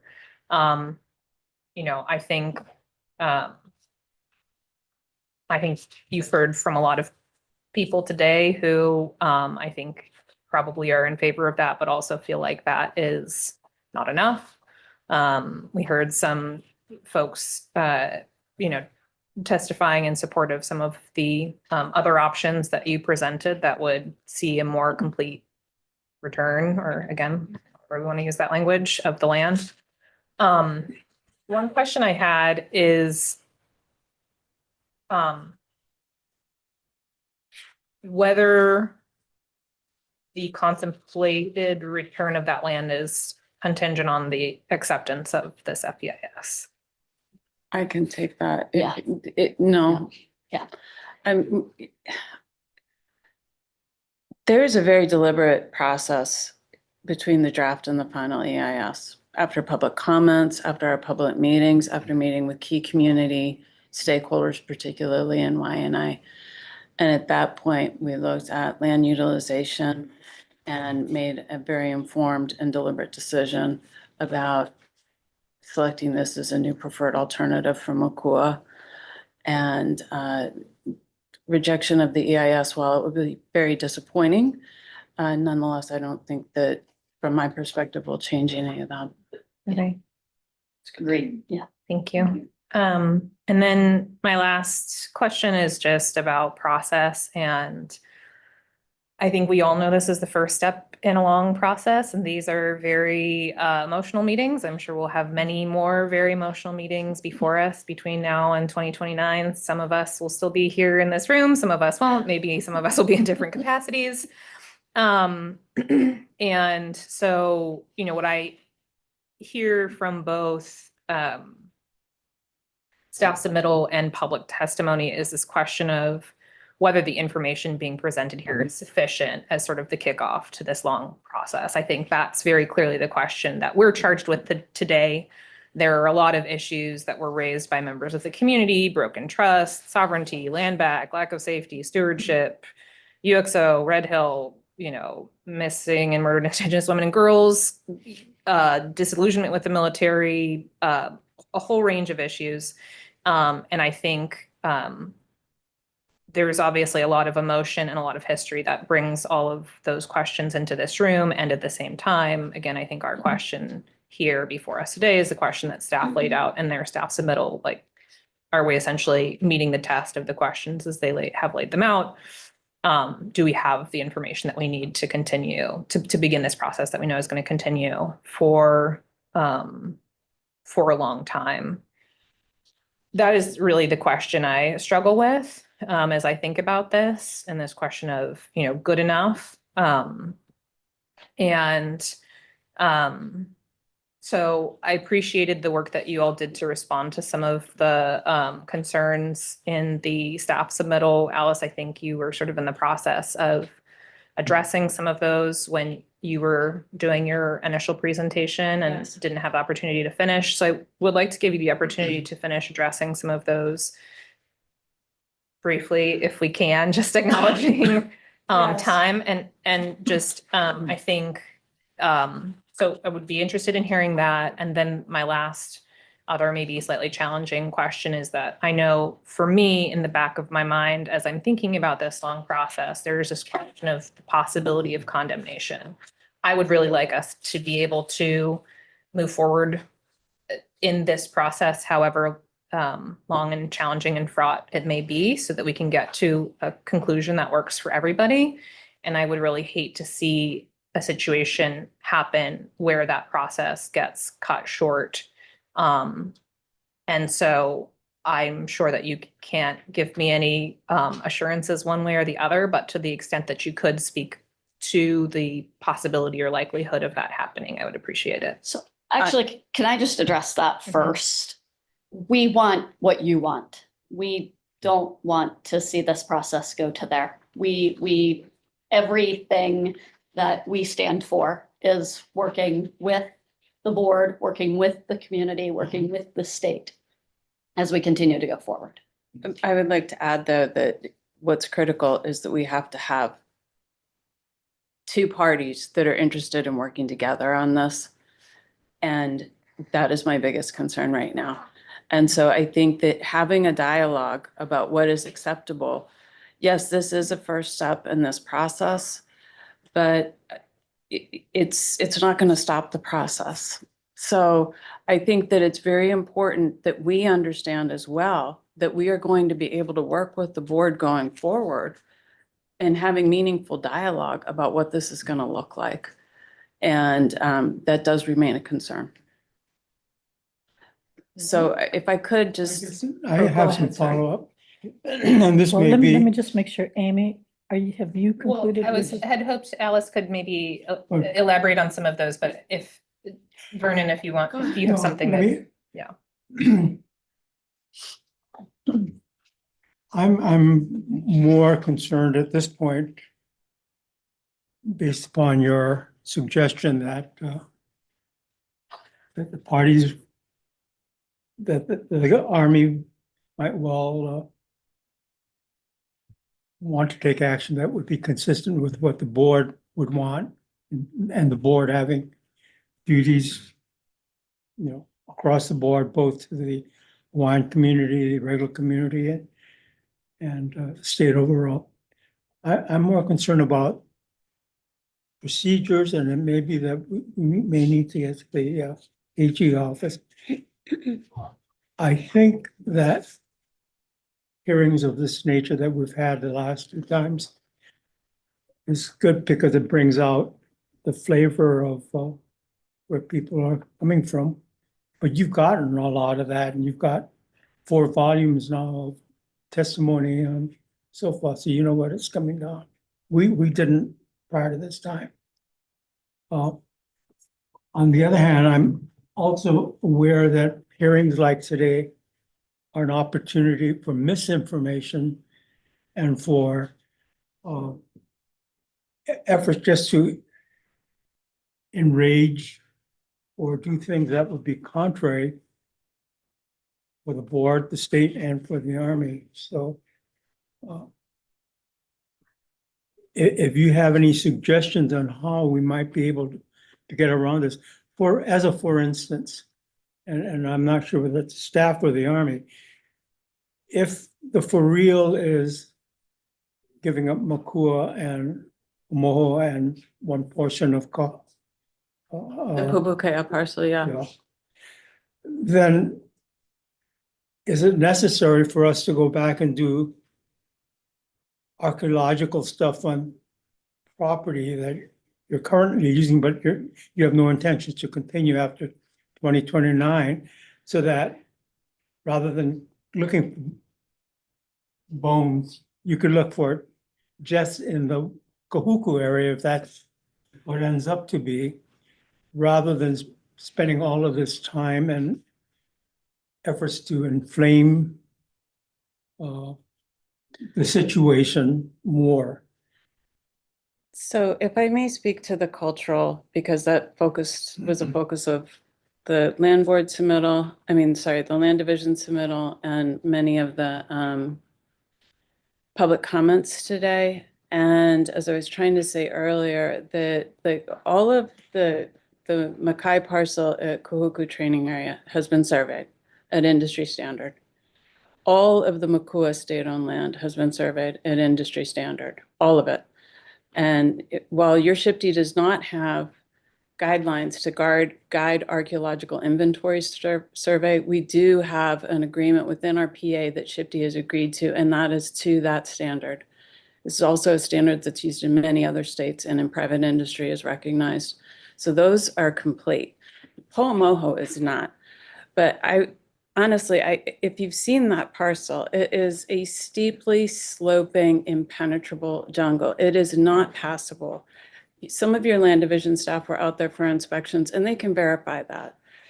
To try to go in there and do archaeological survey when the Army's not even using it for ground training at all, nor has it, just seems to be a really unnecessary burden at this point. And we think it's also just from an archaeological perspective, has very low probability for success there. So I would just suggest that there is due diligence on. My follow-up question is to the staff, that if what we're talking about is just that one Kahuku, whether it's necessary to go through and do all of the DAR and the SHPD and stuff, if there's no requirement to, or request even by the Army to get a lease on that area. Vernon, would you indulge me and What? maybe could you finish the description Okay. of your responses? Because I feel like that would be helpful for me to have in the back of my mind as staff is, or as the board is asking staff other questions.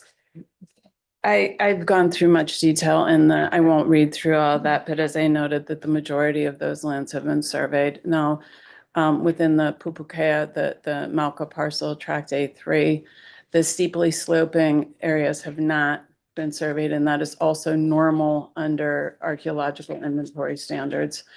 There's very low likelihood of anything being found in that kind of a environment.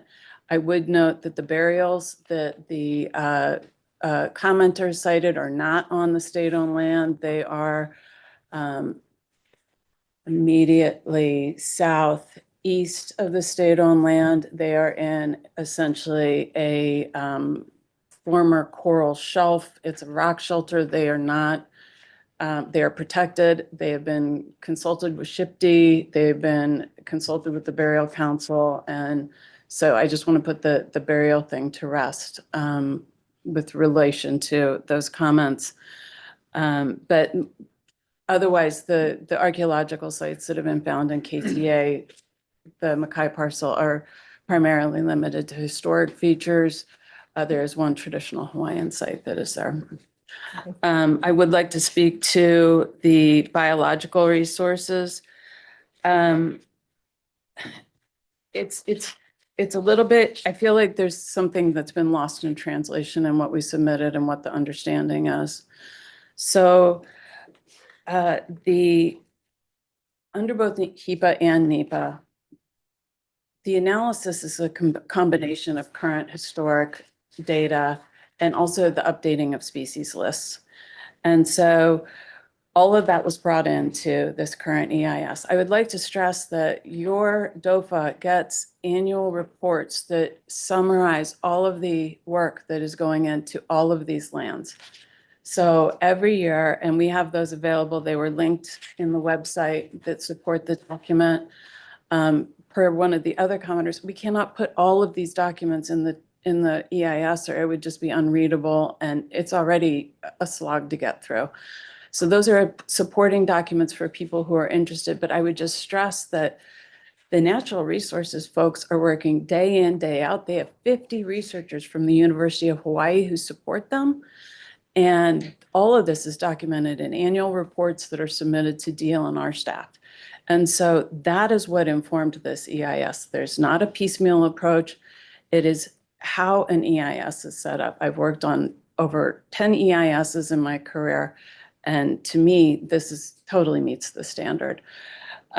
With regard to the biological opinion and the PBA, again, those when you conflate that we haven't done anything since 2008 because we haven't done a BO, it's because we haven't had a major training initiative or a military construction project initiated. That is when you would negotiate a new biological opinion with U.S. Fish and Wildlife Service. That is not the case nonetheless. The Army is currently working on a programmatic biological assessment that has just been transmitted to U.S. Fish and Wildlife Service this week. That will combine and consolidate the BOs for Oahu with the separate Makua BOs. It will update the species, though I need to note that all species that are listed have ecosystem management, regardless of the BO. And there's only one species that is on state-owned land that is not part of the existing BOs. So again, the Natural Resources Program continues to not only do conservation efforts, over 9,000 acres are protected management units, but they also are working to control invasive species such as the devilweed, such as the CRB, and they do that in partnership with outside organizations to include DLNR. And that's how the Natural Resources Program effort works. And all of these documents are in REM. Everything is done in coordination with the DLNR. And then with regard to the baseline, I just want to be very clear that the baseline for the EIS included past, present, and future considerations for each action alternative and the no action alternative. The existing conditions are set out adequately to form a baseline within which to analyze those impacts. That is, again, industry standard, and I feel that that has been adequately addressed. Oh, yeah. Can you give me the blue phone, please? I do want to speak to this.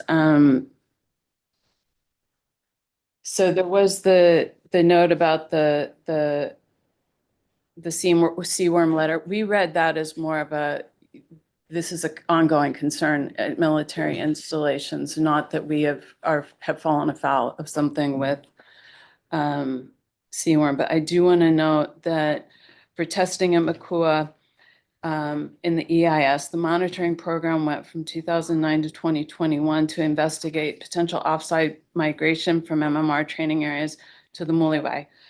From 2020 to 2021, there was another monitoring event.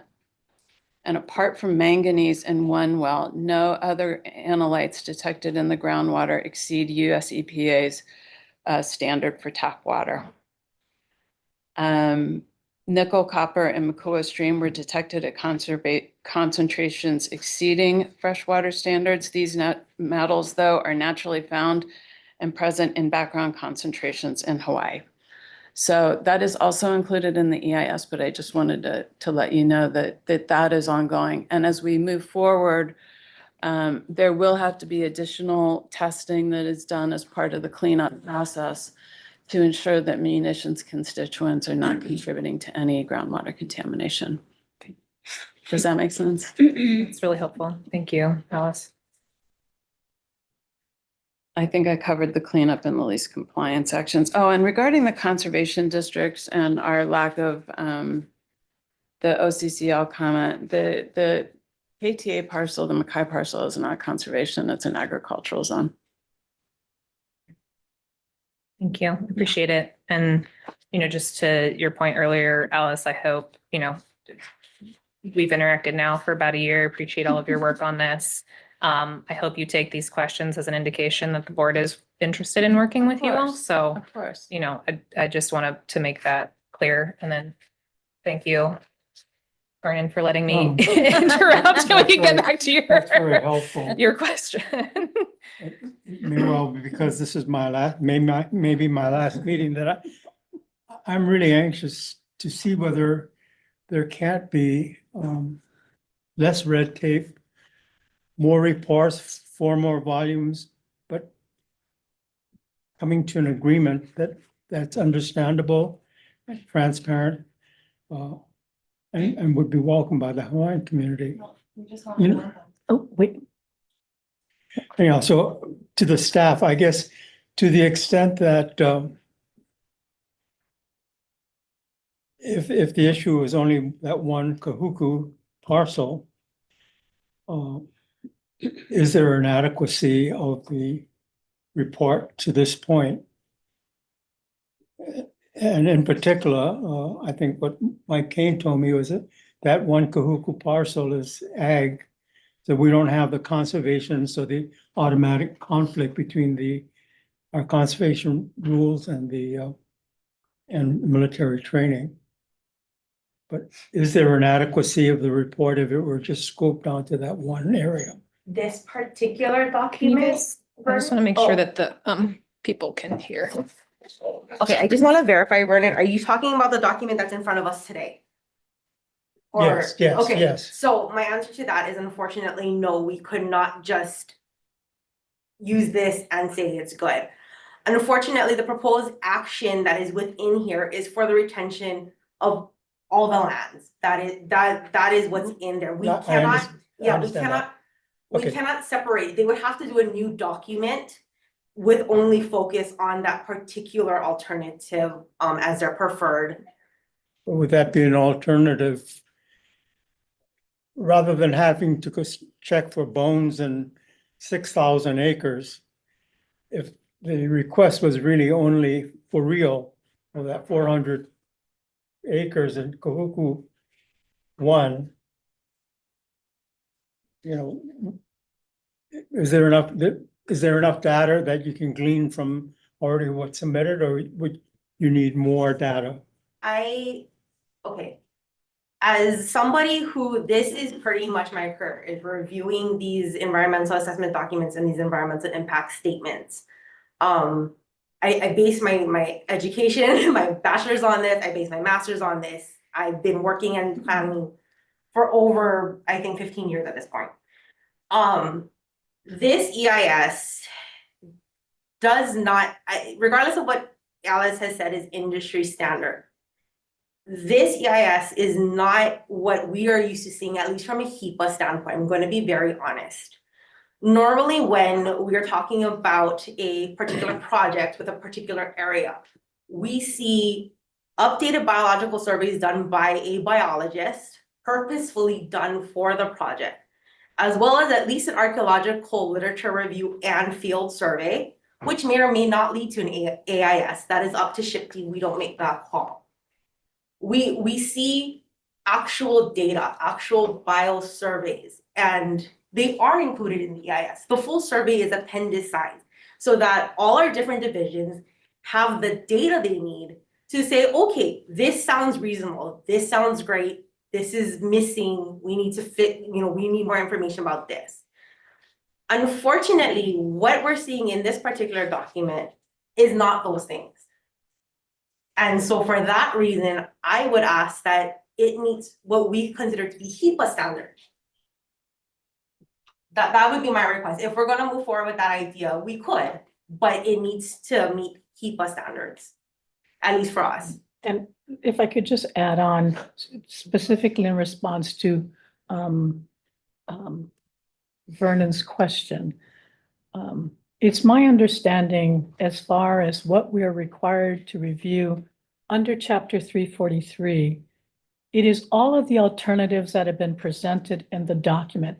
So while their preferred alternative may be, we're going to scale back, we're only going to use this particular land, we nonetheless are required by law to look at all of the alternatives because we don't know which alternative they may choose to do. So that's why I think the EIS and I greatly appreciate the scaled back. I mean, I think the Army has demonstrated that they have heard the community.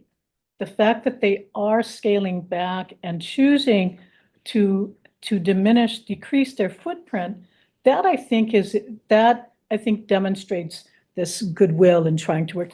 But that's not the standard that we have to apply when we're reviewing the EIS. We have to look at every single alternative that they have identified in their document, because we don't know what will be the preferred alternative at the end. So, I mean, I think that we are still nonetheless required to do a comprehensive review of the EIS and all of the alternatives. And I also want to comment that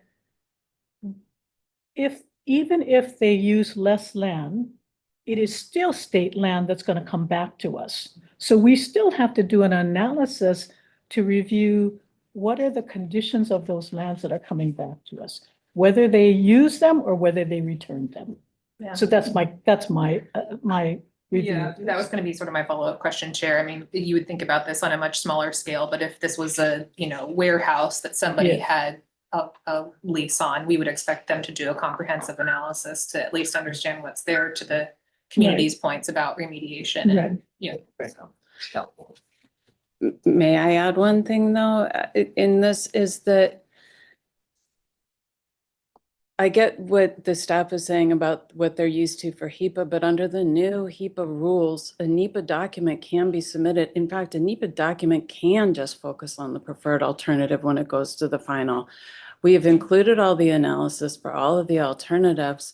And again, we stand by that analysis. I believe that that we have met the standard to provide that. Now, I understand that for the asking for a new archaeological inventory survey, that is not required if we have already done adequate inventory survey of those lands. So we may disagree, Alice, because Okay. I think we look at Chapter 6C, the requirements of Chapter 6C, and we look at HEPA standards, perhaps a little different than NEPA standards. So you may actually proceed under NEPA with a very different outcome than we're reviewing under HEPA. But I think we look at, with respect to SHPD, they're looking at what's the requirements under Chapter 6C when they're looking at the HEPA standards. So I think that was going to be a question I had for you. You talked about industry standard. What is the industry standard for purposes of of cultural and historic reviews in your mind? Well, generally, in how we've conducted survey in Hawaii for ages, and that seems to have worked, is that it's set up on a 15-meter interval transect, and those transects are walked back and forth. There are certain degrees of slope. If it's over 30 degrees slope, it is not required. You could spread your intervals out to a broader standard or go from the ridge or the valley floor. That is normal. But I think that's a distinction between, in Hawaii, we're looking at the geographic area. I will tell you, Waimea Valley, we have found burial caves in the steepest slopes. Yes. So the archaeological review is not based upon just industry standard. We are looking at the specific geographic area, talking to people from that area. Kupuna, what does the Mo'olelo have of this area? And I think, so that's a distinction between, in my view, between your view of an industry standard versus the specific requirements under Chapter 6C. Well, we have to go with an industry standard because SHPD does not have archaeological inventory survey standards established for the state. I think I disagree with that. I think Chapter 60 and their administrative rules, I mean, we are requiring everybody down Kaka'ako, fully developed. You got to do an archaeological inventory survey on land that's already been, what could have been viewed, and we have found burials. So I think there are specific rules under SHPD on how you do an archaeological inventory survey, and it is very site specific. Agreed. Yeah, so before we go in and do an archaeological survey, we assess the geology, we assess prior identification, other studies, we do all of that. We look at the That's right. geology, and that's standard here for how the cultural resources program in Hawaii works. And I think that that's, so what, as I read the SHPD comments, exactly what you said is their expectation of the kinds of information they needed to determine whether an archaeological inventory survey was required to identify, even under section 106 and under chapter 6C, identification of historic and cultural resources. Unless we know what's on there, how can we complete the analysis? Even for Kapa'akai, identification of the natural and cultural resources, potential impacts of the project to those resources, and then reasonable mitigation. I think what I heard from SHPD was they couldn't even complete step 1 because there was not all of the baseline data for them to evaluate what additional information needed to be had to determine the identification of cultural and natural resources. We may disagree, we may Well, disagree. I would just say that all of what you just described is in the EIS and the literature review that is an appendix to the EIS. And also all of the research that was done to support the CIA would also inform the Kapa'akai analysis. And I suspect, so I think what we have is probably a same set of facts, a different interpretation of how those facts apply to whatever the law may be. Sure, I have a question. Okay, so we're talking about standards. You have a set of standards. You have a set of standards. The law says something else. So where is it in between that we can actually say what is required? I mean, right now, the laws have changed since the land was first leased to you guys 65 years ago. And everybody else has to comply to updated standards. I don't know if the military has updated their standards to meet whatever standards are current in our laws right now. We're I'm not sure I complying with the understand. existing HEPA rules that were updated in 2019 to include the NEPA. We have been following that all along, and our attorneys have been reviewing that along with it. I think our interpretation, and I think this is where I agree with Dawn. I think we have a set of facts and how we view HEPA and how I've been through HEPA numerous times. I did the EMI EIS. I'm pretty confident in what I'm advising to the board today. That I'll just leave it at that. Yeah. Lauren, can I just, sorry, Chair Command. No, please go ahead. Question, and I was remiss in not saying earlier, just thank you guys for really excellent staff work. I think some of the public comments reflected this, but yeah, this is really good work. So thank you guys for doing such a thorough job and being so conscientious with this. It's obviously a really important issue. So appreciate you putting us as board members in the best possible position coming into the meeting. You know, we had an opportunity to hear from the Army about some of their responses to some of the issues that were laid out in the staff submittal.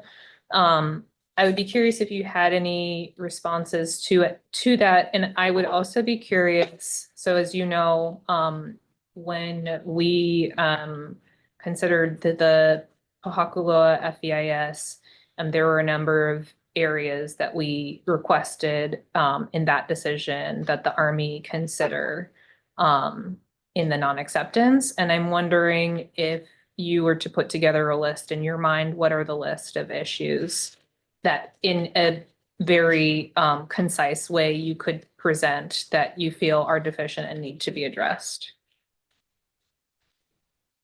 What was part one? I got what was part one again? Part one was you did a great job. No, you had a question. Part though. two was if you had any, we heard from Alice, kind of some of the responses that they had to the concerns that were raised in the staff submittal and recommendations. So I was wondering if you had any rebuttals to those responses. Okay. Yeah, So was my second. So yes, I do have some rebuttal responses to that.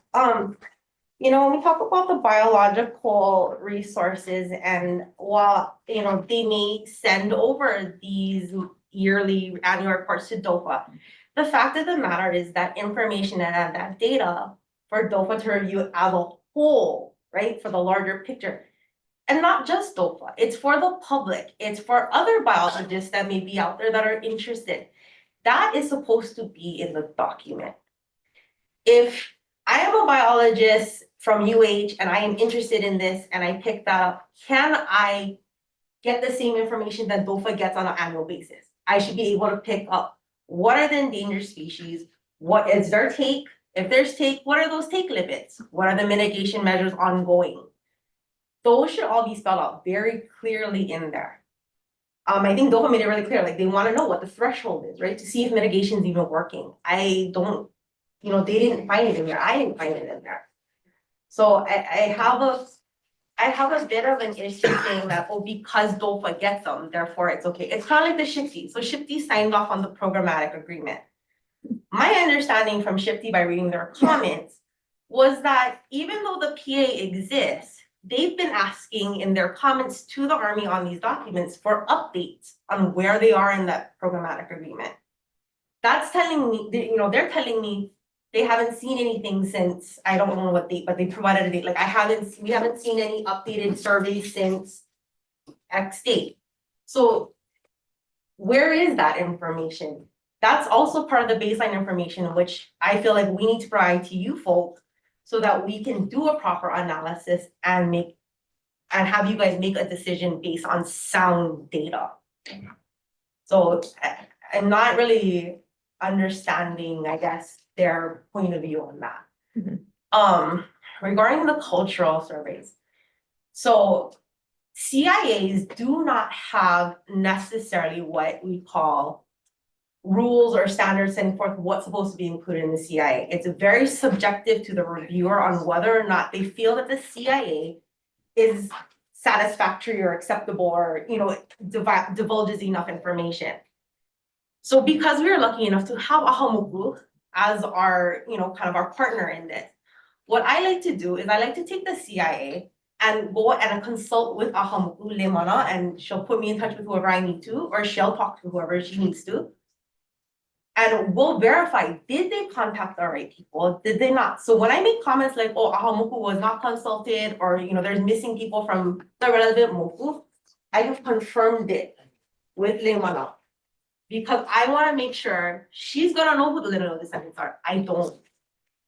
But if she's telling me it's not in there, I think it's our responsibility to share that and to hopefully try and close the hole. We're providing it as commentary, but they have chosen not to.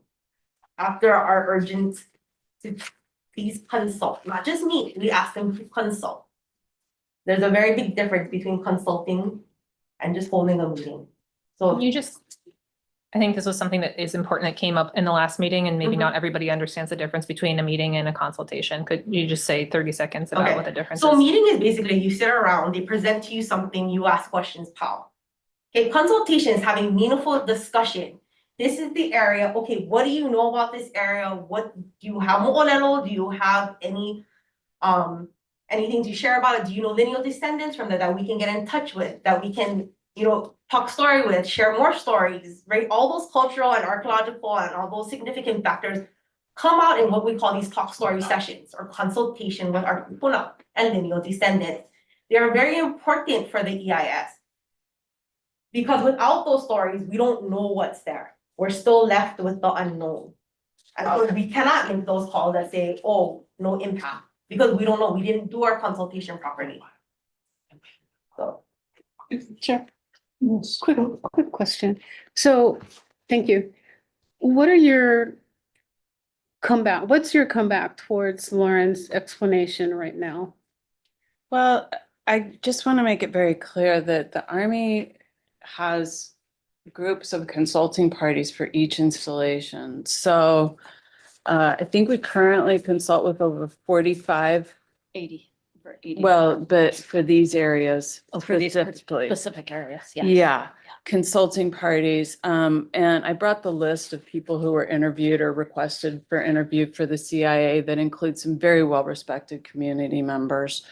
I acknowledge that we have not gone as far as we probably should with Ahamoku, but we did initiate meetings, just a meeting with them last summer and again in October. And then last week they held another meeting on the Big Island where Laimana attended with some of our staff. So I would just suggest that we spoke with very well respected Kupuna, and I will acknowledge they are anti-military too, but they did provide information that was important to inform the cultural impact assessment. And so again, and the CIA includes multiple mo'olelo that for each of these areas, I acknowledge that Shipti identified some that were not included, but there are many that are included, as well as place names and other research. So I would just urge people to just actually look at the document and see what kind of information and Mana'o was shared from those. Kupuna. Thank you for that. Thank you, Chair. Alice, if I could just push back a little bit gently on that. I mean, you certainly, with your experience working on these kinds of documents, know the difference between a meeting and a consultation. Honestly, I look at consultation under like the Section 106 terms in NAGPRA. That's the basis of my professional experience. And yes, I know what consultation looks like. And so, as I said, I acknowledge that we had meetings with Laimana, Ahamoku, and that's all we've had. But we've agreed, the Ahamoku Council and the Army, to continue to collaboratively work forward. And I hope that is fruitful. Yeah, and I think further also what Alice was saying was we have conducted consultation with others. These were not mere meetings. There has been that level of consultation with many others. Just not with the Ahamoku Council. And I was glad to hear Laimana mention that, she and Ahamoku were keen to continue the conversation with you all as well. I just would, again, I think, gently push back, knowing that Ahamoku exists essentially for the express purpose of facilitating information exchange between the Native Hawaiian community and the land board in general, in particular, especially being part of the land board. It really feels like a missed opportunity not to engage with them very early on in a more formal capacity. I think everybody acknowledges that that's a missed opportunity. So I'm glad to hear that you guys have been talking and are planning to rectify that going forward. But I do, it's concerning to me that this is the second meeting that we're at where it sounds like Ahamoku was not consulted in a way that shows respect for the organization and the role that it plays. It's somewhat awkward for us because some of our consulting parties take issue with, and that's been a real hard place I'm to be. sure they do, and welcome to working in Hawaii. It's going to be an issue that we all have to work with. So this is my first experience working directly with the Ahamoku, so thank you. Acknowledged. I have a question. Riley? Lauren, this is for you. So do you feel that consultation requires agreement? Or does it just require talking with each other? I don't think consultation means agreement. I don't think so. I think what consultation means is that the issues are brought to the table, but more so for the CIA, those cultural issues are brought to the table so that they're at least identified. Whether or not that they can come to a conclusion on mitigation, that might not be right away, but at least if we have identified it, we can address it. But if we don't know it, we can't do anything. I can't make any recommendations to the board, nor can Shipti or any other, or Ahamoku cannot make any recommendations on how to potentially mitigate. I had one other question. So, Kaipo had talked about what he does up at Wakaloa training area. And I've been up in there a number of tours on involvement with archaeologists, biologists, a whole lot of experts. When I worked at Parker Ranch, we would go out into the field in Keamuku before that acquisition, and there would be one military person and 5 or 6 other consultants checking on a number of things. And I'm unfamiliar with what is occurring on the sites on Oahu. Can somebody comment on what you do as far as resource management, archaeological sites. Yeah, so let's use Kahuku Makai parcel for the example. So the area has been surveyed for archaeological sites, so sites are monitored on a periodic basis. Also training that goes on, there's the staff go out and examine the range after the training has occurred to ensure that there were no issues that arose or any effects to any resources as part of that. Again, the natural resources teams work throughout all the installations. And again, they're managing 89 threatened and endangered species. So they have a lot of work. They manage habitat management units at each of the installations. And again, the invasive species control work that they do. All right, thank you very much. Did you say 89 different species? Yeah. Threatened and endangered. Threatened and endangered. In Kahuku alone? No. On Oahu, the 89 threatened and endangered species that are found on Army property and that are active conservation measures for a portion of those. That includes the federally owned lands, so across Schofield, Wheeler, Shafter. Okay, thank you. Any other questions? Sure, I'm gonna ask a few. I mean, I'd like to first start off with, this is not easy. This, it is a balancing from it is a balancing, the long-term land disposition for the military. My father, he was in the National Guard and got activated and was sent to Vietnam. So I know, I mean, but this is not my father's generation. I know that for sure. But I've also seen the role that, in particular, PTA has provided for training. I mean, I think the goal of national security is that you never have to go to war, that you are trained to prevent that move. But you want to make sure that if you have to, that these personnel are well equipped and they're trained. So, but for me, I guess the difficulty I have with where we are today is we are not asking the question of whether the Army's presence is good or bad, whether training is good or bad, whether it's necessary or unnecessary. The only issue before the board, and I think that's part of the confusion, is the adequacy of the EIS, of the final EIS. That's the only issue before us. And I also do want to caveat too, this is nothing to preclude other discussions on land retention, but this is the only matter before the board. It is the adequacy of the EIS. And I think our staff, and quite frankly, all of our divisions looked at the EIS in the context of Chapter 6C and the administrative rules and their own administrative rules, whether it's DOFA, whether it was DAR, whether it was Conservation District, whether it was CWRM. So that is the lens upon which we looked at, our staff looked at in reviewing the EIS. I also think that there is a fundamental, perhaps, I found to be a little challenging, maybe not the right word, but I think the Army's discussion about what is the proposed action is a real estate transaction.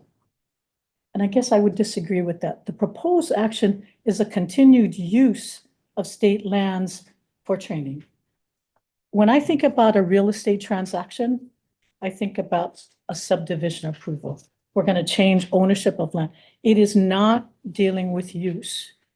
So I think I had a little disagreement in just the description of the proposed action, as I see it more than just a real estate transaction. So, you know, so in that view, when I looked at the EIS, I looked at it through the lens of what is your use? And yes, this is a continuing of an existing use, but nonetheless, we are required to look at what are you proposing to do on these lands, even if you're not proposing to change anything, even if it is continued use. But at the same time, that does mean that DLNR, we have to look at, we have all of these, and it is articulated both in our rules as well as the law. What are the resources we need to assess? And for the land board, I understand we are required to make an informed decision. So how do we have all of the information to make an informed decision? In reviewing the EIS, I guess I was disappointed, and I will share I was disappointed that in the draft EIS, we raised a lot of comments that we felt were not addressed in the final EIS.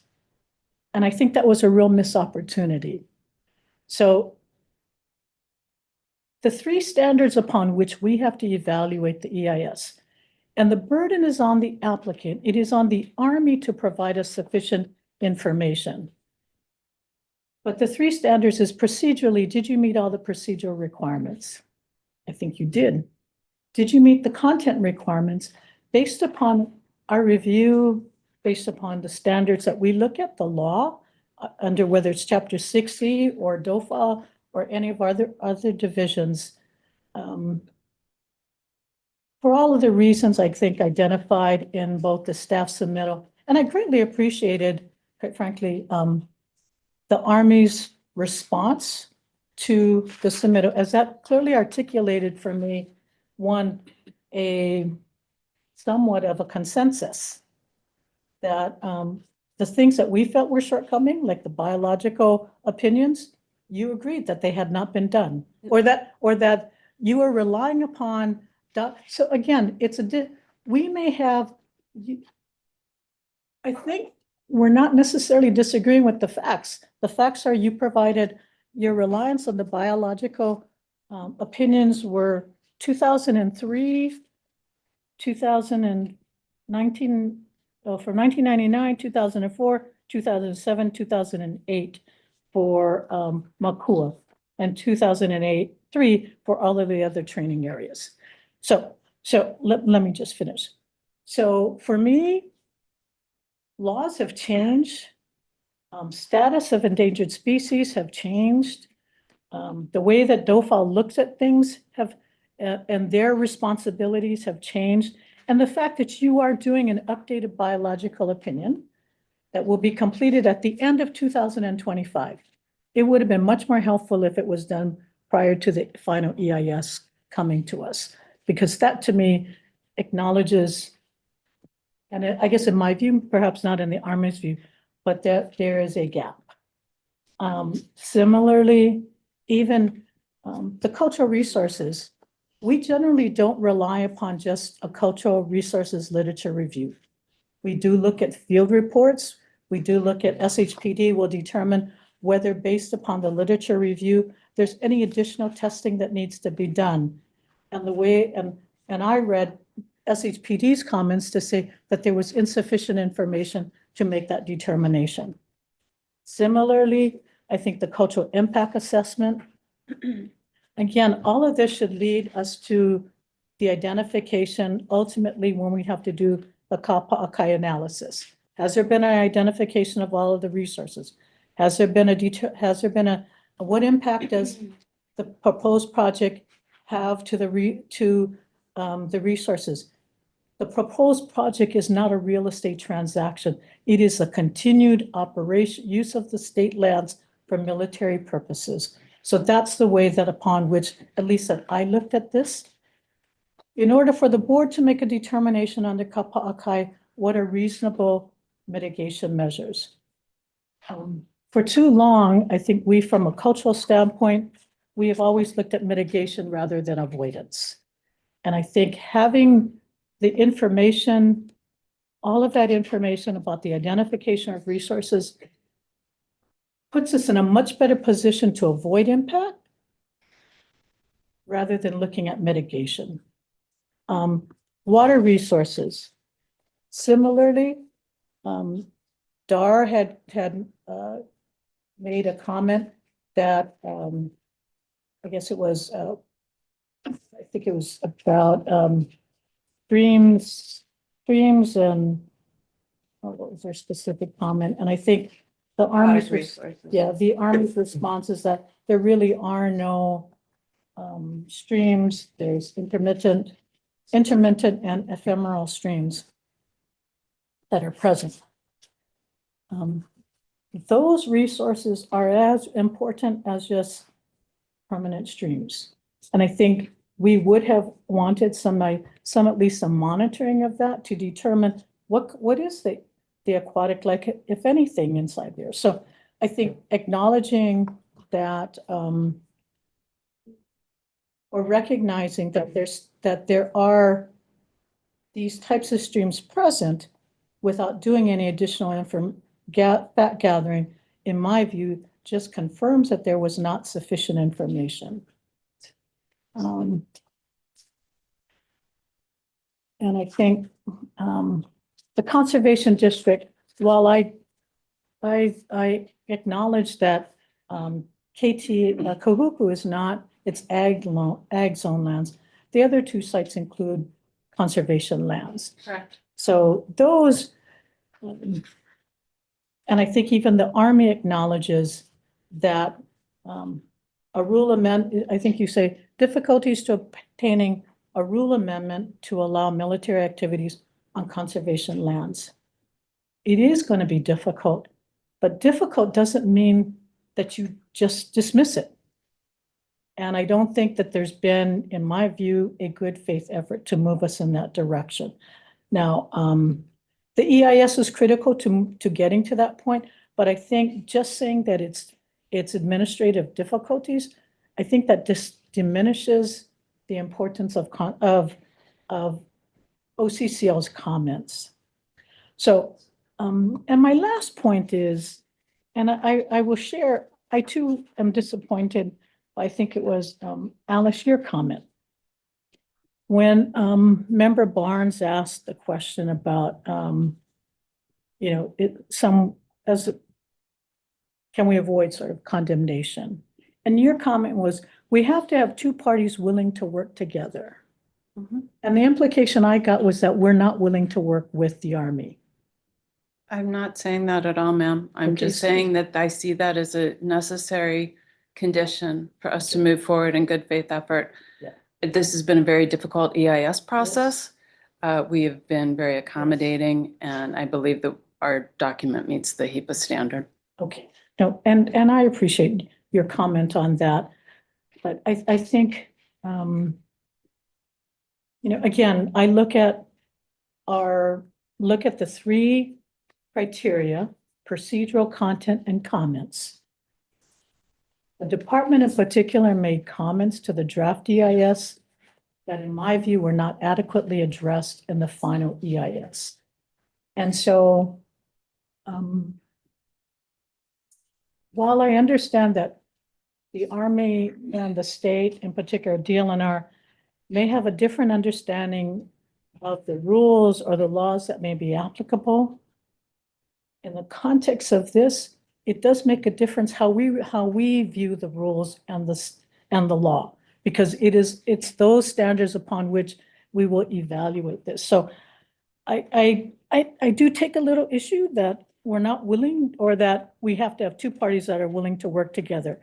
I think I would have appreciated having some acknowledgement in the document that there's shortcomings. So there seems to be, because even your comment, which I think I, like the staff, took a little issue that it was about talking to Kupuna, and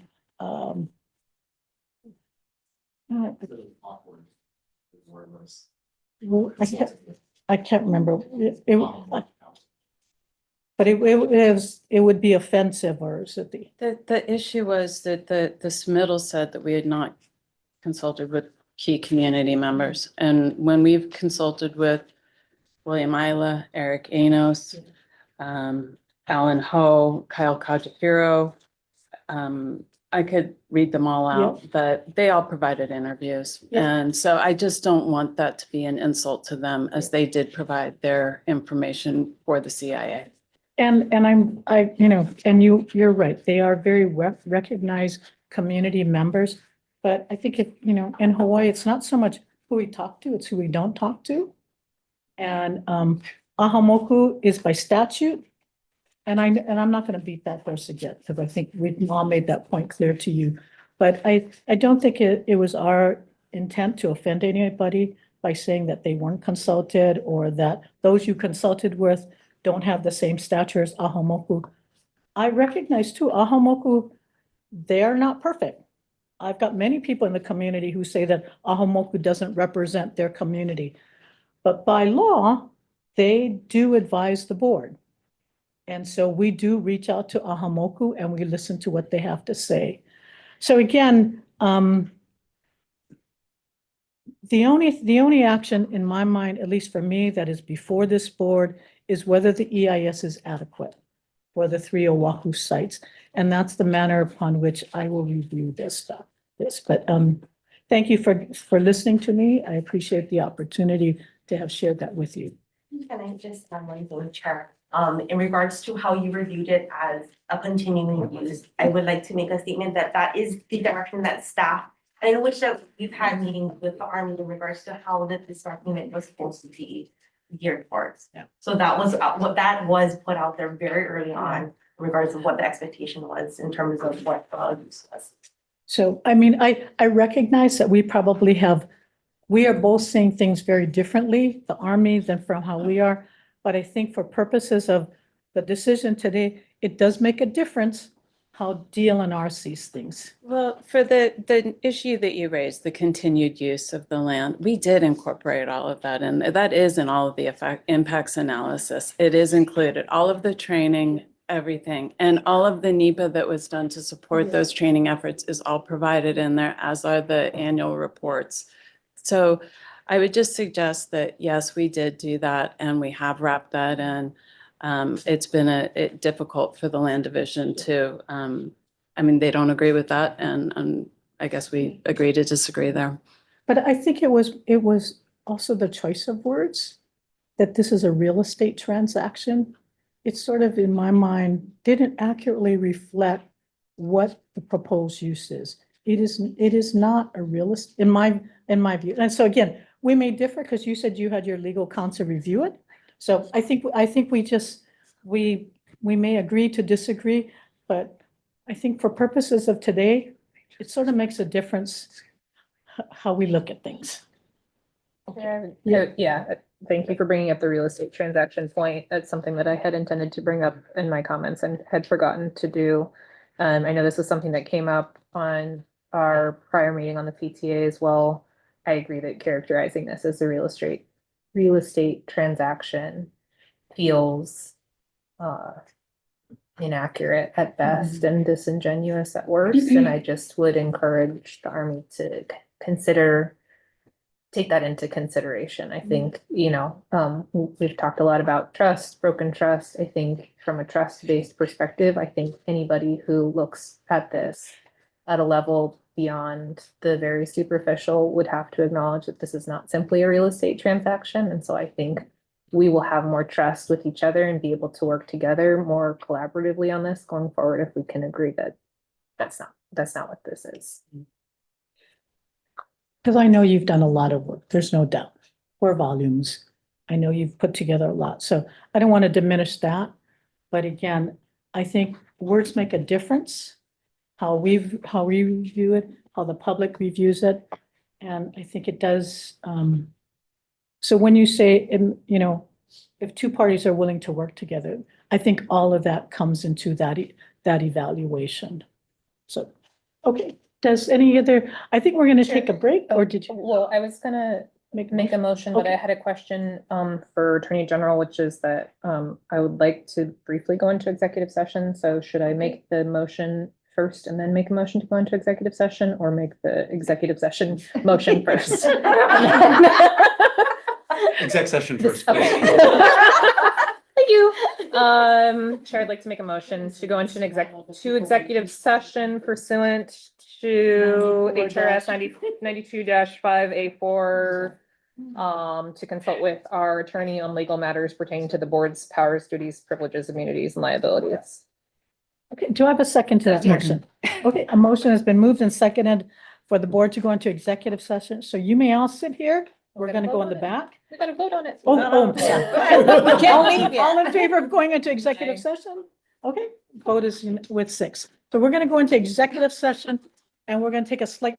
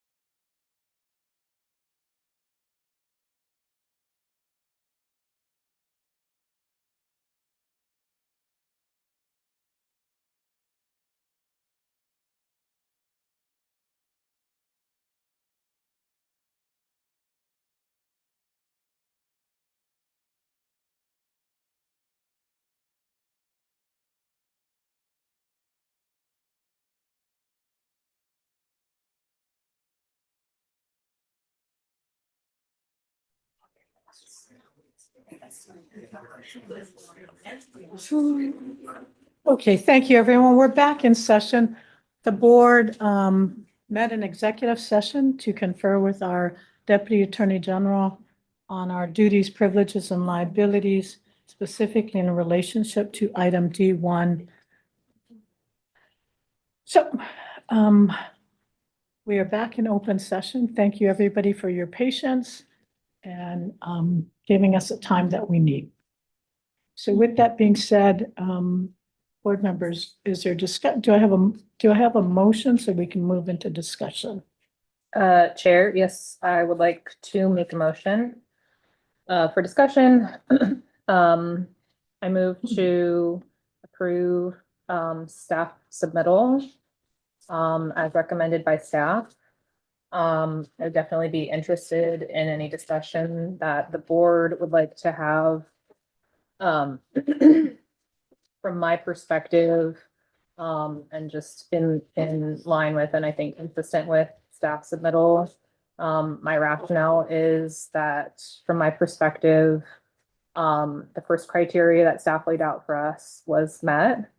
However, the second was not. I think we've had a lot of comments from the public, from the board, outlining the various ways that is the case. From my perspective, I think just the fundamental baseline of the data information, again, you know, as staff reminded us, we need to have sufficient information to make a decision. Don't think that we met that standard. I have been taking notes and have a couple of ideas of areas that I would call out, but again, if there are other areas that other members of the board would welcome those in discussion. So we talked about the biological studies, both terrestrial and aquatic. Do not provide enough information to determine impacts to biological resources. So that would be my first point. My second point would be on the archaeological surveys. So that those don't cover the full sort of extent, as Lauren mentioned, of the area that is required to allow us to determine the impacts to historical and cultural resources. My third, which we talked about, would be related to Ahamoku and insufficiency of the consultation with Ahamoku and other key individuals. I'm sorry, there's a lot of points to keep track of. And then fourth would be essentially that then in turn does not provide enough information for us to conduct Kapa'akai analysis.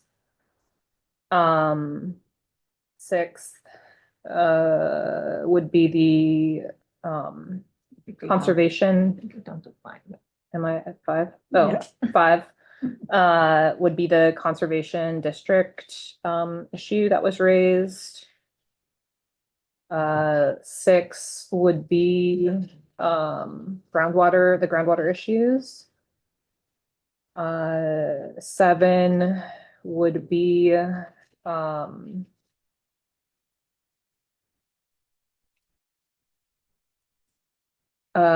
sorry, 7 would be adequately considering staff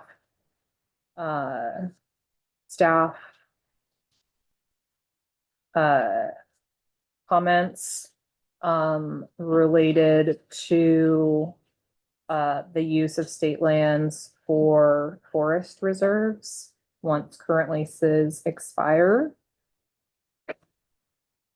And then 8 would be the issue of real estate transaction that both the chair and I raised. And then I would suggest that the third criteria was also not met in that the comments provided by DLNR staff were not sufficiently addressed in the final document.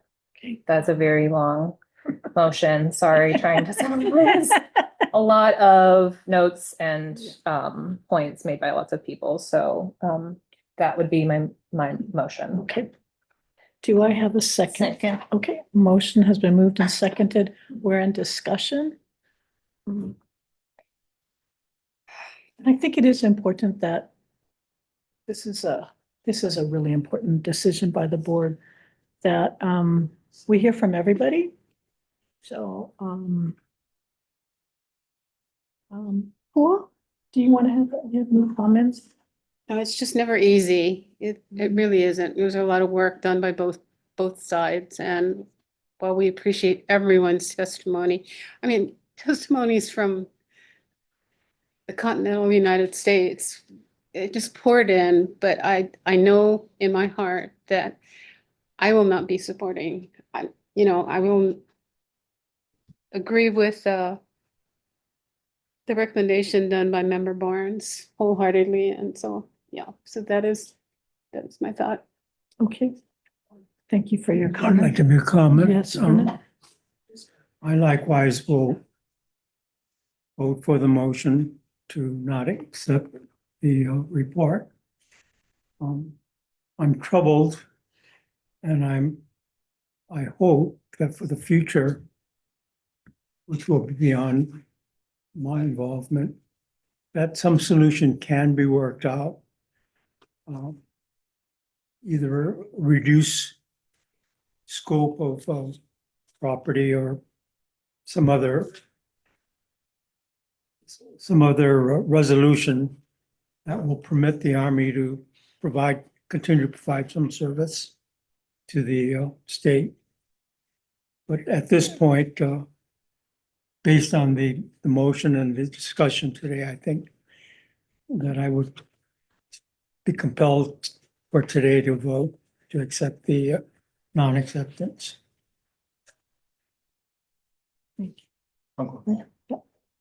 Thank you. I understand the concerns with shortcomings in the EIS. Okay. I also appreciate the Army's willingness and preferred recommended alternative to return the 5,872 acres back to the state of Hawaii. I feel that the denial of the EIS will slow down the return of the 5,872 acres back to the state. So because of that, and because I want the show of good faith by the Army to move forward, I'm going to be voting against this motion. Just want to let you know my reasons. Thank you, Riley. Okay. Karen? I'd like to thank staff for the work that they did. And most importantly, to everyone in this room and everyone that submitted testimony. That was a lot of reading that we have to do, lots of reading. If you can't sleep, read the documents, you'll fall asleep. And wake up and read again. But thank you. It's not an easy decision to make, but I'm going to be supporting Member Barnes' recommendation. Can I just say one Yes, more no, thing? please. Riley, you know, I love and respect you, and I wholeheartedly agree with a lot of what you said, and I also hope that this doesn't get in the way of moving in a positive direction and, you know, along the lines of the conversation that we had earlier. You know, this is a first step. I hope that we can continue to work cooperatively together. These are really hard conversations, and I appreciate you being here and being present and answering all those difficult questions. And yeah, so thank you. Sure. Can I just say I love you too, brother? Pooh is always, bless her heart, Pooh is always just the most compassionate person. I just, you know, I just want to make a comment. I too am inclined to support the motion. But I do want to acknowledge that I think the Army, I think they've heard a lot of the community's concerns. I do not in any way want to diminish that, because I think there has been efforts to meet I think that they have, the fact that they've talked about cutting back their footprint. I think that is significant.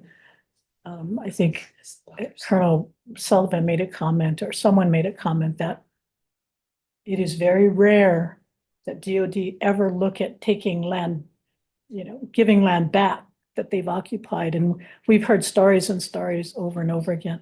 But again, I think this is recognizing times have changed. I think we have seen the power of the community. Those of you who have showed up here, as well as in our last meeting, that your voices are being heard. But I also want you to understand there is balance that we all have to make. That it is not always just black and white, one way or the other. That there is, the military has been, I think there's a role for the military here. There is national security interests when you think about where we are strategically located. But that to me is not the issue before us today. Whether the Army has a continued presence, that's not the issue. And I think Board Member Char has articulated numerous times about, how can we find a path forward? Can we work on something else? But again, I think that the only action before us is the acceptance or non-acceptance of the EIS. Did they meet the legal standards that's been articulated? One, I think we have to look at procedurally, have they complied? And I think the recommendation by staff is they have. Second criteria, the content requirements. Staff, so for me, I concur with staff submittal that the FEIS is insufficient as there's a clear lack of baseline data for the board to make an informed decision that the impacts of the natural, historical, biological, and cultural resources have not been satisfied. And the third criteria is the comments during the review process, have they been received satisfactorily to the accepting authority, and have they been incorporated in the final EIS? I concur with the staff submittal that the DLNR comments, and that's the one I'm reviewing, on the draft EIS were not satisfactorily addressed in the final EIS. Now, the Army may have a different view of what's the applicable laws, but based upon, and rarely does all of our divisions have comments that they make on EISs. But in this particular case, those divisions that did provide comments felt that the EIS was inadequate. So based upon those criteria, I am inclined to support the motion by Board Member Barnes. But I think as Alice indicated and Colonel Sullivan, I'm optimistic that this is not the last conversation that we have, that there will be opportunities for us to explore how do we work together, how are there other means to continue to support each other, both because you have been a good partner with us in helping support, whether it's through the REPI program or other programs.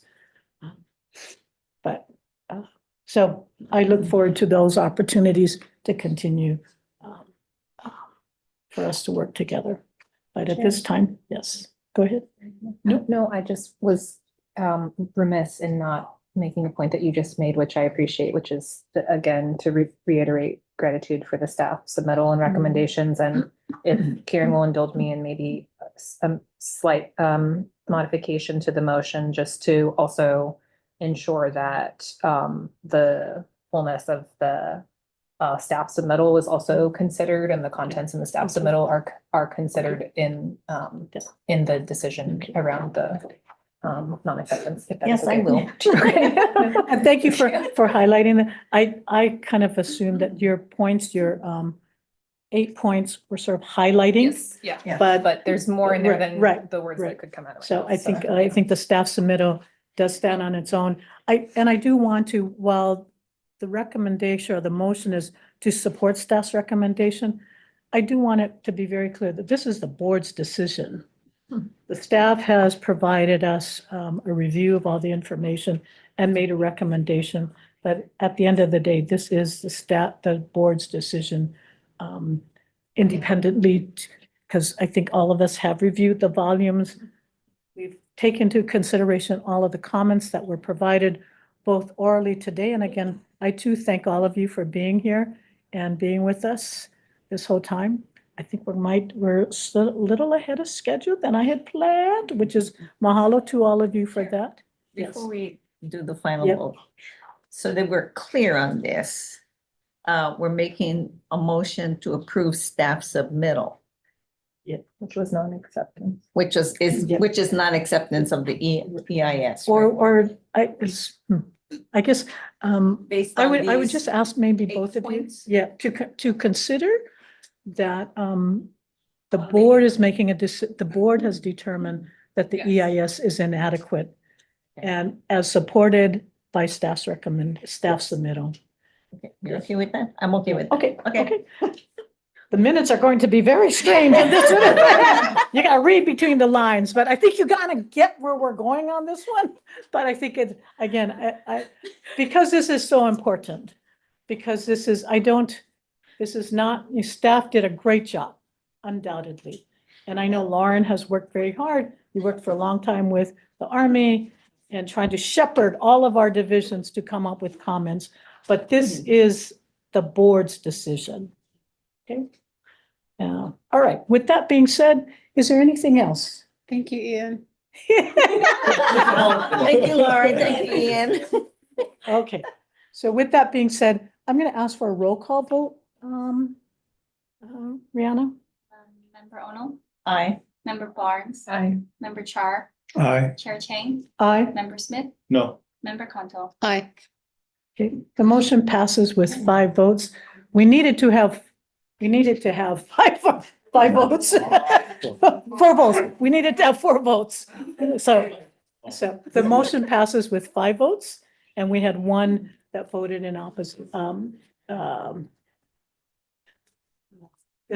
to the motion. So the motion passes. So again, thank you, everybody. We appreciate all of thank you for being here and for your participation. If there is no other business before the board, the meeting is adjourned. Mahalo, mahalo, mahalo.